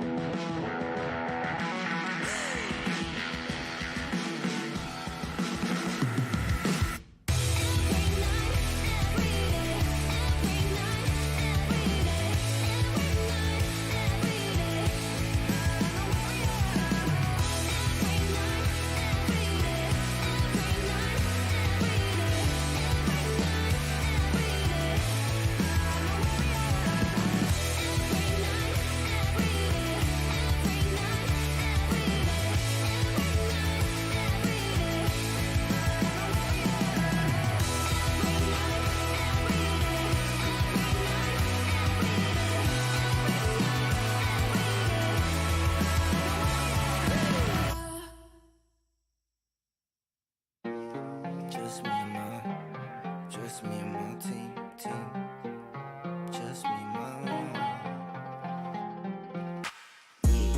Just me and my team. Just me and my team. Just me and my team. Just me and my team. Just me and my team. Just me and my team. Just me and my team. Just me and my team. Just me and my team. Just me and my team. Just me and my team. I know they be trying to watch the moves. Couldn't run them out in the shoes. I ain't got nothing trying to prove. Welcome back, everyone, to VCT NA for LCQ coverage here. And usually we do our post-match interviews with some of the players. I decided to change it up a little bit here and talk to a good friend of mine. We're actually going to be talking with 100 Thieves coach, good friend, very own, Sean Gare is here joining us for our Verizon post-match interview. Sean, my friend, are you there? Yes? No? Maybe so? Yes, I think I'm here, man. I think I'm here. I'm hanging on there. You get a working headset? All right, way to go. Yeah, buddy. I do, man. What's up, man? Congratulations on the win. How's everything been? Yeah, everything's been really good, man. Thanks for asking. The boot camp, we've been here for like almost 3 weeks now, so yeah. I mean, it's just been nonstop this whole time through. I think everyone's been grinding, and after that win, you know, we're gonna get right back to it because we have another match tomorrow, as you might know. Yeah, oh no, we definitely know. All right. Talking about that game though, right? Sentinel is a very unique team in that there wasn't a lot of material to prep for with this lineup. What kind of challenges did that provide for you guys as you were getting ready for this game? Yeah, we had a pretty good idea of how the veto was going to go. We predicted the veto. The only difference is that we thought we were going to be the ones that picked Fracture, and they picked it. So we ended up picking whatever we thought they were going to pick, which is Breeze. We put in a lot of work on Breeze, and yeah, Dan. there's Dan over there.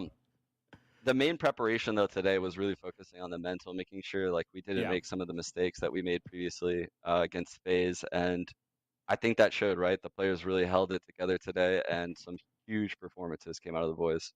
Yeah. Do you feel like, because looking at 100 Thieves, we were talking about it, Mel was discussing it as well as Mimi, that, you know, the protocols, right? You guys do so well with just your strats and executing those strats.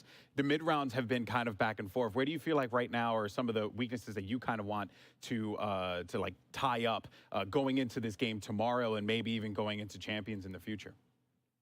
Yeah, we've had some really good openings to a lot of these games, and I think we made some adjustments coming into the Sentinel series on like the structure of the halves and stuff like that. I think it worked out really well for us. True. Yeah. I do agree with what Mimi and you just said, where, you know, like sometimes the mid rounds get a little sloppy. Sometimes we like kind of misplay situations where it's just instinctual plays being made like across the map. That's something we can clean up, and I'm super optimistic we can do that as this tournament progresses. We're really learning like a lot of lessons as we play these matches because, I mean, as you know, the last matches before LCQ we played was all the way back in like Challenger playoffs. So true. Yeah. It's been a while. We're shaking off the cobwebs, and I think we're getting better and better as the matches go on.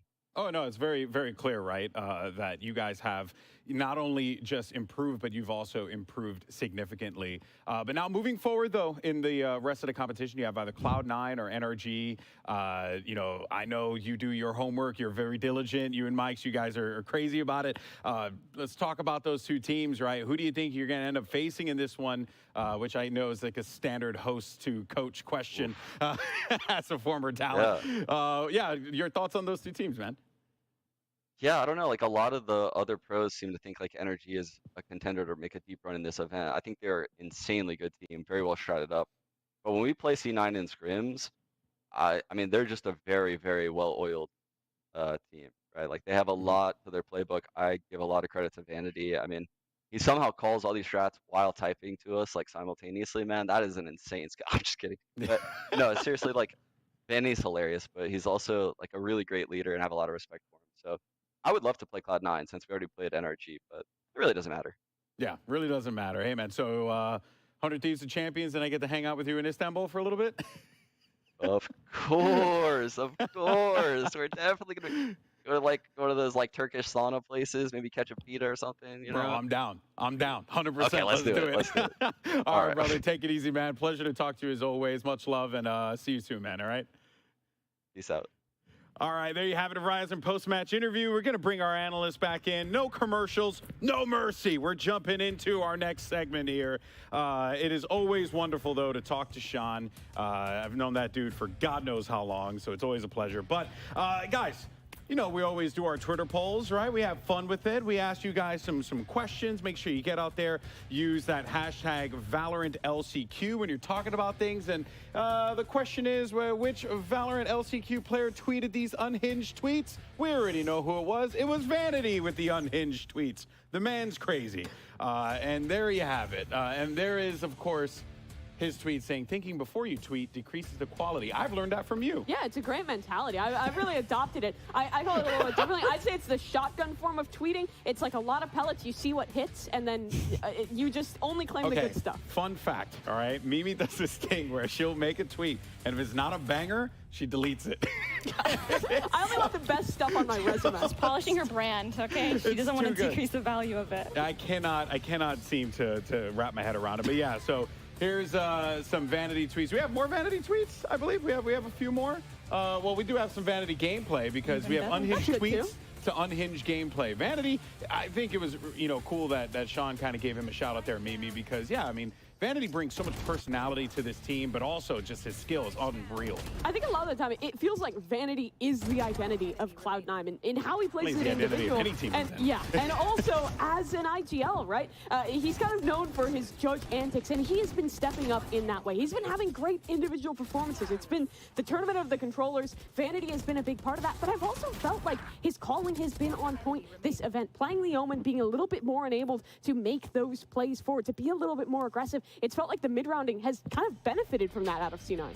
I think the whole narrative, like controllers just dominating, that has come from Copenhagen's really just kind of bled into just everything else afterwards. We're seeing the controllers just go crazy, and I think Vanity's a great example. Yeah, it has been pretty cool to see Vanity do his thing, and but Cloud9's story though, Mimi, up until this point has been quite fascinating, right? Because they had Zeta, right? And then they ended up losing him. That trade came through. Curry comes on the roster. Lots of question marks here for this team. But I also do want to point out, though, guys, great hair. I mean, really. I talk about all the time, Mel, because I don't have hair.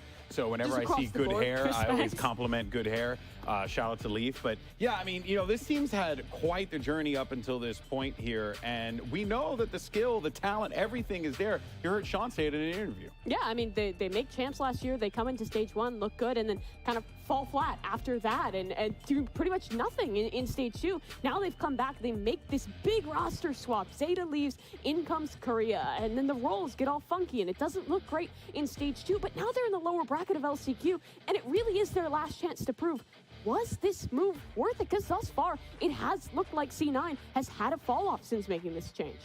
I do think there has to be a period of where, just like change and just coming in with like new ideas. And I do think Curry brings a lot of intangibles to the team as well that we can't really define without being in the server with him. Yeah, I think he does bring a lot behind the scenes, but on the front as well, it felt like Cloud9 used to be very much defined by what Zeta brought, and that so many of their plays were set up off of what Zeta did on that initiator role. Sure. Now it's changed over. It feels like they've been trying to adapt their style, and it feels like only here in LCQ they've really gotten a grip on their identity. They were trying to figure that out all through stage 2, and it feels like they're finally getting close to that point we've expected from them. But again, you're already in the lower bracket. This is literally your last chance for the 2022 VCT season to prove that this was worth it, that you can still be one of those top dog teams. Yeah, I mean, this is it, right? It is do or die for C9. Obviously, a lot to break down, though, with this team, but we'll move forward, though, to our next squad because NRG, their opponents here, I think I hate to continue to reference the interview there with Sean, but he had mentioned, right, Mel, that this NRG team, a lot of people feel like they're going to make a deep run in the lower bracket. They seem like a force to be reckoned with here. I was high on them in challengers. A lot of people were big on them in challengers, and it's been a few stumbles along the way, but this team, Mel, has clearly shown that they have what it takes to go the distance. And I think they're a team that you can't really sleep on, or you're making the same mistake that happened last stage 2, where people were sleeping on them and they made a very deep run. I think it was fourth. They lost to FaZe. And I think they can absolutely do that again. They have a really strong roster. They have a lot of firepower. Texas is looking insane on the chamber. And we're seeing Som take roles like KO. Yeah, and it's worked well for them. And I think that this team as a whole is just one that work so well when they are in high pressure situations. Last stage, they won 4 elimination games in a row. In last game of groups, their life was on the line. They seed into the lower bracket. All 3 games they play, life was on the line. They win 3 of those in a row, almost beat FaZe. Now they're back in the situation. They've already won a lower bracket game. Now they have to make pretty much the same run they did in stage 2 if they want a chance to qualify. Yeah, and they have to do so with, you know, big bombastic plays. They have to be, you know, ahead of the curve here. They have to be able to, you know, manage their utility very well. Like, there's a lot of things that NRG can do and have done in the past that have found them a lot of success as well, Mimi. Yeah, and we heard again in that interview, Sean is crediting how well this team has looked in what they do in setting each other up for success in the prep work. And I think last week, with their kind of first run in the LCQ, it was looking so good out of them. The way that they set Sam up for success is fantastic. Absolutely, and I think he's such a crucial and flexible member on that team, because we look in the past 60 days, the agency has played. He's played Raze, he's played Omen, he's played KO. It's been insane, his flexibility as an agent and as a player, and then you can really see how that shows, and it opens up people like Tex to just stay on that chamber, and even Tex, as I'm saying that, very flexible, playing Sage here on Binds. Yeah, the flexibility is a big facet of how this team plays, and the utility usage in the early round is what was really impressing me in their game versus EG. We knew that kind of EG is one of those teams that does the best at using these kind of opening gambits to set each other up for success with the utility, but it was NRG that looked better in that regard last week. We saw some of those cool Sage Orb lineups. They're throwing that down, giving opportunities for Sam to get these openers way easier, and he was fragging as a result. It was a pretty convincing win versus EG, and I think that goes to show the prep element that NRG brings to the table. Yeah, and they have put in so much work. I mean, everyone has at this point, you know, not to sugarcoat it, but, you know, the way that NRG plays, and then they have so many weapons, right, on this team. EU, one of the players, you know, to highlight, right, that has been just a dynamic force on this team, Mel, playing that initiator role, has really contributed a lot to this team, and you know, you're hoping to see more of that today. Yeah, similar to how people are like, wow, my controllers are insane. The initiators this tournament, my God, like, first we have pretty much like the NA Shao and Derek. We have a contender for that same title. You cannot be slept on. We've seen it last stage, and we're going to see it now. Yeah, again, like you said, Derek, pretty similar in that regard. This guy's fantastic in the clutches. He's great as an individual, and he's been playing a ton of the Fade. Previously, it was almost always the Sova, and the last stage, into LCQ, he's been picking up the Fade big time. Has looked great at it, and again, it comes back to the flexibility. His team has allowed him to dive deeper into that role, build that comfort, particularly when he's playing together with Sam. I think they do really well as that phase Raze combo that is really important in this meta. I do love looking at the stats. Just caught me off guard. It was like KD 1. I don't know why, but it's like I'm just used to like a 1.0 or something like that. Just 1, solid 1. No percentages for EU. Homie, don't play that, Mimi. He's perfectly on the line. Nothing more, nothing less. Always getting his. That's exactly what you want to see. Oh man. All right. Well, I mean, obviously this is going to be a great matchup. Winner of this game is going to face off against 100 Thieves. I'm very pumped to see this game, and I'm also interested to hear what the players had to say about each other as we get ready for this matchup between NRG and Cloud9. Let's actually go ahead and take a listen. Week 1 was okay. I mean, it wasn't like what we hoped for. There's like games where you beat yourself, and I feel like that was one of the games. But I mean, we're on Cloud9. We're used to lower bracket at this point. But Trent gets the last kill of this round, and it is going to be the victory for the guard, 13-9. Week 1, not as we hoped. Put a lot of effort into prepping for 100 Thieves, so I mean, losing to them obviously sucks, but it was close, so there's at least that. Won 3 maps. We thought we should have won the last map, but we learned, so it's alright. I mean, I think they're performing about as like what I expected they would. I think they're a good team. I'm friends with most of them. It'll be a fun game. I think they play pretty similar to us. We thought Cloud9 would probably make it pretty far, so playing them this early on, especially in lower bracket, was a little surprising. That whole team, except Curry, has been together for like forever, it seems. So I mean, they got the chem, but you know, we're just gonna roll with what we got. C9 has made it past Shopify. I think that the meta change affected us a lot, and it took us a while to like grasp it. I still don't think we're like doing that great of a job. I think this meta doesn't like fit us insanely well. We're all playing to win. Everyone in the tournament's in the same boat until they win it, right? So if you don't win it, you might as well have come last. So we're doing everything we can to be number 1, no less. No less there. You heard from Ethan, right? I guess the mentality is if you don't finish first, you're last. That's the Talladega Nights special. You may not know that movie because that may have been Something before your about time. cars, I think. It was something about cars. Yeah. Yes, that actually, you know what, nailed it. But yeah, so we're gonna get ready for these maps, picks, and bans in a moment here. And you know, I'm really curious to know where we end up going for this one because in that interview, Sean said they had predicted. They knew exactly what the maps were going to be. They just thought that the order was going to be a little different. And I wonder if it could possibly be the same thing here as we jump into it. Interesting. C9 go for the split ban first. Traditionally, they're getting rid of that bind early. This time, they elect to get the split out of the way as their first ban. That means that Breeze stays open as NRG get rid of their perma fracture. This is interesting so far. I was expecting C9 to actually ban bind, but they're leaving it open. So I wonder if NRG is going to hop on that, knowing how strong they are on bind with their win against EG. Yeah, I think I might have said Breeze meant bind for that initial ban, and that is the one that's picked through. And C9 actually expect NRG to go to the Icebox. They've picked it, I think, every game they've played thus far. They've looked really good on it, so I think it makes sense to float that bind through. Ascent gets banned by NRG, leaving us down to Haven as that third and final map. I think overall, this veto feels pretty solid for the side of C9. They're a big fan of Breeze. Traditionally, they've been a solid team on Haven as well. But what I'm interested about is this Icebox, because that has been pretty much lockout for NRG as their best map historically. I know they lost their recent one. I think it was not most recent against EG, but the one before that, maybe 11-13 against 100 Thieves, I think it was. They always put up a great fight there. Exactly. Very close games. Yeah, well, Agent Select's ready to go. Let's see what we end up getting here. First map's going to be Breeze, folks.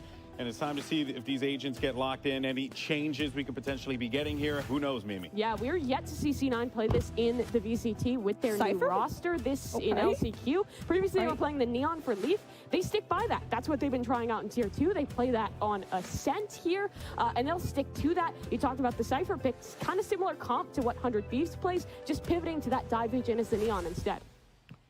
Interesting. Cypher makes another return here to Breeze. I'm more interested in the Breach, though. Like, that is one that really no one plays on Breeze. I think you kind of, it's tough to get value out of the fault line on this map. I think the flashes tend to be tougher to get value out of than a Sky or some other agent, normally the KO, but they actually bring the KO.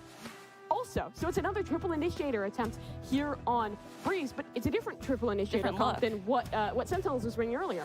I'm really excited to see how they integrate the Breach here. I know Purex did it at the world stage, but NA, this is unheard of. All right, guys, game's ready to go. Let's do some quick predictions here. Mimi, I'll start with you because I have a feeling I know where Mel's going. So, what do you got?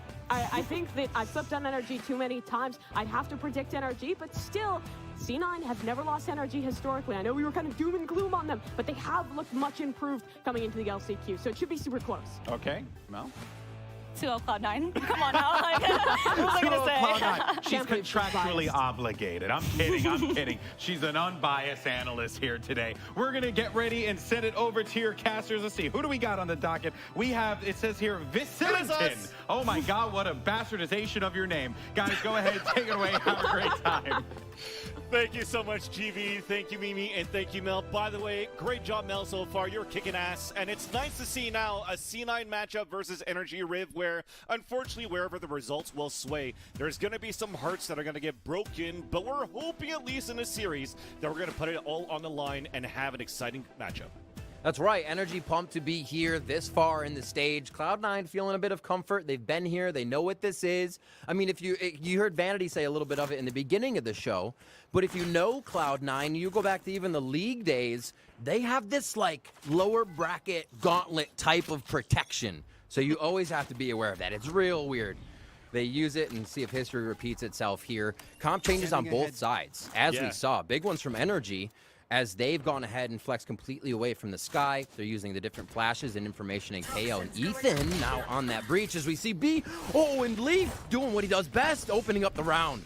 Yeah, great way to start things off for C9 because the last time they played this copy wasn't for the VCT, but it also didn't look too good at all. But great way to open things up for Leaf. As now we're playing the post plant for C9. Al Drone's going to spot Q, making things a little bit easier for C9 to get that information. Ethan, though, swinging out towards the elbow. Nice little dink, a little bit of chip damage, but still the player advantage here for C9 as we swing out. And it's going to be Vanity that gets to 2 on that trade after Curry falls. And wow, this is just going to be C9 across the board. This is great angle holding.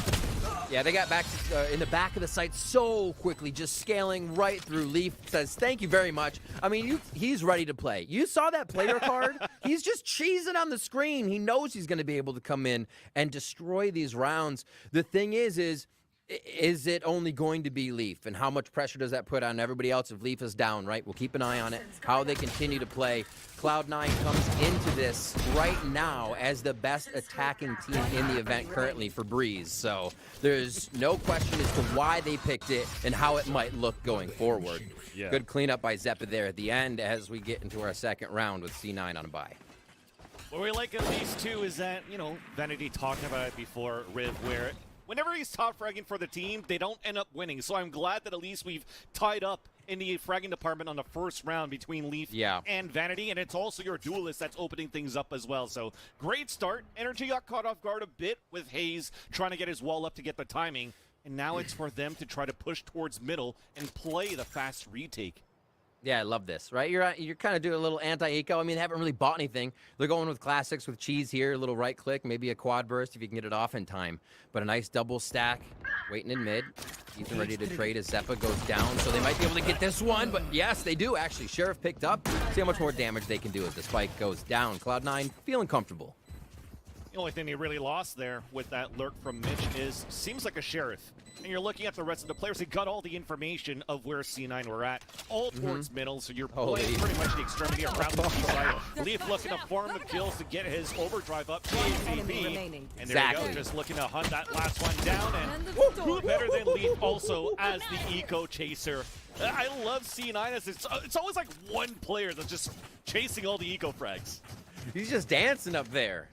Leaf farming, just tapping the crouch button, dodging shots. He knows, you could see how calm he was, too. Didn't even feel like he needed to strafe left or right. One away. You said he was farming the alt points, and that's a huge one. I think that as well gets pushed forward on the mentality they want to play with this Neon. But as soon as Leaf gets a taste of that, let me get my ult as soon as possible. He continues to promote that idea for the team. One away, as we said. Our third round here as they bonus in, but Vandal's around. It's hardly a bonus for Cloud9. Yeah. Putting a lot of responsibilities as well on Mitch. Taking the whole A site with the camera, watching caves, while the rest of C9 could just work together on the other extremity of the map. All right, so this is a big round for NRG to be able to cut this down, especially because C9 hasn't bought a few of the weapons, right? They'll be able to fold over a lot of cash here. Like you said, they are watching the backside, watching the extremities. They saw NRG push one of the rounds before. Leaf again taking it into his own hands here, but he is vulnerable now. Very nice read by Hayes, but the snake bite leaves a little bit of area for Leaf to stay alive. Oh my gosh. That's a nice entry onto Hayes, another one that falls. I think it's the third time that he died first so far in this matchup, and now it seems as though we're fighting left and right, but we're rotating here in the A side for C9. Unfortunately for C9, it's being held off by Som. Vanity trying to answer back. It's a combination with Zeppa. Fragment onto the ground, one at the staircase. Nice flash coming out. A 3 versus 3. Spike yet to get planted as they finally get the initiation of that plant. Vanity getting more space as he pushes towards that staircase. And the last two players now from Ethan and EU of NRG are trying to work together through mid and the door. Player standing. Now only onto EU. We're looking to convert a perfect bonus round for C9. Standing ahead. Still has a little bit of utility to work with. But this is just going to be an impossible task. The gun is now even spotted on top of that. Wow. Easy round for C9. Leaf starts, so to start this round, Leaf goes to B. Exactly what Cloud9 has been doing the past few rounds. We've hardly seen even a touch towards A unless it's Mitch holding, even towards Halls. So Leaf executes this again. NRG are going to feel like it is a for real hit. Whereas the rest of NRG, or C9 going towards A, and you saw how that fragment grenade was also capitalized on with the push from Vanity. Amazing timing on the second hit of how C9 played that round to get through their bonus. Vandals in hand. They're going to have against Spectres and Marshals as NRG tries to do some damage here round 4. It already feels like it's going to be an uphill battle for the few rounds that we have because we're still trying to build the economy for NRG to finally get an operator on the defense. So this is looking pretty good to start things off for Cloud9. Jump peak, spotting Hayes on top of that to start things off. Stacking a little bit towards B here. Ready for that just kind of peel rotation. You think Som would save himself, play his life in this side. NRG wants to read this a little bit more. And so far, just holding off C9. C9 trying to get their own read as Tex finds the headhunter. We've been waiting to see when that would come online as Hayes gets the push. Answered by Zeppa. A little bit of a drive-by, but at least you had the instant trade. No guns can get picked up yet out of these kills. But Tex looks like he's trying to lean for one right now. The Allen drone on the attacks, trying to clear this site. Tex is now running down to try to pick up the Vandal, and he will get it. But now also is out in the open where Zeppa's about to turn the corner. Here's a big duel that Zeppa wins. Look at this lurk. We actually have somebody on bridge here, Riv. Zeppa's hurt too.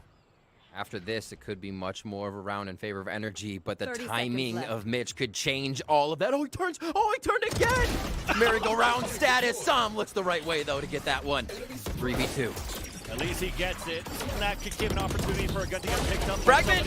Double so fragment on the ground. Indeed! As now it's Curry on his own. Some on a 3 versus 1. No clutch coming in. And that was a round that shouldn't have been won by NRG with the weaker weaponry, but it happened. Yeah, and it started with Tex. It has many times started with Tex for NRG. You mentioned getting the operator onto defense. It helps. They get that out. We might see a bit more of a steadfast defense where we're able to hit these wide swings from C9, but that's what fast lane's for. Leaf could very much avoid this with the ultimate up. Looking at what NRG can do now, what a round from them to be able to shut down C9 and wait for that read. Cloud9 has been playing off a lot of the rotations, and for that one, NRG played C9 out-rotating themselves. Here's that fast lane to block quite a bit. Leaf to start off the round on to Sam. Instant ult pops out, and then a retaliation of the other ult coming out from Zeppa too. So this is going to allow C9 to get into the site for a bit. Off position on the top of the staircase. Leaf is looking for ground cover towards Orange at that time. It's not going to spot anybody yet. We're playing more passively for NRG, looking for the retake, but that also allows the Viper Spit to come out on the attack. Wall goes up. This wall goes into halls too, so they play a wall towards mid. They have the coverage from Leaf to go in. A wall for mid allows you to play everything, and they're not even messing with halls, but they are drawing attention right now of NRG up there to waste a bit of time. Site take comes in with a lot of pings coming in. Exactly. Big knife, big recon darts. The position's going to be perfect for C9 for the pulse plan. The chances are in their favor, leaving only NRG, EU, and Hayes. Looking to fall back, looking to save their weapons, but there's only going to be one that makes it out so far. But C9's hunting them. Mitch is already at the entrance of the tunnel. Hayes is at 5 HP. Trying to save this up. This is looking gloomy. Oh. That one. Oh, shot in the back. Vanity, can he grab it in time? No, the round ends, and they do drop the weapon. That's exactly what they were looking for. But again, that wall you see put up in this round, super awesome. Goes up into Hall, able to cover back by Orange as well, where C9 has found fragment kills and know that NRG will fall back to because Sam is the only one playing in sight. So C9 starting to read how much space they can get each time. And they cover halls. We saw NRG trying to cover that, but they were just covering a blank wall. So C9 playing nice mind games, great strategy. They've gone B. They've hardly gone A through A. It's usually been through mid, and here we go again with Leaf. The overdrive going inside that pit, saved by EU, but again, C9 are looking really good with the instant trades. Viper's Pit out from Hayes, and he's going to try to have to hold it inside, where Mitch and Vanity are trying to move forward as well. Oh my gosh, Leaf is just on one right now. It's like in every other round, he's going to be inside B right off the rip. His walls are about to go down. Bit of a push in. Nice backside encroachment here by the side of C9 to see if they can get anything for it. It's just nerve-wracking there for Hayes. He's been dancing around the whole time. The patience from C9 to just stay around, basically in a square formation around that pit, looking for that mistake to happen. But now we're trying to fight back for a bit for NRG. Still stuck behind the arches as the knife pings out too. Mitch capitalizes on that duel versus Sam, and that leaves Tex a heavy investment into this round as well. He bought an operator here, and another attempt to chase him down, and it works. So the economy is going to continue to stay broken now, Riv. What a round there as well. In Cloud9, don't have to worry really about anything behind them. Playing the Cypher, you double trap up, you have the cam to continue to check for even further range if you need to see if somebody has been coming or just holding a long angle. So wherever they set up, they're comfortable to always only be looking forward, covering each other's angles. And they seem like they are cooperating so well right now to orchestrate these rounds. And when they're bringing it together, off the back of Leaf. Again, you can't say that enough, off the back of Leaf. And this is going to force a timeout from NRG quite early now to see what they might be able to do. It's been a lot of retake because you don't want to have to tango with Leaf in the beginning. It's getting kind of gross what he can do. So, yeah. What's next? On top of that, speaking of Leaf, that's 4 first bloods that he's gotten, in 6 rounds.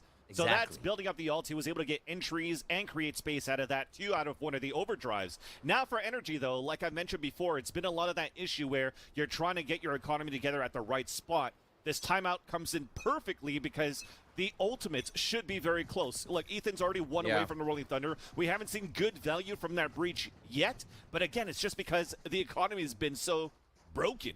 And we're looking for some sort of a hero rifle into this round as well for NRG. It almost has to. Also, NRG loves to play in the buy game, right? The barter with the banker, if you will, on these rounds to keep themselves buying, to know they can still get armor, light or heavy next round and keep it in. So far, NRG's only round comes from the round Tex got Leaf, shut down Leaf first. Yeah. So if you can get Leaf, it spells good things here. So far, he's really been the one to set the pace, though. Eyes on Leaf are in cave right now on the right side. As a bit of noise is being made here on the left to see if they can stretch NRG thin. And this is something C9 has not done yet. So, new territory for what NRG is seeing. And unfortunately, it doesn't look like it's going to be a Tex versus Leaf anytime soon in this round. An op that comes out from the Dota Fall says Leaf is holding towards the A site, where Sam is looking to be first contact. Playing a little bit of an off angle here. The dink. 5 HP left on the Star Fragger for C9. A great start. Still baiting the run-in. Fast lane makes NRG think a little bit here. Sam can let them know that nothing's really happening. 0 points going to be able to detect just 1 as they back off of that situation. Still holding a 2-3. Pretty good coverage right now for NRG to be able to hold this and pull around back in their favor. Kennedy came in through the doors, but the fragments on the ground. They're running the clock down on these for NRG. Nice flashes coming out on both ends. The wall comes down on the defense, the aggressive one, allowing to get more cover. But again, they're low on HP, so it's going to be very difficult to try to hold more than that. Last 2 players rotating out from under the bridge. And that snakebite actually didn't even go downtown from that bridge. And it's just going to be Tex here with this operator looking for the exits, looking to do the damage, and hopefully looking for the clutch too. I was going to say, a really awesome hold there. Actually, Tex coming in. Hold that thought. We'll have a little bit of time to discuss that. Cage is about to come down. Oh, yeah, the timing. Right in it. Oh, my word. Literally, playing the Cypher like it's just something to think about all the time. Just Mitch has such versatility between his agents and can use that timing so well. So, I was going to say Sam's hold there, I thought was going to give him a round. So much time was delayed. It pressured Cloud9 into forcing. He did so much damage, taking down Leaf, shutting down the entry. And then still C9 is able to get themselves in and start hitting the shots there. Mitch obviously able to pull out the last one. But yeah, Mitch's ultimate there as well, completely giving up NRG's rotation. Cloud9 just seemed to have every answer right now. Look at all the util off the bat. Mid coverage, arrow to elbow is going to help to catch. They try Hunter Fury right off the rip. Mitch has his skating shoes on back there. Actually gets hit once. Meanwhile, he did get pinged once, and Tex was looking for the backstab on elbow. But Sam's on a rotate out. So we evened out a couple of trades here on mid, but we still have a Rolling Thunder right inside this B site where C9 looks to be leaning towards at the beginning of this round.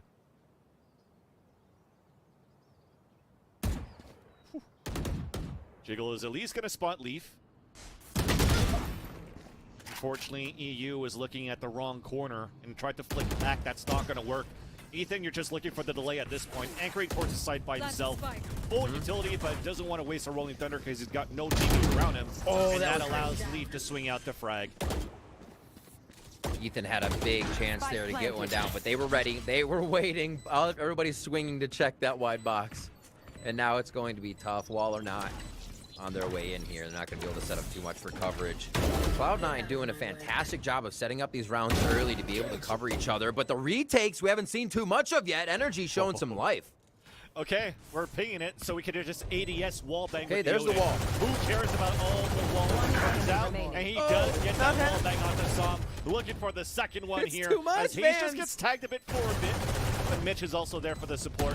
The tag, the swing out, knife caught in hand. And now there's no time left. Very nice pulse time being played by Cloud9, and this is actually quite impressive after all. This is not the C9 with this comp that I've seen in the past, and it looked pretty flushed out, giving a lot of opportunities for Leaf on these first bloods here, Riv.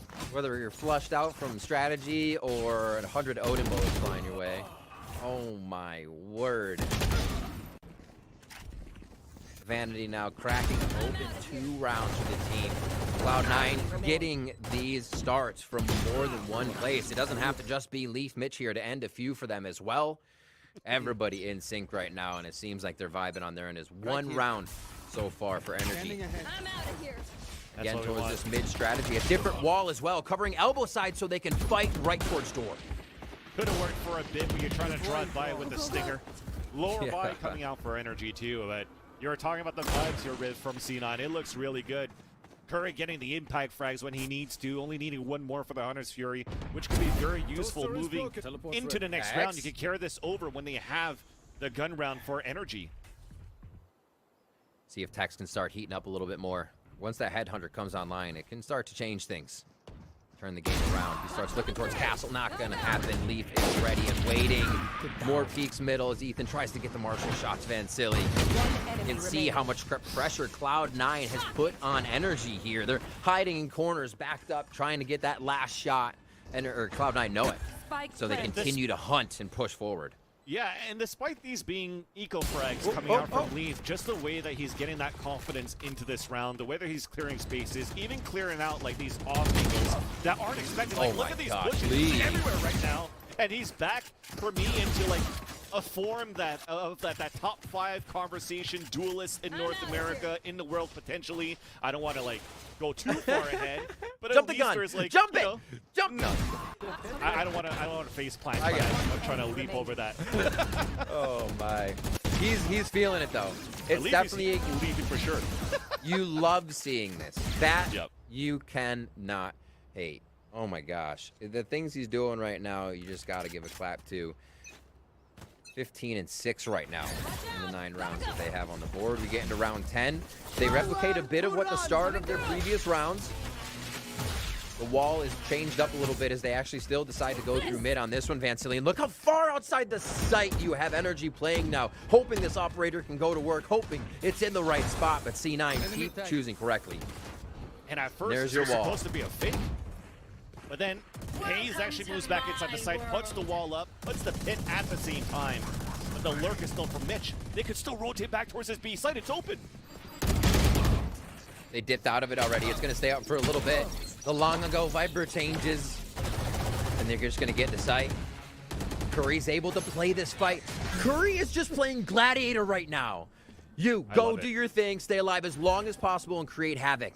The jig is almost up, but they still have to worry about what Curry can do on the flank here. Spike has been planted. Oh my gosh. Leaf cuts the rotation. 2 players towards the spawn for NRG, but now look at that. Because of that rotation, you still have a poison orb on Spike. There's still a snake bite available as well for Vanity. This is just going to look really good for C9 once again. So yeah, this is a nice little back and forth, the double pump from Cloud9. Oh, nice try. A lot of bodies from NRG here. The possibility rises. Oh, Vanity. Oh, not enough. That's going to be another one. Vans coming in. The 8-4 would feel pretty great after what NRG has suffered here in this round. You got to say. Yeah, I actually didn't think that was going to happen there for C9 to actually lose that round. So very nice for NRG, seeing how, you know, Curry did a great job keeping them busy inside this A site, and the rotate and the rotation cut that Leaf got towards that spawn.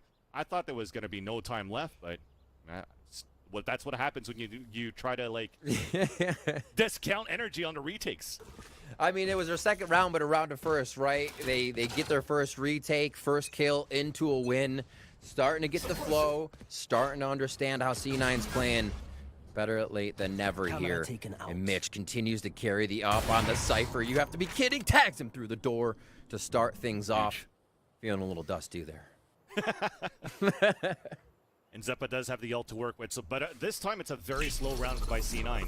They've been very proactive at the beginning of these rounds to go really quick with Leaf, do these fakes, do these pumps, but this time it's just going to be Leaf even looking for an entry lurk by himself on the top of mid, while the rest of C9 is looking to pop with the KO ult into A. Oh, that's close. So close. Oh, in the gut. Leaf goes down. Okay, Leaf down round.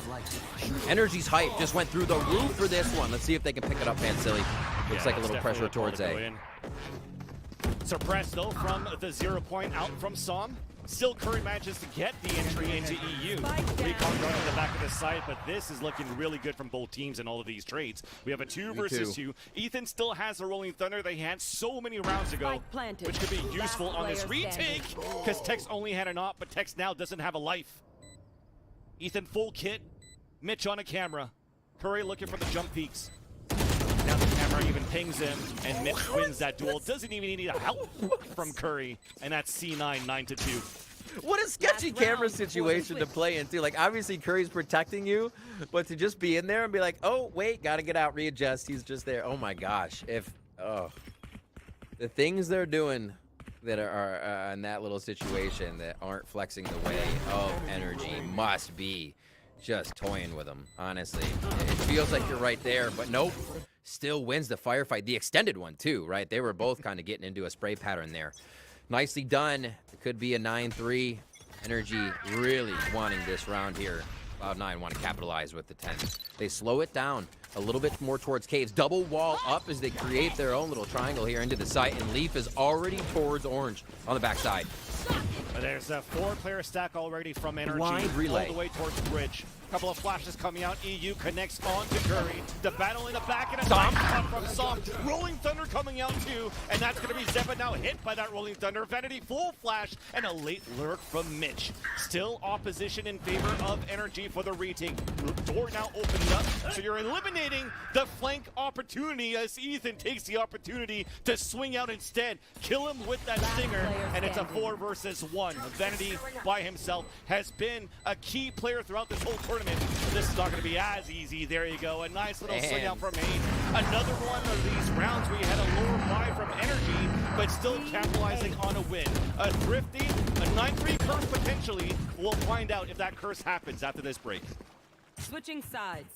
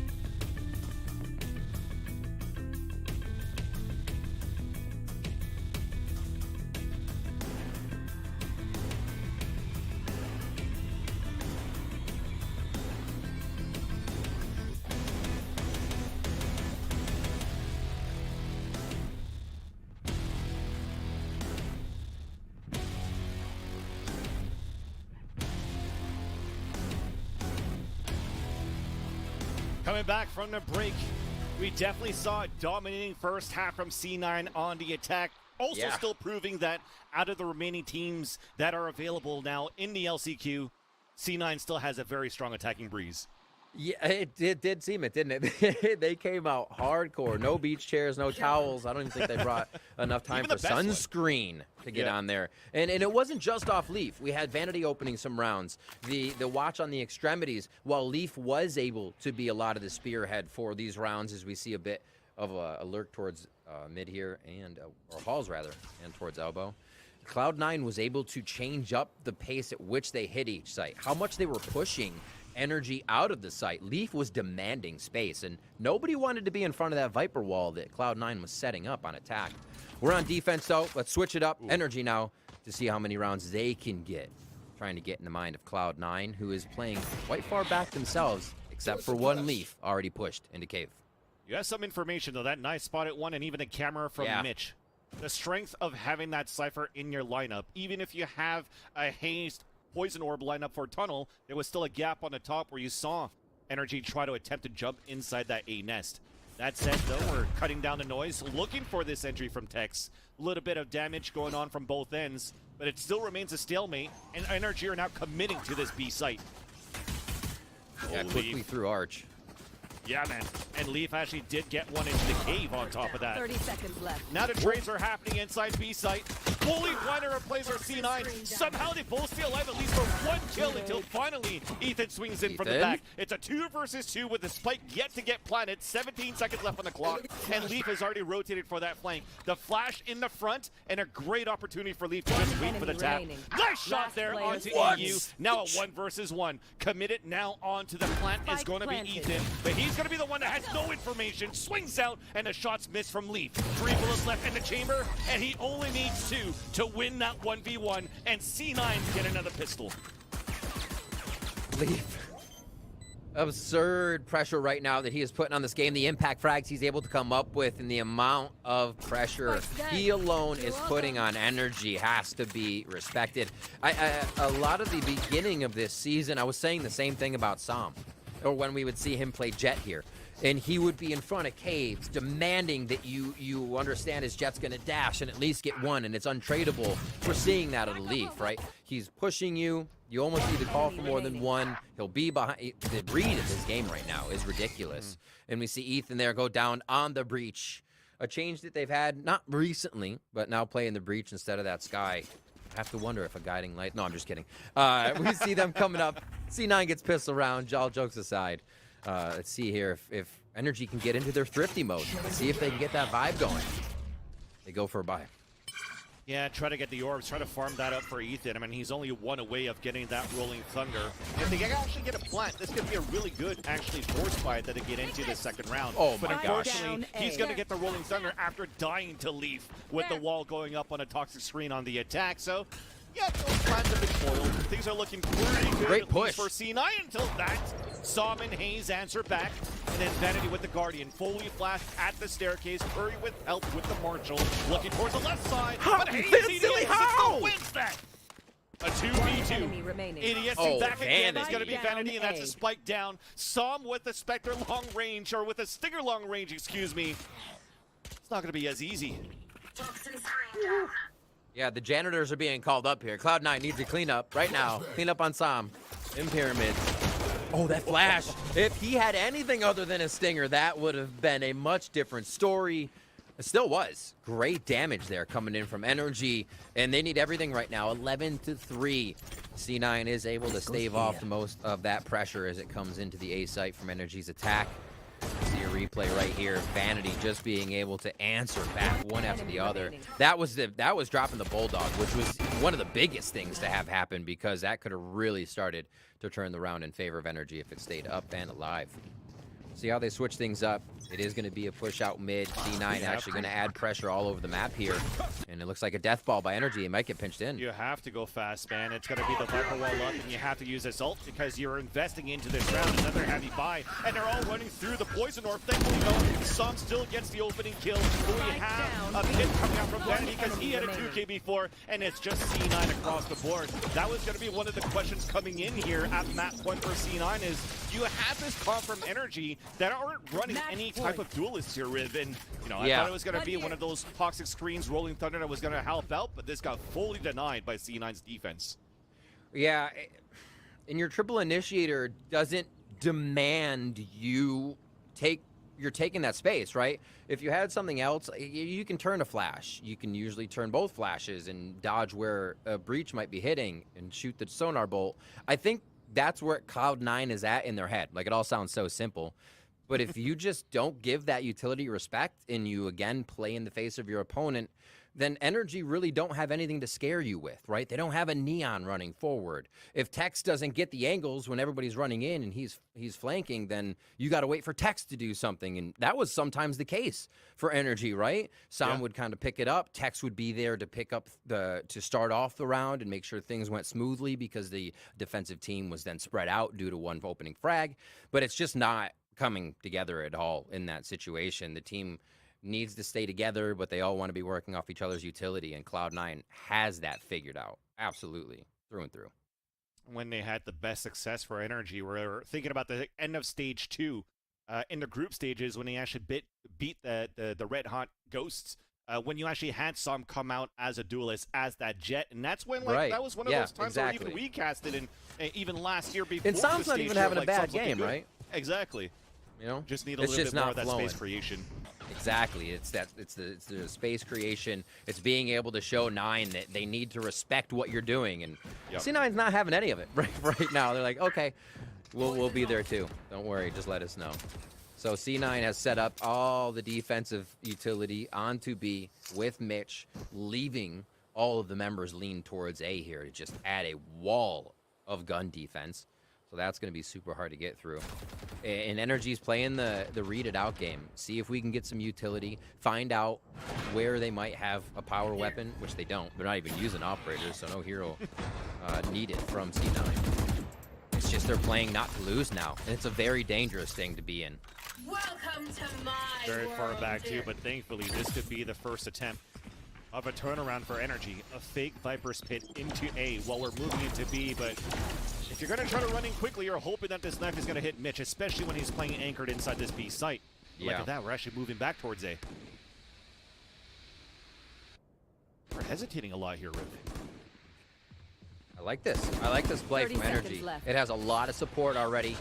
It'll definitely pressure C9 into something new to start things off. They're still going to plant outside, so a little bit of a delay game played by this pit, but they still have coverage on the spike. That means, I mean, it becomes a little bit more dangerous in a sense, but I think NRG wants to have full vision of that diffuser.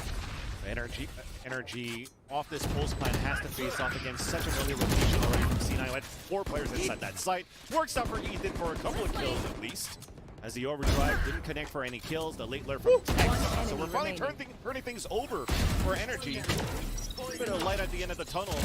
Vanity is just looking to make it expensive, but finally a round coming in for NRG with, again, another one of those lower buys. Just keep having these mixed buys to get the success for NRG so far on Breeze.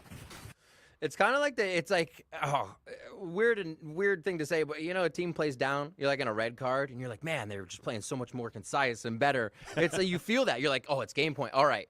No more mistakes. Just rethink everything. You know, you have that consideration for each play you're making. And on that one, we saw that consideration and NRG's movement back and forth between the sites, not fully choosing until they knew they could commit with a lot of space, making sure that Viper Pit was what they could use. Hazed ult down now. They are on deck for EU's ultimate here and Sam. There you go. Null command being achieved right now in the shop.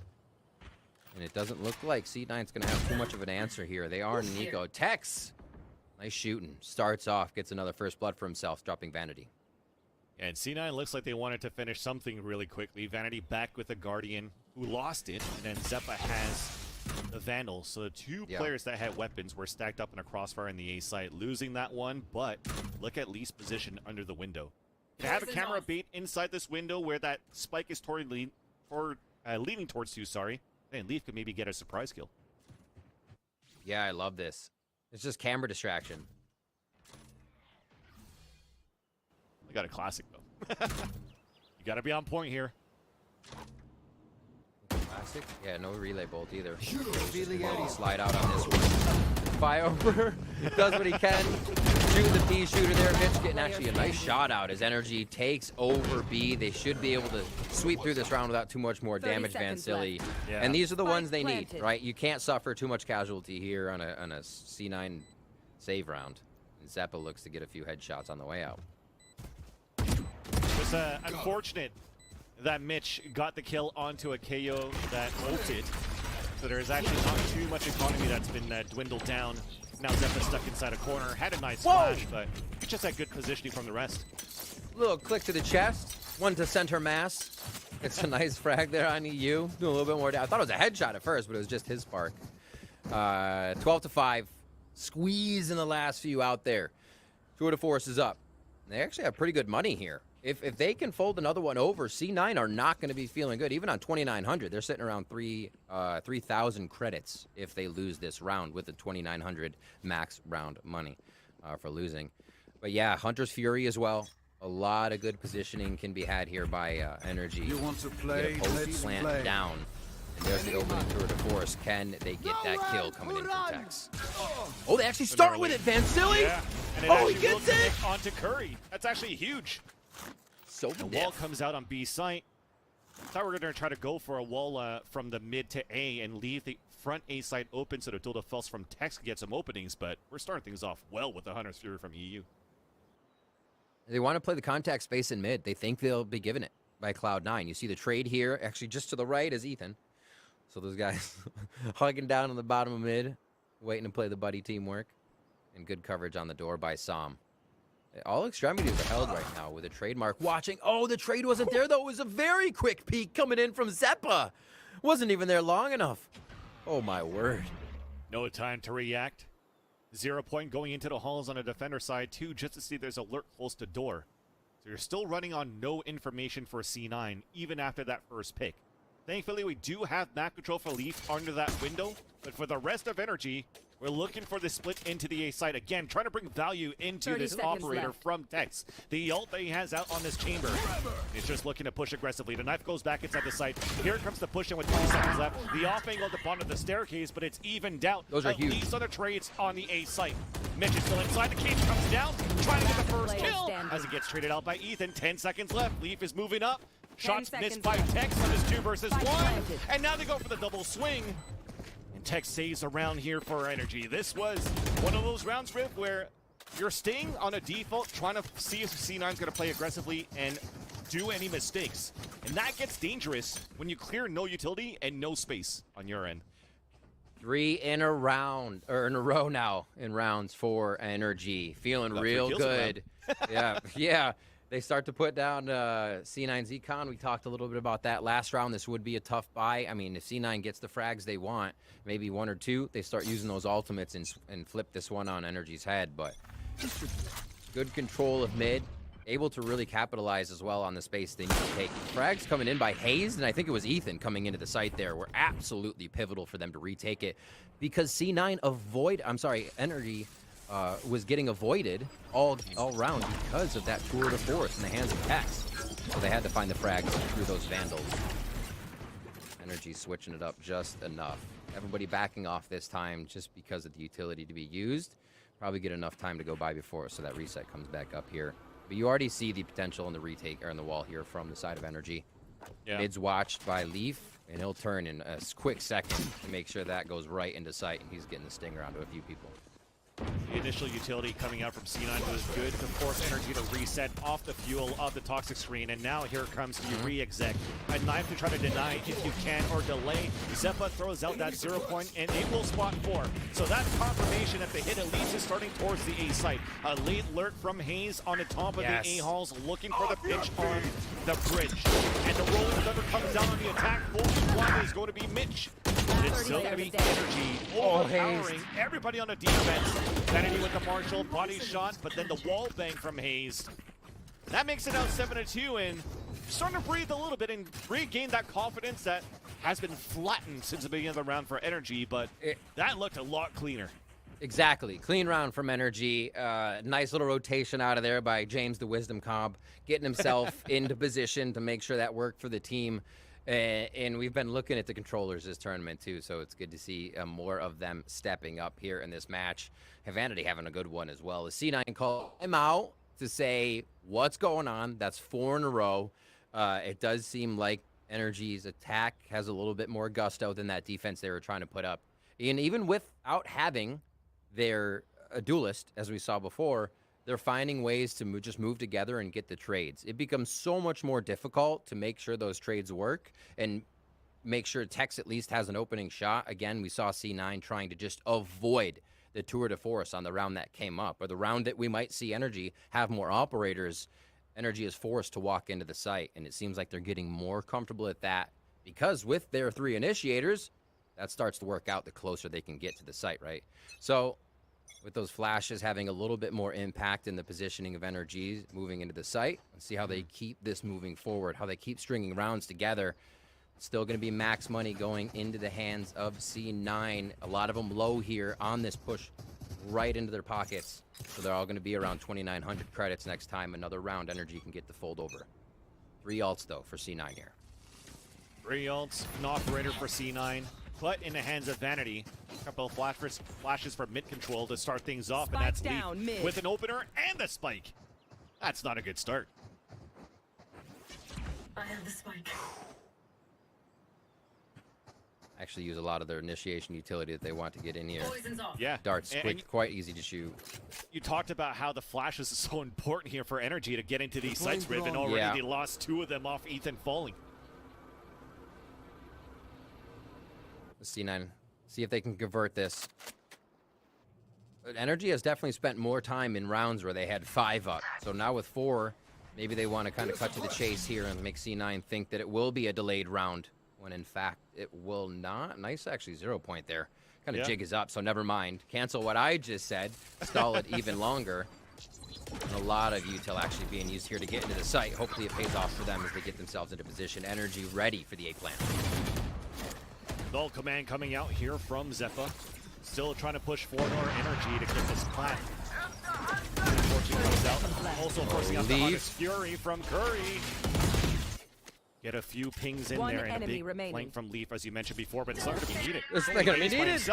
Oh, yeah, gets shot from behind as soon as he gets over, and there you go. Defenders Leaf gets the kill, and this has been pretty much one-sided overall. It was just a matter of time, but C9 showed up with a very strong breeze. Yeah, I think with that round we saw as well, it was the story of that was kind of a 1 step ahead. Cloud9 looked 1 step ahead in how they continued to push into the sites. Once they figured out B wasn't working, they go through mid quite a bit, and if again it wasn't off a Leaf, we saw Mitch opening frags with the operator from the attack side too. They just have so much versatility in how they can play it. Once NRG on defense thought they had a read, they were looking at something different, and that becomes so difficult to play against.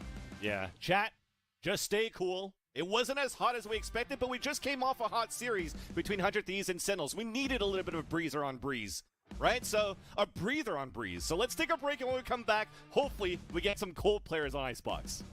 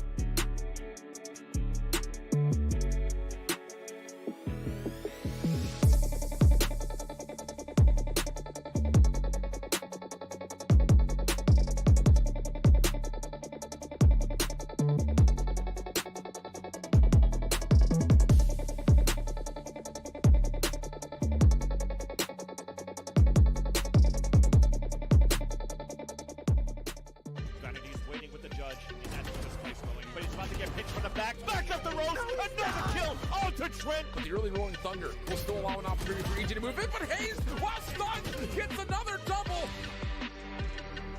Welcome back, everyone. As C9 have, well, they were trying to do a little bit of a speed run there for a moment there, but NRG almost brought that one back. Unfortunately for them, it was not enough. Cloud9 managed to win on Breeze with authority. Golden Boy here alongside with Mimi and Mel as we discuss all of that. And, you know, I mean, let's just show some of the highlights from that game and really talk about the giant mechanical half-man, half-machine elephant in the room, which was Breach. Don't really think that they got the value, NRG, out of the Breach that they were hoping they would have gotten. I was hoping to see something innovative, something crazy. NRG have shown that to us in the past, but I'm gonna be honest, I did not think the Breach was it. Looking back at that defensive side, you could count the rounds that they won on a single arm, because you only really need one. It felt like there was only like one big moment where the Breach actually got a lot of value. They had the one ult play for a retake, but in general, I felt like C9's composition worked well against it. They tried to play some kind of opening gambits off the stun, but every round,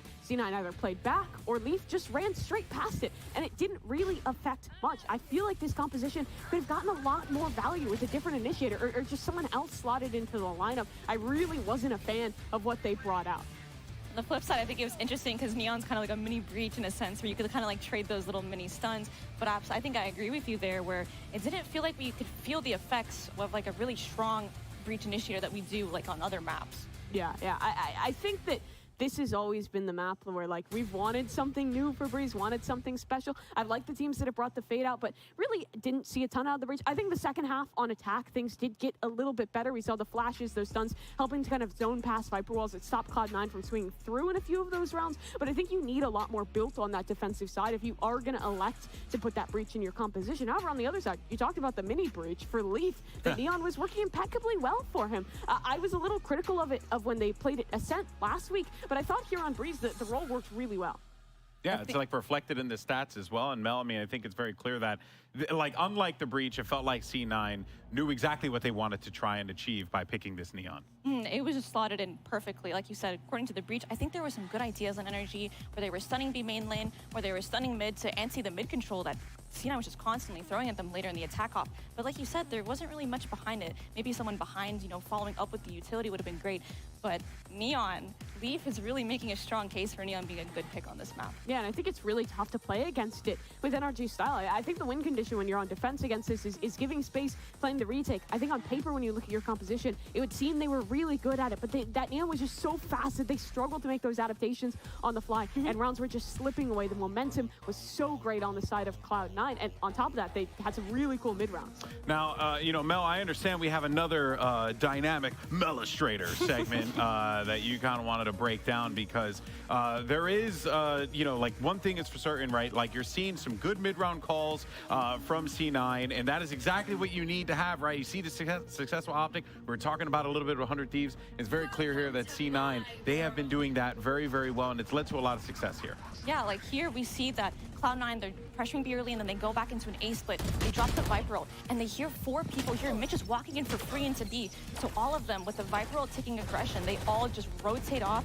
They get out, they get the hell to B pretty much, which is creating so much space for them on that Cypher as well. Also looking like a really good pick so far in this LCQ. And here's Curry just sticking around, causing a lot of lurk pressure on them. They need to clear him. They know he's a threat. And that gives Leaf, Neon with his fast lane just going up into Nest. He's able to take these fights and just dip out really quickly. And I think this was a beautifully played round by Cloud9, and it just showcases Cloud9's biggest strength in my opinion, which is in their mid-rounding. Vanity does a great job at handling this, and the Neon on the maps that they've put him in on, it works together with that philosophy just flawlessly. And I think this is an easy conversion for them. I think that NRG took advantage of an opportunity given to them here to just, you know, bombard the retake, but otherwise this is a really clean. Yeah, they still have that Viper orb inside of main, and Mitch kind of gives away that fight. Tex does a really good job at being proactive, shutting down Leaf and putting Vanity in a pretty much unwinnable situation, as I believe he was out of snake bites at that point. But still, I think the mid-rounding is always the biggest takeaway for C9. It's true now, it's true of previous iterations, it's true all the way back to version 1. Any team that Vanity is the IGL of will be great at making these pivots. And it wasn't just that around a few other moments here on Breeze. They were throwing some of those fakes where they're pressuring mid into A and then doubling back into B. The Neon allows you to really quickly make those moves, and I felt like NRG was really getting conditioned with those fast Neon executes to make those changes, to fully commit into those setups, so the fakes were super effective. All right, well, from the breach, we go to the mountains as we are now going to be embarking on Icebox for map number 2. Let's get ready, hopefully, for the agent select as soon as we can jump into it here. We'll have it in a few seconds, but now shifting over toward Icebox, this is going to be the NRG pick, and this is it, Mimi. It's do or die for NRG, and you don't want to go out like this because it felt like on Breeze, NRG, they were struggling to formulate a plan. C9 had their number. You cannot allow that to happen here, especially with how much people have been talking up this NRG lineup. Yeah, it really is do or die at this point for the side of NRG. Historically, Icebox has been really good for them. They were kind of innovative of putting Psalm on the Omen here, but as of late, they've changed over to the composition that pretty much everyone is running by implementing the KO into their comp, as well as that Sova and the Chamber, and then your standard Sage and Viper. On the other side, though, for Cloud9, we haven't seen them play it yet here at the LCQ. Last time was just in Tier 2 tournaments. They were playing the Fade then, but there's been ample opportunity for maybe them to pull something different out this time.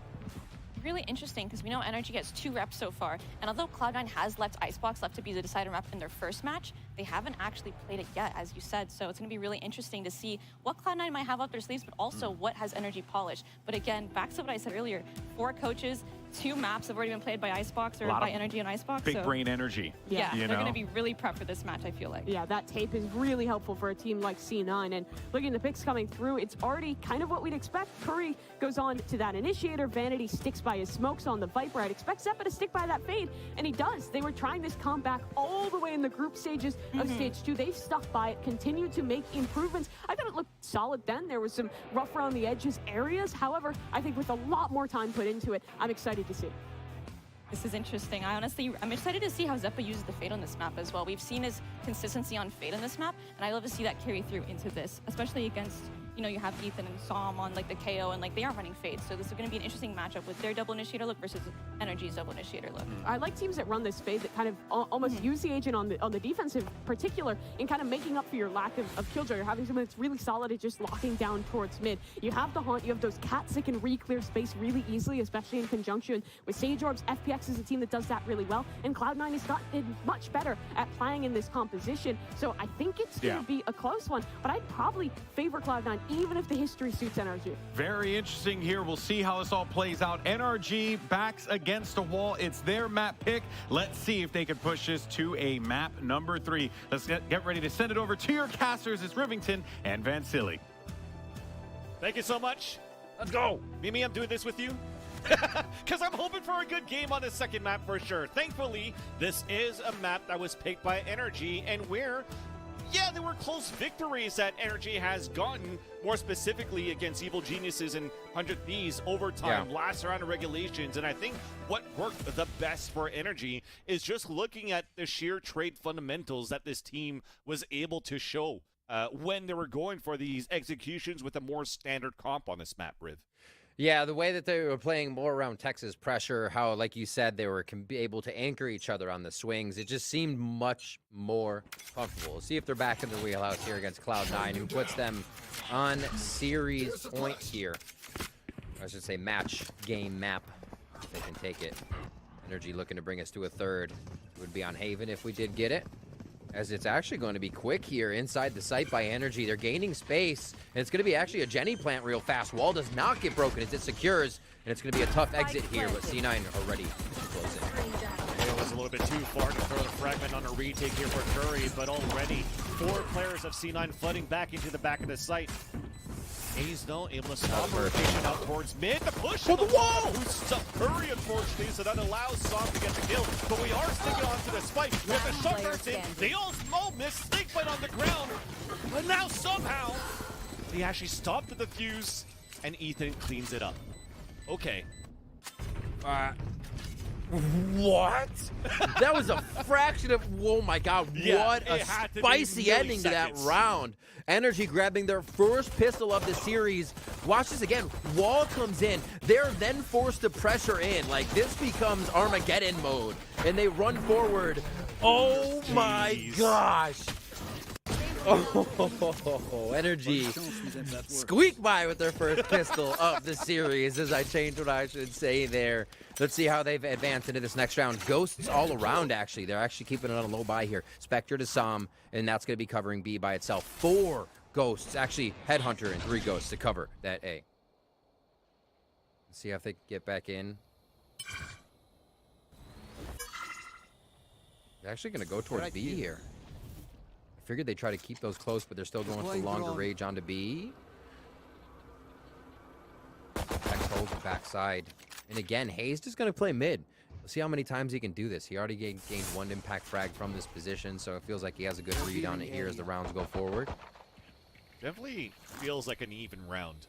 If you're looking at what we have in terms of weaponry, there's some that has a stronger buy with the Spectre, but maybe it's going to be those shields that's going to save the day here for Energy, because we have a nice stack from C9 if the Gamble is going to be towards that site, but after the Yellow Drone, it's going to be a late re-hit from Energy into B here. Like 1, 2, 3. Yep. Easy util to take site. Textbook. Spike planted. And this should be a quick B long hold. 1 or 2 at yellow, and they're safe to go. Tech's still on that rotation, so he might creep down mid just a little bit more here once he sees the backside of somebody feigning the first shot and not taking it. No sound for him just yet. This is going to be huge here. First 2. Oh, looking for the third there's here. 3. He's going to connect onto that one as well. A Hat-trick. 5 on 2.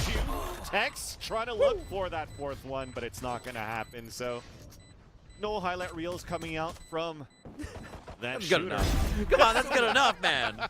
No, because Leaf is going to do it instead. Look at that. Headshot Don't to that say one it as well. so. And now it's a 2 versus 1. Of course, the spike is going to go off, but you're trying to make it expensive, and you had for a bit. And it's 2 unanswered rounds now for Energy. Spicy for you to live there. Oh my gosh. Tex coming up huge on that one. Tex with the turkey. He comes up with 3. Just clean. And his timing was waiting as well for what would have gone under a tube, right? So he's like, I probably got a few more seconds. Nope, 3 members in my face. And that's what we've been waiting for from Tex, right? He loves those 1v2, v3, v4. Bring them on. Situations, right? Keep them coming. And his Headhunter is very deadly once it comes online. A little bit of pressure towards B to start here. A bit of the same play without that quick lurk towards mid from Hazed. Nice little combination, though. Flash to not allow the recon dart to get broken. Knife towards yellow. Force the bit of rotation. All of Energy, rather, now towards the A site. But Prowler on mid now confirms from C9 that there's nobody lurking from Energy in that area. Vanity looking to delay as we're making a lot of noise from Energy on the attack. Taking cover towards the A site. Zeppelin gets the first blood into this round. Make that even the second one. Needs to get the spike down here for NRG. He already has C9 all across the map here on the A site. This is actually pretty incredible from Zeppa there to be able to get those first few fags. Oh my word. Yeah, but Som answers back, and even Ethan there with the Guardian in the face of Mitch. Now in a 2 versus 1 as Leaf and Curry answers back. Comes down to the 1v1 attempt of a clutch from EU. Recon dart out. We're sticking on to the spike. We're trying to get the wall bang, and we will get it for EU with the Red Bull clutch. What is it with last second defuses here? Oh my gosh. EU comes up huge on that because that's the bonus. That's the switch round for C9 to start carrying the economy in their favor. The normal way it goes with the Red Bull clutch is the way it will fall through. And I was saying, Zeppa had some amazing shots there. That's another pre-minute into the round that Energy is going into plant. So the fact that Zeppa is able to get 2 when Energy thinks he should be backing up and Energy is going to take full part of the site is huge. But they still get the cleanup, janitorial duty by EU. Absolutely huge plays there. And they put C9 back onto a lower buy. It is going to be some Sheriffs with a hero on Leaf. Let's see if he can make that Champ Phantom go to work here. It was one of those rounds where whoever lost that one was going to be in a huge deficit in terms of economy. This time being C9, hero rifle for Leaf. Couple of small shields, though, as we had a little bit of jiggle peek from both chambers on mid. Something that we'll see very often on this map these days, especially with the range that we still are playing on the rendezvous available from these chambers. Leaf also overextending a little bit more, and that overextension becomes an invitation from Tex to get the first blood. Not terrible. His buy folds into an ultimate next round so he can hero on this and still have a weapon. Unfortunate they were not able to capitalize on a phantom buy, though. And that's going to be protected for a little bit. That weapon, they figured it's going to pick it up. I think they let it go now. The Prowler comes out. It's going to be too much to grab that phantom, but great job by NRG to shut that down right away.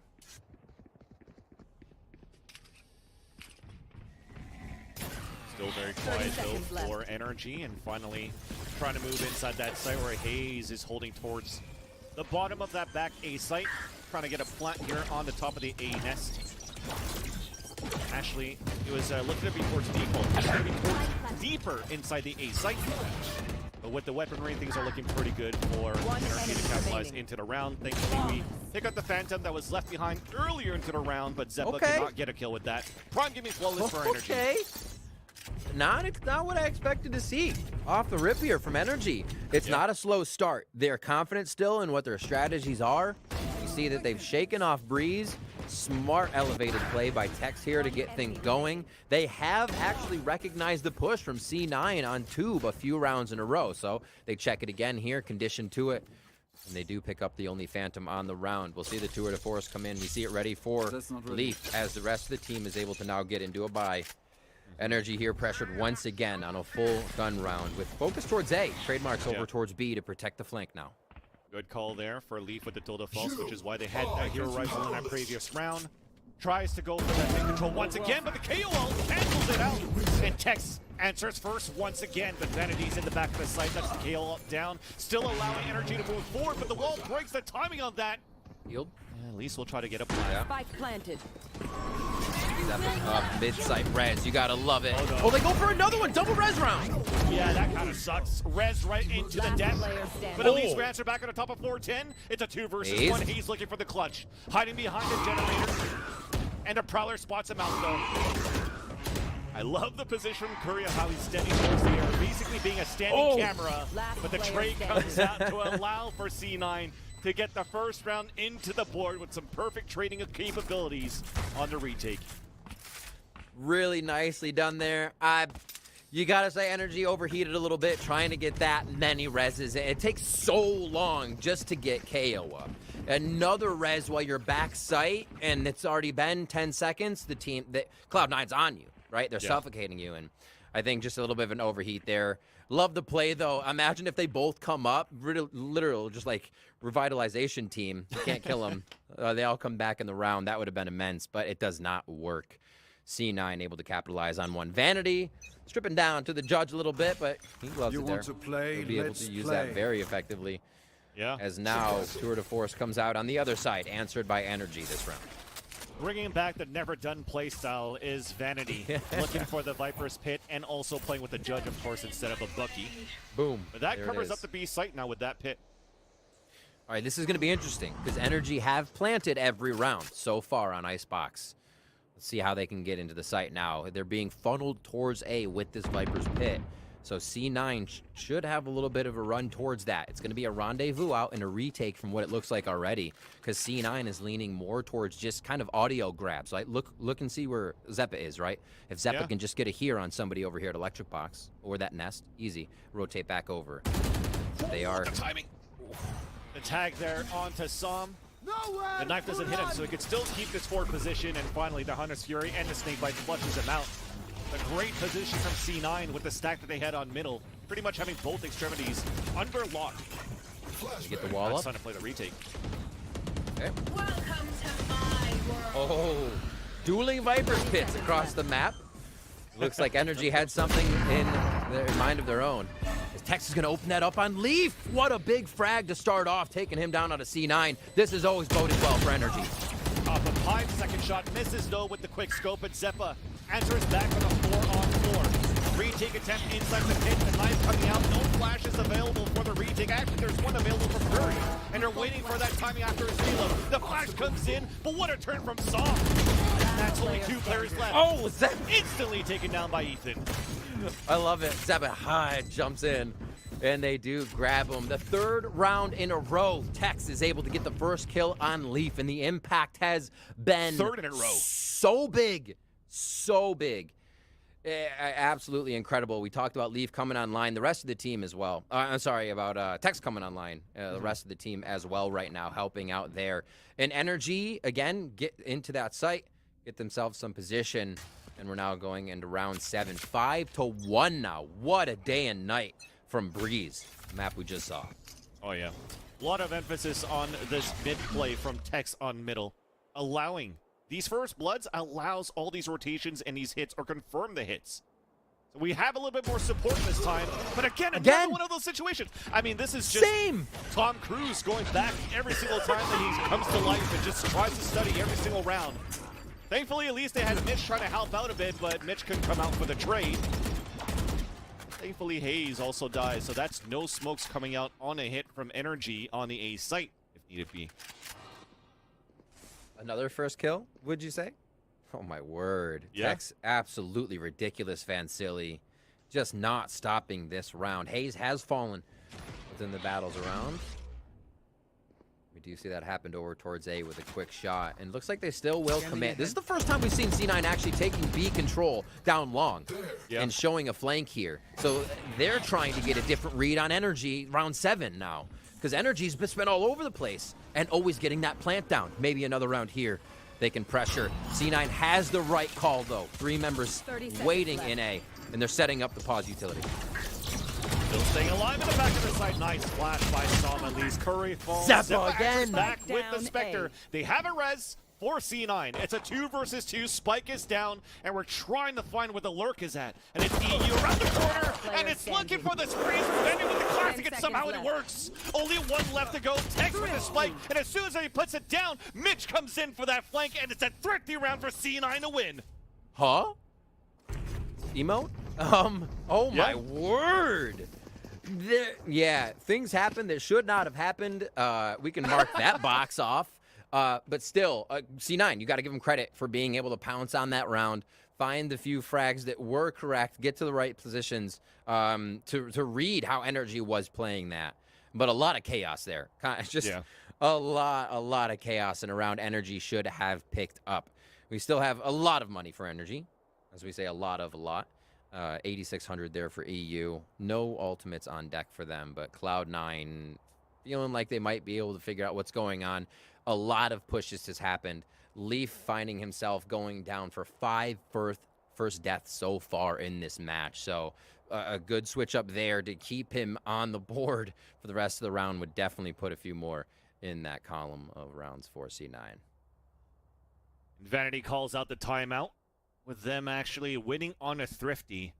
Took him 19 rounds to pull out a timeout from the first map till now, but that's one of those moments where you're trying to calm down the senses. You're picking up some weapons, you built the economy, and now it's time to stay focused within the game. Vanity's probably calling something for NRG at this point where it's been fairly slow, and how do you answer back onto Texas' position on the top of blue?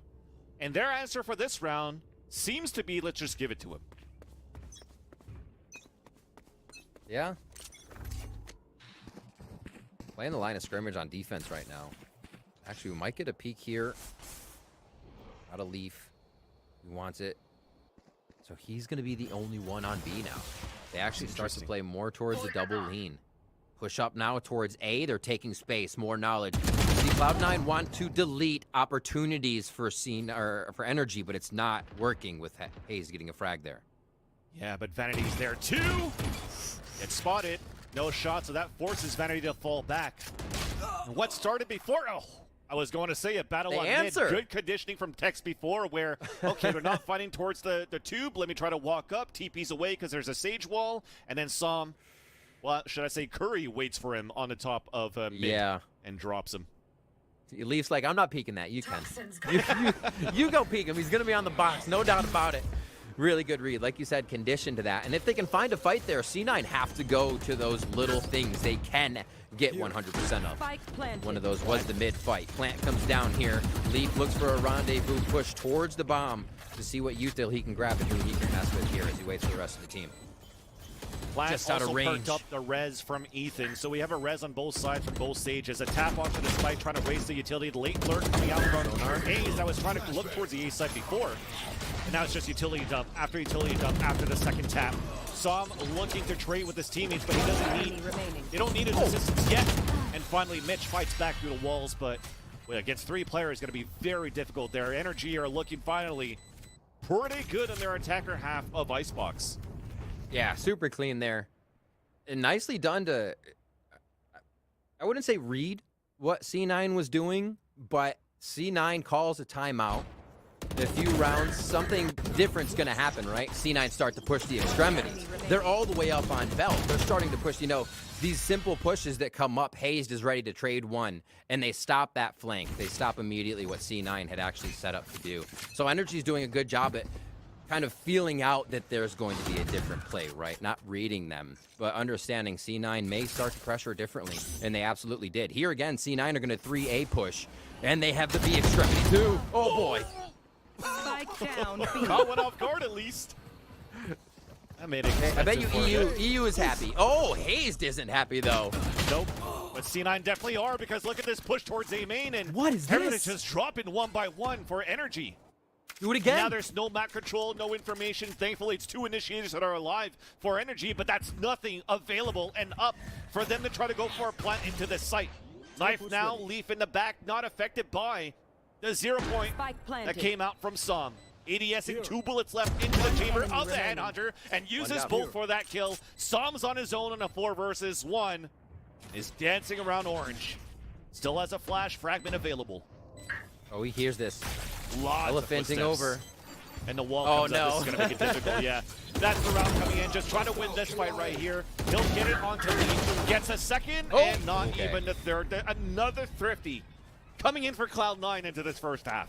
However they can string them together, or piece them together, I should say. None of these rounds have been strung together for Cloud9. I think we have to notice that. NRG is able to come back, tack on a little bit more, and that becomes really difficult because you want a full buy into these rounds. So imagine being Vanity right now and getting your money, buying in 450 credits, and you're put back on 1,900 credits next round, right? That's what NRG's been doing, continuing to reset C9's money after they win a round. If they can do it again here, they might just be able to close this out at a 9-3. C9 really need this round right now to change that pacing. To see how they can do it, the operator is there for Leaf, who were to force his next round, so he's not worried about that buy we just talked about. Yep. Because he can go for the ultimate. C9 trying to just put all the pieces together right now to find these rounds. You're just going to try to commit off initiator utility on the A side, stage wall plant, while again Hayes is going to look for the lurk. Nice little knife coming out though from Curry. Spotting 2 players, including that KO. Already seeing that slight rotation from Vanity, slowly walking back to take boiler control. Yep. Slow play from Leaf. And very rightly so. Keeping him alive has done a lot for the C9 squad, and being able to retake is a little back and forth shimmy here to make sure mid's not being pushed. Make sure they still have this long B control. Feeling area. And look at the push weight here, actually, by Tex. They've got 2 pushes from A, right? Cloud9 has wanted that aggression. Now let's see if they can defend the B hit. That's just such good utility there from NRG. The lineup for the 0 point. Just enough. Then the recon dart, and indeed, yeah, the pixel plant at least. Could have been a small error on the box there for Ethan, but it works out for the plant. But they executed that with a null command. But here comes the counter ults back from C9. It's pinging a lot of players. One in the back of the side, too. We're trying to go for the full defuse. Curry's going to get all that information. A counter wall coming up from again. Mitch. We're sticking on to the spike, and we get it here this time for C9. A lot go down in the end, but C9 grab it. A very pivotal round to grab. I don't know how they did it just off a smoke plant. They do lose their members. So along with getting the round money, they're going to be able to buy again, which is pivotal. Like, they would have been done if they lost that last round for a few more here. So C9 really squeaking that one by. It's not the first time. And I think the last time we watched C9 play, they had grabbed at least 2 or 3 pivotal thrifty round diffuses like that behind smoke or in smoke to capitalize on their rounds. That's, as crazy as it looks, that is not something C9 is a stranger to. Yeah. You finally see it around history.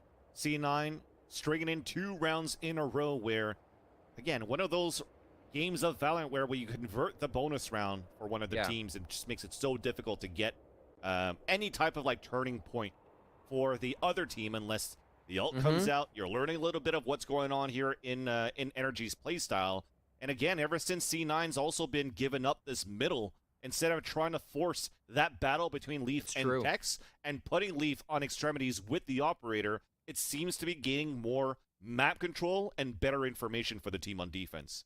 That's a great call, Vansili. That the Leaf and the Tex matchup we saw towards mid was crippling what Cloud9 was able to then further do within the rounds. After their timeout, changed a lot, right? Curry comes back and he puts one in between the eyes of Tex. You have Leaf playing back, playing on the rendezvous is a little more safe. And NRG has a harder time to break the defense. A little ulti here, pit right off the bat, bit of a Pac-Man over towards the A site. Looks more like a duck, kinda. Rubber ducky on A. And C9's now 2 away from capitalizing on the 6-6. It looks like they won't go for too heavy of a push this time. It's now going to be Leaf, however, that does get in a pretty peculiar position on B long. But he won't see the action. It's going to be a 2-3 split, and maybe the two go full mid here. This would be wild from NRG. Very wild. Because the only thing that they'll get mid control with is a poison orb. And they're just going to have to play the surprise with the orb coming down. No flashes to assist them because both initiators are working towards the A site. You see, speaking of initiators, it's the Prowler coming out from Zeppo instead. And as it finds no information, you had an early rotate in the back of Boiler, and they rotate back into A. Very, very slow round from NRG here. Under the tube is going to be the play, possibly going the flank towards mid screens. Are they ready for it, though? Great kill on Assam to start things off. They definitely knew it for C9. At least Hayes gets that kill. We still have Ethan alive. We still have Vanity alive as well. It looks up, gets the dink and the kill there onto Ethan, thankfully, with that Spectre. Then inside that pit, NRG, EU fights back, close range, thankfully. Leaf has it Tilda Fels, so that shoots a little bit faster. And the advantage goes back for Cloud9. 16 seconds left, the res comes out, and unfortunately, EU missed the ropes to grab the spike that was on top of that pipes. And a small E this time into the error column. C9 are 1 round away of tying things up. And the way they're playing now is giving them so much info, right? Leaf up towards B, not getting the first kill, and he hasn't the entire map, but it's the info he's grabbing. That's what we're looking for. He let them all know, hey, there's no B. Mid was covered, trademark and kitchen. And if you are C9 on defense and you don't see that headhunter shooting at you from belt or coming into sight, just like you called it, Vans, yes, they are looking mid. They're looking for a lurk, and rightly so, because the 3 members of NRG did not present Tex on the way into main of A. So really smartly played by Vanity and the rest of the squad to call the looks, call the angles, and shut down NRG to look for that 6-6. Yeah. Now the operator work with, trying to use it towards the close. Oh, nice TP. That was so close. Song was just there to try to capitalize on the kill. But that space gained by NRG for an attempt at the A-side plant. 4 players. A's on the other end of the map once again. Spicy. A little bit of a delay, yeah. Couple of utility coming in on the defense. But this is all to kill time so that Hayes could actually get this lurk. The delay is perfect. Oh, Hayes has to move. Lace it up and run, but this is going to have to be some perfect timing. They do get the plant down, but it is now covered by C9 members. Fighting back. Hayes just spawned one coming in towards the top of the site, but it's still going to be Zeppo that wins it. The one that got spotted. So EU has a Hunter's Fury, though, so this could be good. Shock Dart coming in, and that's going to guarantee the kill onto mid. You delight Oh my god, that was so good. What awareness going in for Leaf. Now the rest of the Hunter's Fury doesn't get the kill. The defuse comes in for C9. And what started off to be a very good start for NRG, looking that he had control of this map, C9 fights back and ties it 6-6. Let's see the continuation of this matchup after the break.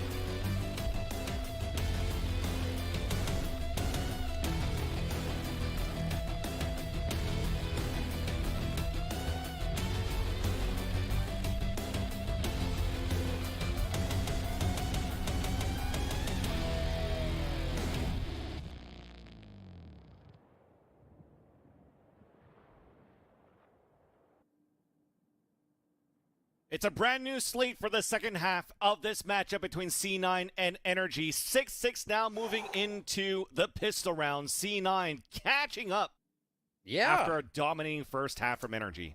4 starting rounds for NRG, 4 ending rounds for C9. A little bit of a mix-up in between. A sweet first half sandwich coming in here for map 2 on Icebox. And C9 doing it much differently. We talked a little bit about Leaf first kills coming in. Had 7 on Breeze, but he hasn't found any this time. And it's not, oh, well, Leaf hasn't found any. C9's playing it differently. He's back, he's waiting. Let's see if they start differently on this one as well, since we know Vanity to change things up and not give you the same look. And they've already showed us a different first half here on defense. Now C9 on attack. They are going to go towards B, Vancillion. They're real close to Tex. No TPs, but a headshot still. That's a great start. The best you could do from Tex in a one-and-done position. Forcing now the plant coming in from Leaf. He's looking to play at least some sort of TP post-plant with the rest of the team. Double yellow. Like it. The flank still coming in. Late lurk from Vanity. And they're going to be all-knowing now once they start seeing the members. Great shot by Zeppa to start things off. Quad wall, horizontal, pushing forward is going to be Zeppa saved here. What are these sticking on the fight, but the fight sticks out. Right click from Leaf. Yeah, at least that's going to be it. Thankfully, the late lurk from Vanity, as you mentioned before here, Riv, is able to seal the deal for C9 to win another pistol. That's 3-1 in pistol so far in this series between these two teams in favor of C9. I think we got one of those bunny hop right clicks out of Leaf. You're just like, oh god!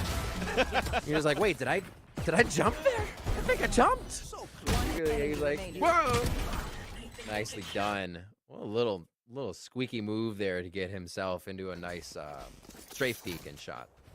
7-6, C9 grabs that pistol, so they share pistols on this map so far.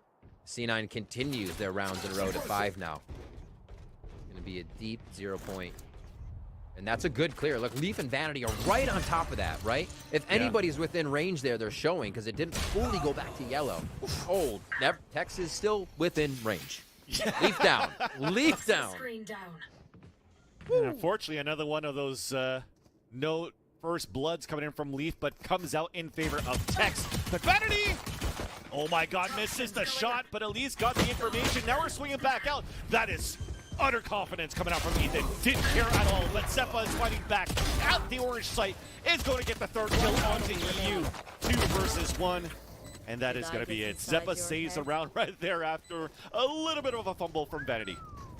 That's the second round in a row now Tex has gotten first, even on the pistols here. So nice for C9 to be able to turn that one around. Tex just feels like out of the gate, he's got that hot shot, and we have been seeing it round to round. Definitely a big impact here for NRG, but it's about C9 right now.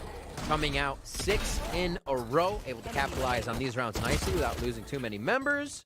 Easy peasy 4K for Zeppa. That's going to be a nice nightfall when they need it early if they have to shut down NRG. And here comes the bonus round.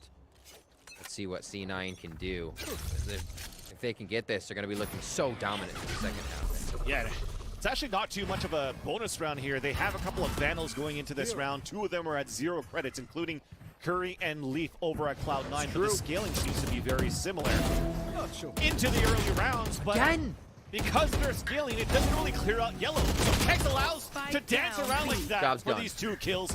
Job's done. It's exactly once again. Spike down. And now it's re-picked up by C9, and we got to reset. 4v3 here.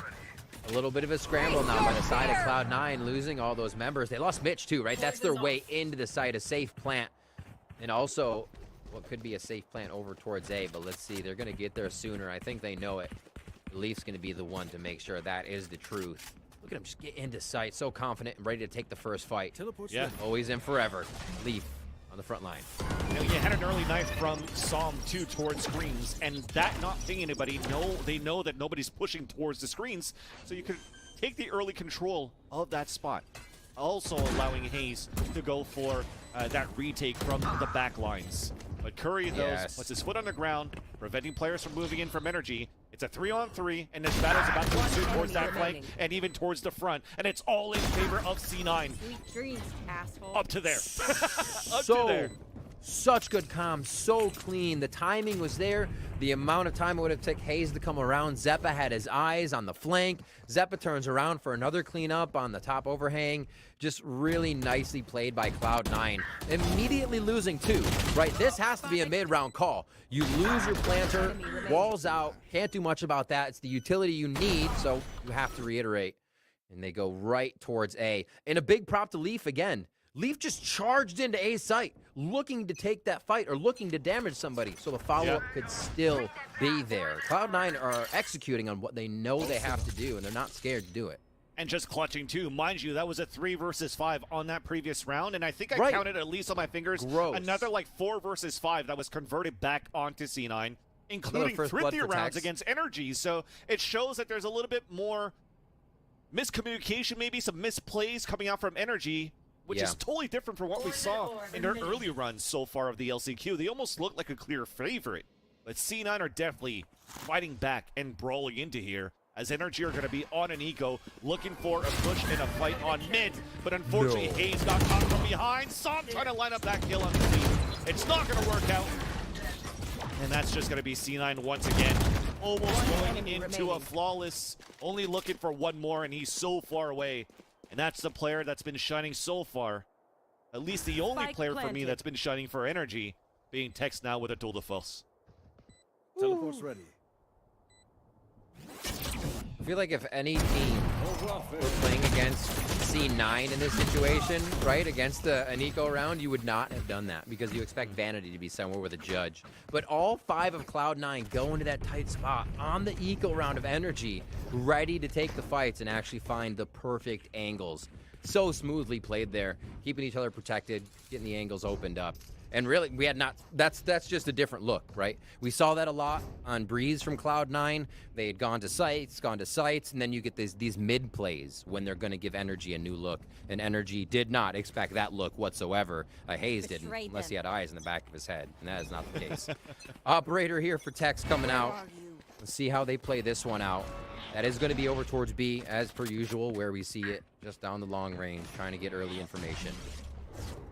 And C9, they're still moving up pretty fast here, but not receiving too much utility from NRG's defensive side, so maybe a little bit of a guessing game here. Well, the guessing game is going to be a confirmation soon, as we saw the Alto come out on defense. That just got shot off. KOL coming out too on the attack.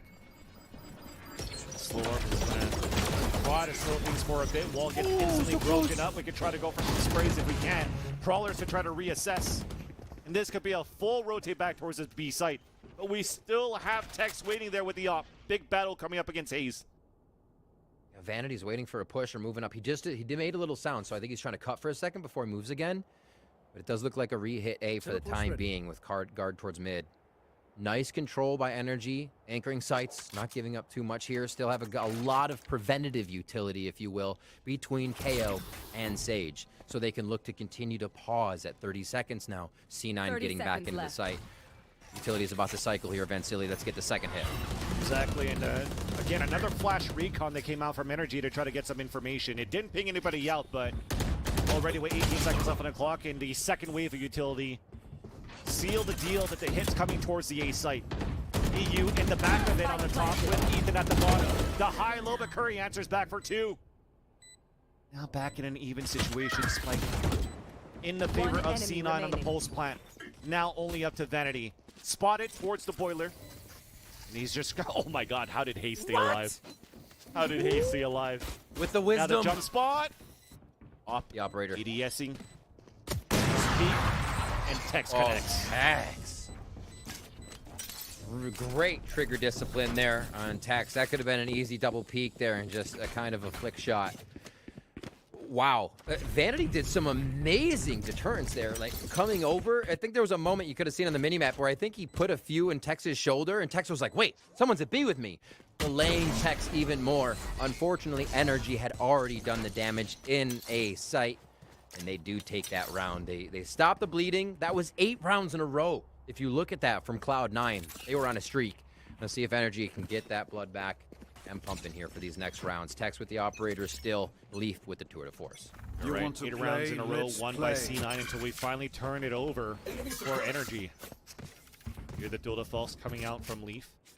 X with his own operator, playing the same position as Leaf did before on defense. Early 0 points, gonna spot out Som. And Ethan's gonna play the information. Behind the wall, if they break it, forced to rotate. Flashes coming out from Som could go for the double swing too. But C9 are just cutting noise and walking up, trying to get an entry with Leaf's Dota False. Nice little quadrant he gets to play in there with the wall. Flash over for a delay. You see again a push up. EU looking for audio, looking for presence. With the operator down long B here. This is the second time C9 tries to run this, but they don't have the flank as per usual, right? Vanity isn't off on the side. Wall's about to come up over screens. Stop this eye. We'll see if they can answer. That was a huge knife from both ends. Lots of information picked up, and what do you do with it?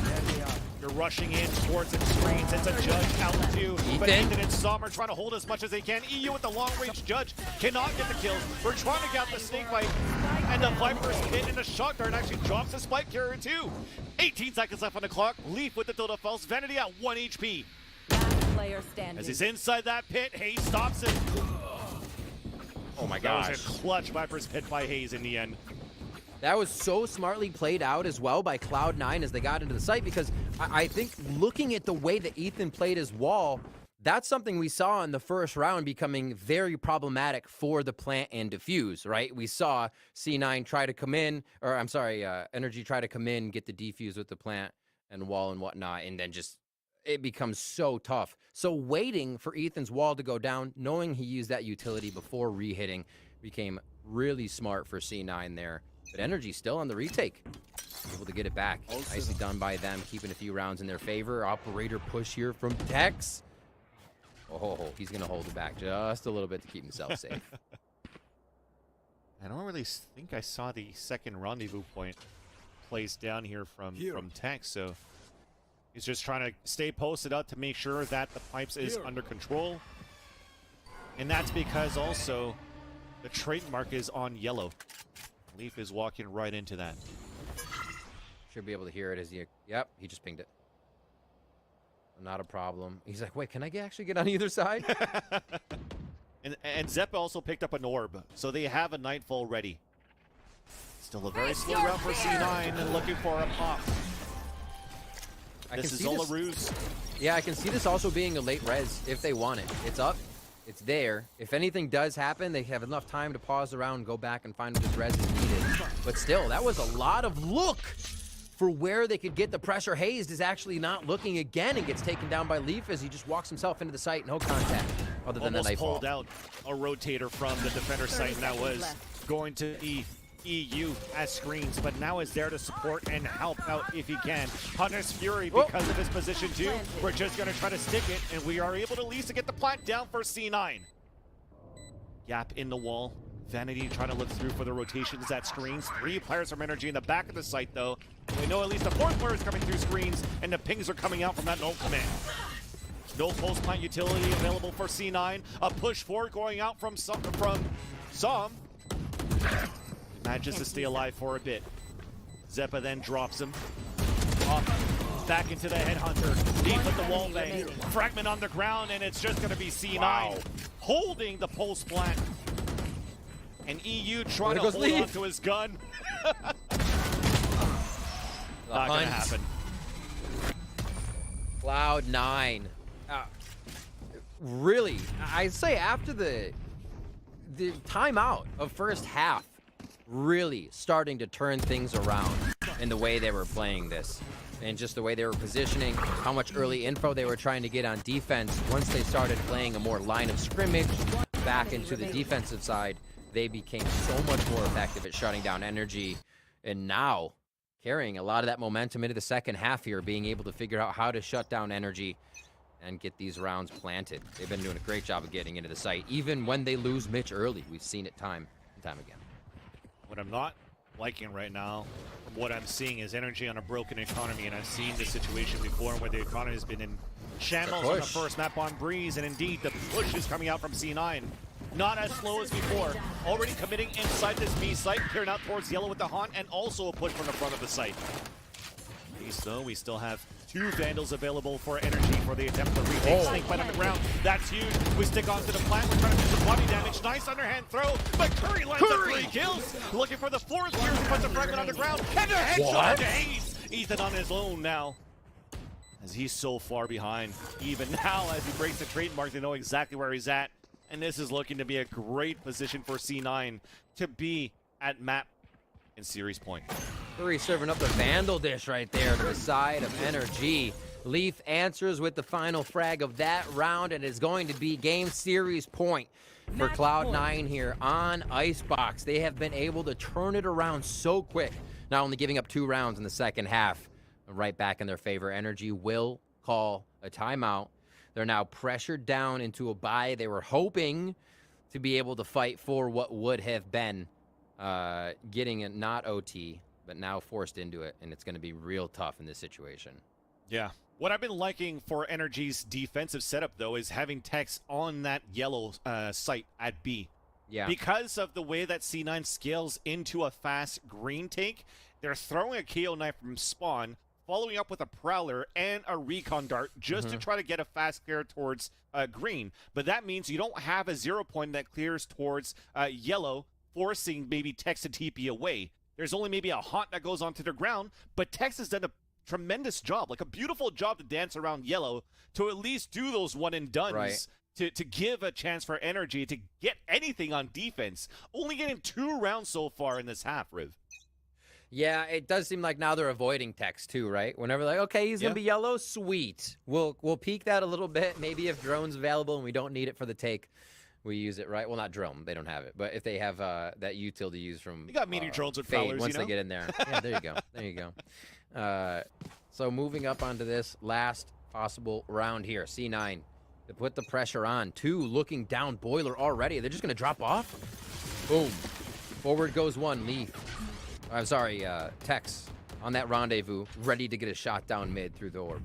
Yeah, you're right. I think I led you into confusion by talking about a recon dart earlier on, Riv, into that analysis, which is probably why you talked about the drone, so that's why. But I'll take that, but not Curry. Mitch then answers back, looking to get the res if he can, but it's just going to be a down KO for now. Somehow, it's a long-range res. Yep. Zeppa on the ground with the Prowler out. And again, after this timeout, there's only a rifle left for Som, a Vandal in his hands, a pistol and Headhunter for Tex, a Sheriff for Hayes, and a Spectre for EU, but still a player disadvantage. Ooh. Spotted by Leaf. That now initiates C9 to push forward off the rappel, but Som still lands that kill onto Zeppa. Underhand flash for Curry to get the kill, putting a lot of value in this KO so far. 3 on 3. Now Tex picking up that Vandal. The res coming up too, but they can't push through because there's a toxic screen coming up on the defense. So it allows the res to come out for C9, and they're booking it back towards B. This is where we see Vanity shine, right? The recall. What's going on? Obviously, the team's giving input left and right. There is...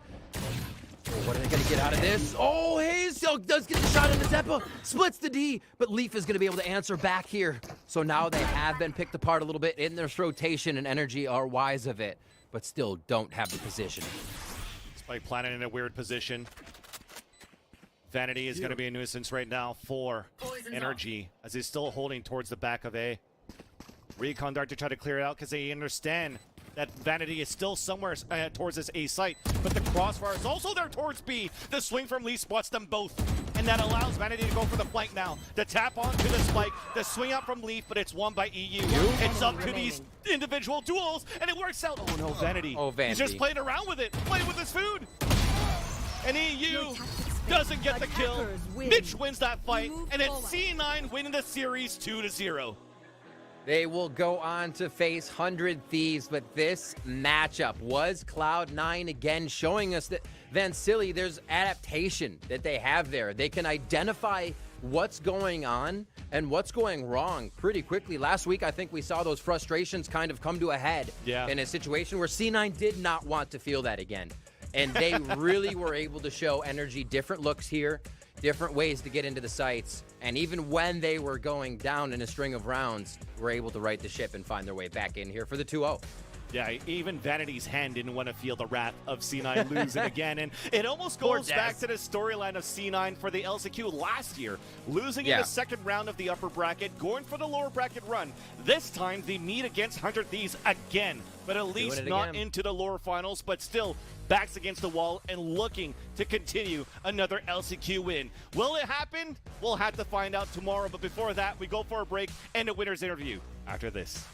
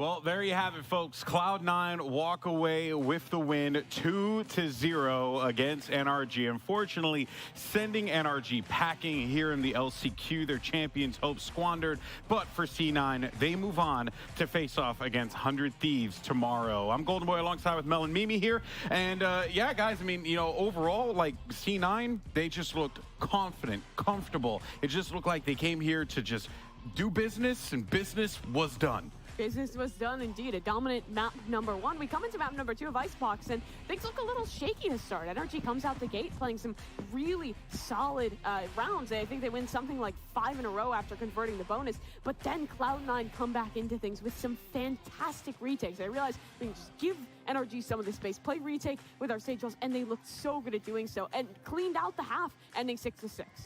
Yeah, I really like C9 just had a breeze. Honestly, this match was a breeze for them, and it looks like they iced out this was Icebox, NRG. Mel. This was Icebox. They iced him out. I needed my one cast, you know, my one analyst desk pun for the record. You ruined it, Gigi. I'm sorry. So sorry. You're good. No, ever since, though, it was back and forth. And so, like you said, there was that round where everything turned on its head with the Thrifty. And then also, they were winning miraculous rounds like this diffuse through the smoke.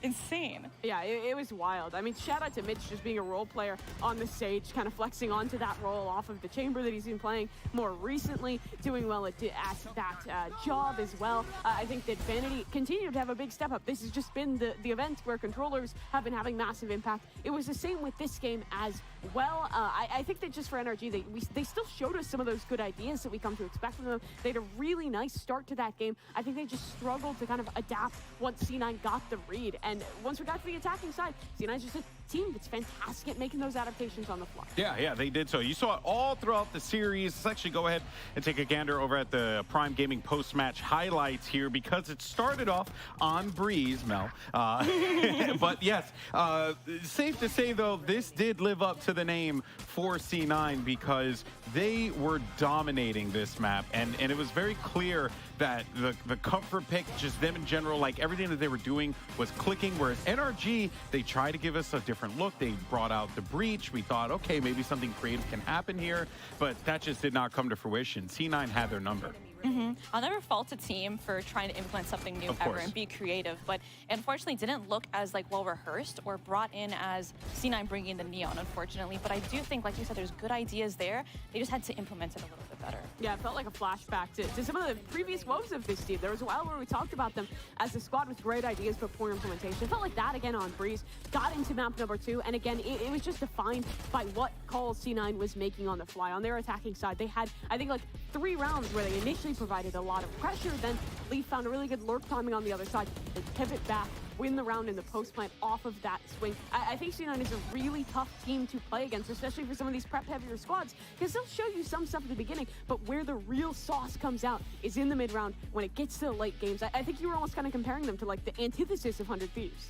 Yeah, exactly. We're 100 Thieves. They have a pre-round, a really strong pre-round idea, and they'll sometimes just, they'll execute through it no matter what. But with, Cloud9, they will really just break down the round. Like, there was a round where we see them doing some mid-pressure, and then they come back towards A lobby. We see from Texas POV, Disaster's about to strike 4 players on his screen, and then just they pause, they cancel, and they're like, okay, let's pivot back actually mid B, and that's the beauty of Cloud9. That's where they start the most. Yeah, those mid-round calls, that is very instrumental for a lot of teams' success, as we had mentioned so many times in the past, and it's played out really well for them. But also, switching over and putting a spotlight on some of the players, and Curry in this particular series, Mimi, he's always been a point of conversation for this team ever since coming in. People wondering why the change. But it's very clear, like, in this game in particular, he was contributing. He was playing his role very effectively, and that was a big reason why they found success here. Yeah, I think we came into this, the pressure was on him, right? There's a lot of pressure on this guy. He's filling in big shoes. Zeta was an instrumental part in this team's success, and I think some of the first kind of implementations were looking a little bit rough, but this series, I think he stepped up, had a great performance. The initiator utility was really nice. I think that role makes so much more sense than when they were experimenting with him on the controller. I like what we're seeing from Curry, and I think we're starting to finally see all those pieces click into place for C9. He's a fourth quarter player. He's a fourth quarter player. I love it. All right, well, we do have Curry actually standing by with our Verizon post-match interview, so I'll catch you guys in a little bit. But let's go ahead and bring up Curry here. Curry, my friend, are you there? Do you hear me? Yes, I can hear you. What's up, brother? Congratulations, man. How you feeling? Feeling good, man. I mean, another big win with the team. I think this is like our second biggest win with me on the roster, so it's feeling pretty good. Yeah. I mean, I didn't want to talk about that because, you came into this roster, a lot of question marks, right? People were wondering what happened, why, what was the decision making here? I mean, for yourself, right? Why did you want to come to Cloud9? There's always the question of like why they, traded a player or whatever, but why did you want to come to Cloud9 and play with this team? Well, I mean, I think the simple answer is I just wanted to win. I think my time on T1, I was spent building rosters and, trying to, just build something off of like a broken, whatever system, whatever it is. Fair. I think Cloud9 already has a successful system, and I just wanted to win. And I think I gave T1 a decent amount of time, and I'm really happy with how they treated me. And we tried our best, and we all tried our best, and I'm happy for them. But I'm really happy that I'm on Cloud9 now, and it's time to get winning, and hopefully we can take this all the way to Istanbul. Yeah, for sure. What were some of the challenges that you had coming into the lineup, though? Because I know that there were some, role changes or different things that kind of needed to come to fruition in order for you to feel comfortable on this squad. Can you speak on that a little bit?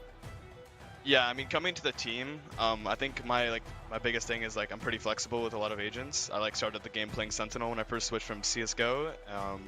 I went from Flex. I played Smokes in maybe one map when I was on T1. But I pretty much dabbled in pretty much every role before this team. So we were kind of just well, I can play anything. I'm down to play anything. Anthony Vanity was down to play anything. So we started off with me on controller, him on initiator. But I think it was just better that we switched because I'm naturally just more proactive and I'm able to be better on initiator. And he's one of the best, if not the best, controller player. Yeah, no, it's we're seeing it play out in the stats here. It has been the era of controller players for sure, and Vanity has certainly been leading the charge. Reflecting on this NRG game, though, it really felt like you guys just I made the joke earlier. You guys came in to do some business. Business was handled, and y'all just were moving on to the next one. Is that kind of the vibe that you got? Did you just feel like overly confident? Because that's how you guys were playing, as if they were just in your way to the next part in this journey. Yeah, I mean, I think going into after the loss to guard, like we knew we weren't playing our best. Like we're definitely a lot better than how we played, including me. Like I felt pretty poor. I played pretty poor on map 2 specifically. But we weren't playing as confident as we normally do in practice and the other smaller tournaments we've been playing in. But coming into this match, our mindset was like, okay, we got to play loose, we got to play confident, and we know we're the better team, so let's play like it. Yeah, you know, I spoke to Sean Gares earlier about, you know, the teams that he would like to face. He commented earlier on NRG, but he was very high on the praise for you guys over on C9 and was actually excited to play against you guys. And now that that actually is going to be happening here, quick thoughts on 100 Thieves. And I know you had to have seen their matchup against Sentinels, yep. You know, because like hundreds of thousands of people were watching the damn game. So really, thoughts on this 100 Thieves lineup and how you guys match up against them? Honestly, they're pretty new, like inexperienced roster compared to like our roster. I think we're kind of like the veterans here, but I think it's gonna be a really fun match. I think they have a lot of fragging power, and you know the coaching staff over there is doing a really good job and good way of mixing it up. Make sure you let that young man know his hair is gorgeous. Tell him his hair is gorgeous right now, okay? Because God bless him. Never shave it off. Eric, your hair is gorgeous. That's what Golden Boy is saying. Every time I see him on screen, I always make the comment. Oh, the dude, he's for a sure, man. Yeah, he really is. But hey, dude, congratulations on the win. I'm looking forward to seeing you guys versus 100 Thieves. Shall we say C9 to the moon, or are you guys feeling that confident that you guys could potentially take this whole damn thing? C9 to Istanbul. That's the trend. C9 to Istanbul. You heard it here first. All right, Curry, thank you so much for your time, man. Look forward to speaking to you and hopefully meeting you in the future, brother. I appreciate it a lot. See you, man. All right. Thanks, brother. Okay. Well, there you have it from Curry. Let's bring our analysts back up here to talk to them. And, you know, every time, it's always a pleasure to be able to, you know, talk to the players, get their perspectives, but also to hear from Curry that, like, obviously it was a bit of a transition for him, but he, you know, felt confident in the roster, and it's definitely playing out here for them. They stick to their guns, they stick to the change, have faith that they can make it work. And like I said before, I think they're finally in a position where it is making sense. It looks like they're finally pushing back to the form we once knew from Cloud9. Absolutely. I think the intangibles I was speaking about earlier are also becoming tangible for everyone else to see. Because again, I think honestly, when you look in the Cloud9 roster, and you can kind of tell just by, you know, hearing Curry's interviews, that he is a vocal player and he's very proactive, as you said, on the initiator role. So I imagine he also helps a lot with Vanity and his mid-rounding and like calling things out and like calling out the map, really. Yeah, it really is for all these teams, but you know, see it there. It's the sum of all the parts, right? And I think that's part of the reason why they have had so much success is like everyone's just, you know, contributing to it. But, you know, this is just the beginning of the journey really for Cloud9 because this team is still relatively young, you know, like as in the time that they've been together, but they have players with tons of experience. But let's actually go ahead though, move things along because we have our Aim Lab flick of the day. We couldn't think of a better play to give this distinct honor to than to Asuna in the first game. Mimi, this was a god tier play. We just wanted him to get the ace, and he got the ace. Oh yeah, the best weave in the business. Asuna has been incredible for this 100 Thieves roster. No matter what agent he is playing, he will step up, and he always looking super great this morning. Yeah, he ate his Wheaties. He had his Cheerios or whatever the case may be, you know, and he was ready to do some work there. But we actually did get some reactions though from some of the other players, like Ethan, for example, Asuna's very familiar with. When Asuna is on point, he is the best player in the game, no doubt. I think, Mel, that has always been kind of the talking point for Asuna, because even when he was on Immortals, I remember casting him way back when the game first came out. Years ago you know, now. those older tournaments, and just seeing him, I remember when it was a duo of him and Dicey, and I was like, oh my God, these two are disgusting. And Asuna has continued to just show that presence and that skill, and he's only gotten better, and he's so young. Yeah, and I wonder how recent that tweet is, because if it was today, honestly, shout out to Ethan for the sportsmanship. Like, he's recognizing it. Like, he can just point that out and be like, dude, he's insane. Like, I can say that right now. Yeah. And it just speaks like the experience that he's had with Asuna. And it's so interesting seeing Asuna play, you know, his old teammates and Dicey and Ethan. It just creates such an awesome like atmosphere and narrative. Like he's really just taking everyone's scalp trying to get to the end here. He really is, but he's going to have a tall order ahead of him with Cloud9 because that is going to be who they're facing off against tomorrow. I believe we do have the bracket to kind of get you guys up to speed on what's been going on here. If you just joined us, but shame on you, just go back and watch the VOD.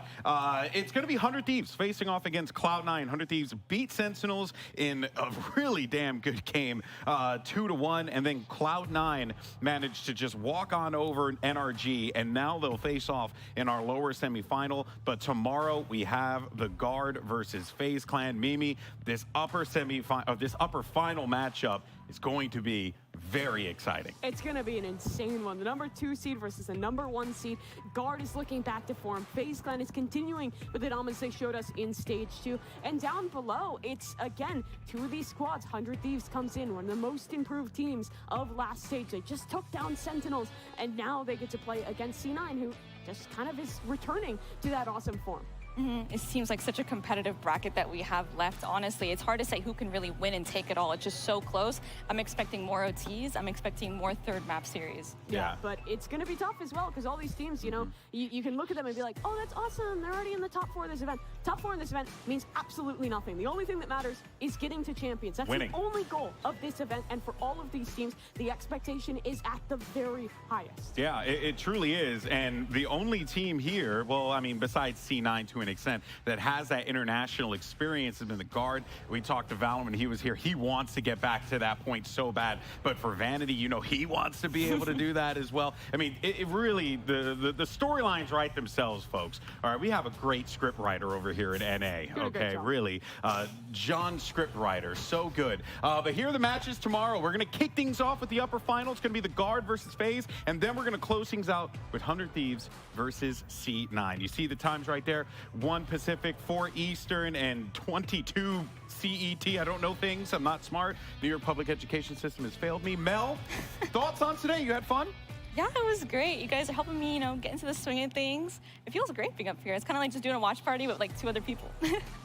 It's very cool. It's very cool. Yeah. We're very happy to have you here. I'm also Thank just you. realizing now from what you said there, FaZe is the only team left in this tournament that as an organization has never been to an international Valorant event. So oh, that's true. That's kind of interesting. Everyone else has been there and is looking to return. Oh, yeah. 100 Thieves went as well? Yeah, they went to the first Different Berlin roster, but- tournament. Oh, that's right. Very Oh, my different goodness. roster. Only Asuna returning Yeah, from that's that our one. only Asuna is Yeah. there. But, man, I tell you, see, look at that. Out one or out the other. You know How what I mean? based would it be, though, if FaZe actually went and they're the one team that hasn't? That would be It so actually Chad. would be really sick. And we'll see, though. We'll see. They have an opportunity to do it, and the only way to find out is by tuning in right here on the Valorant channel for some more NA action. We thank you so much for joining us today. Plenty more to come. We'll see you then. Take care, everyone. Have a great evening.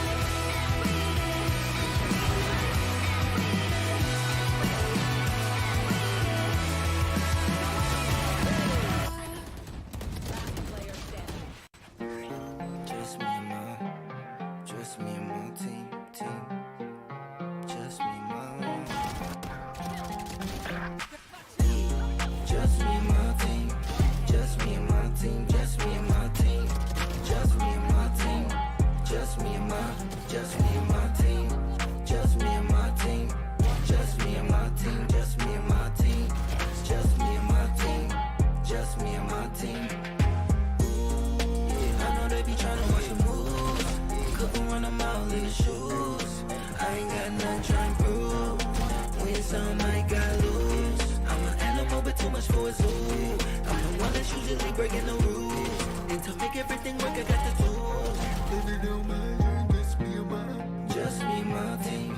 Just me and my team. Just me and my team. Just me and my team.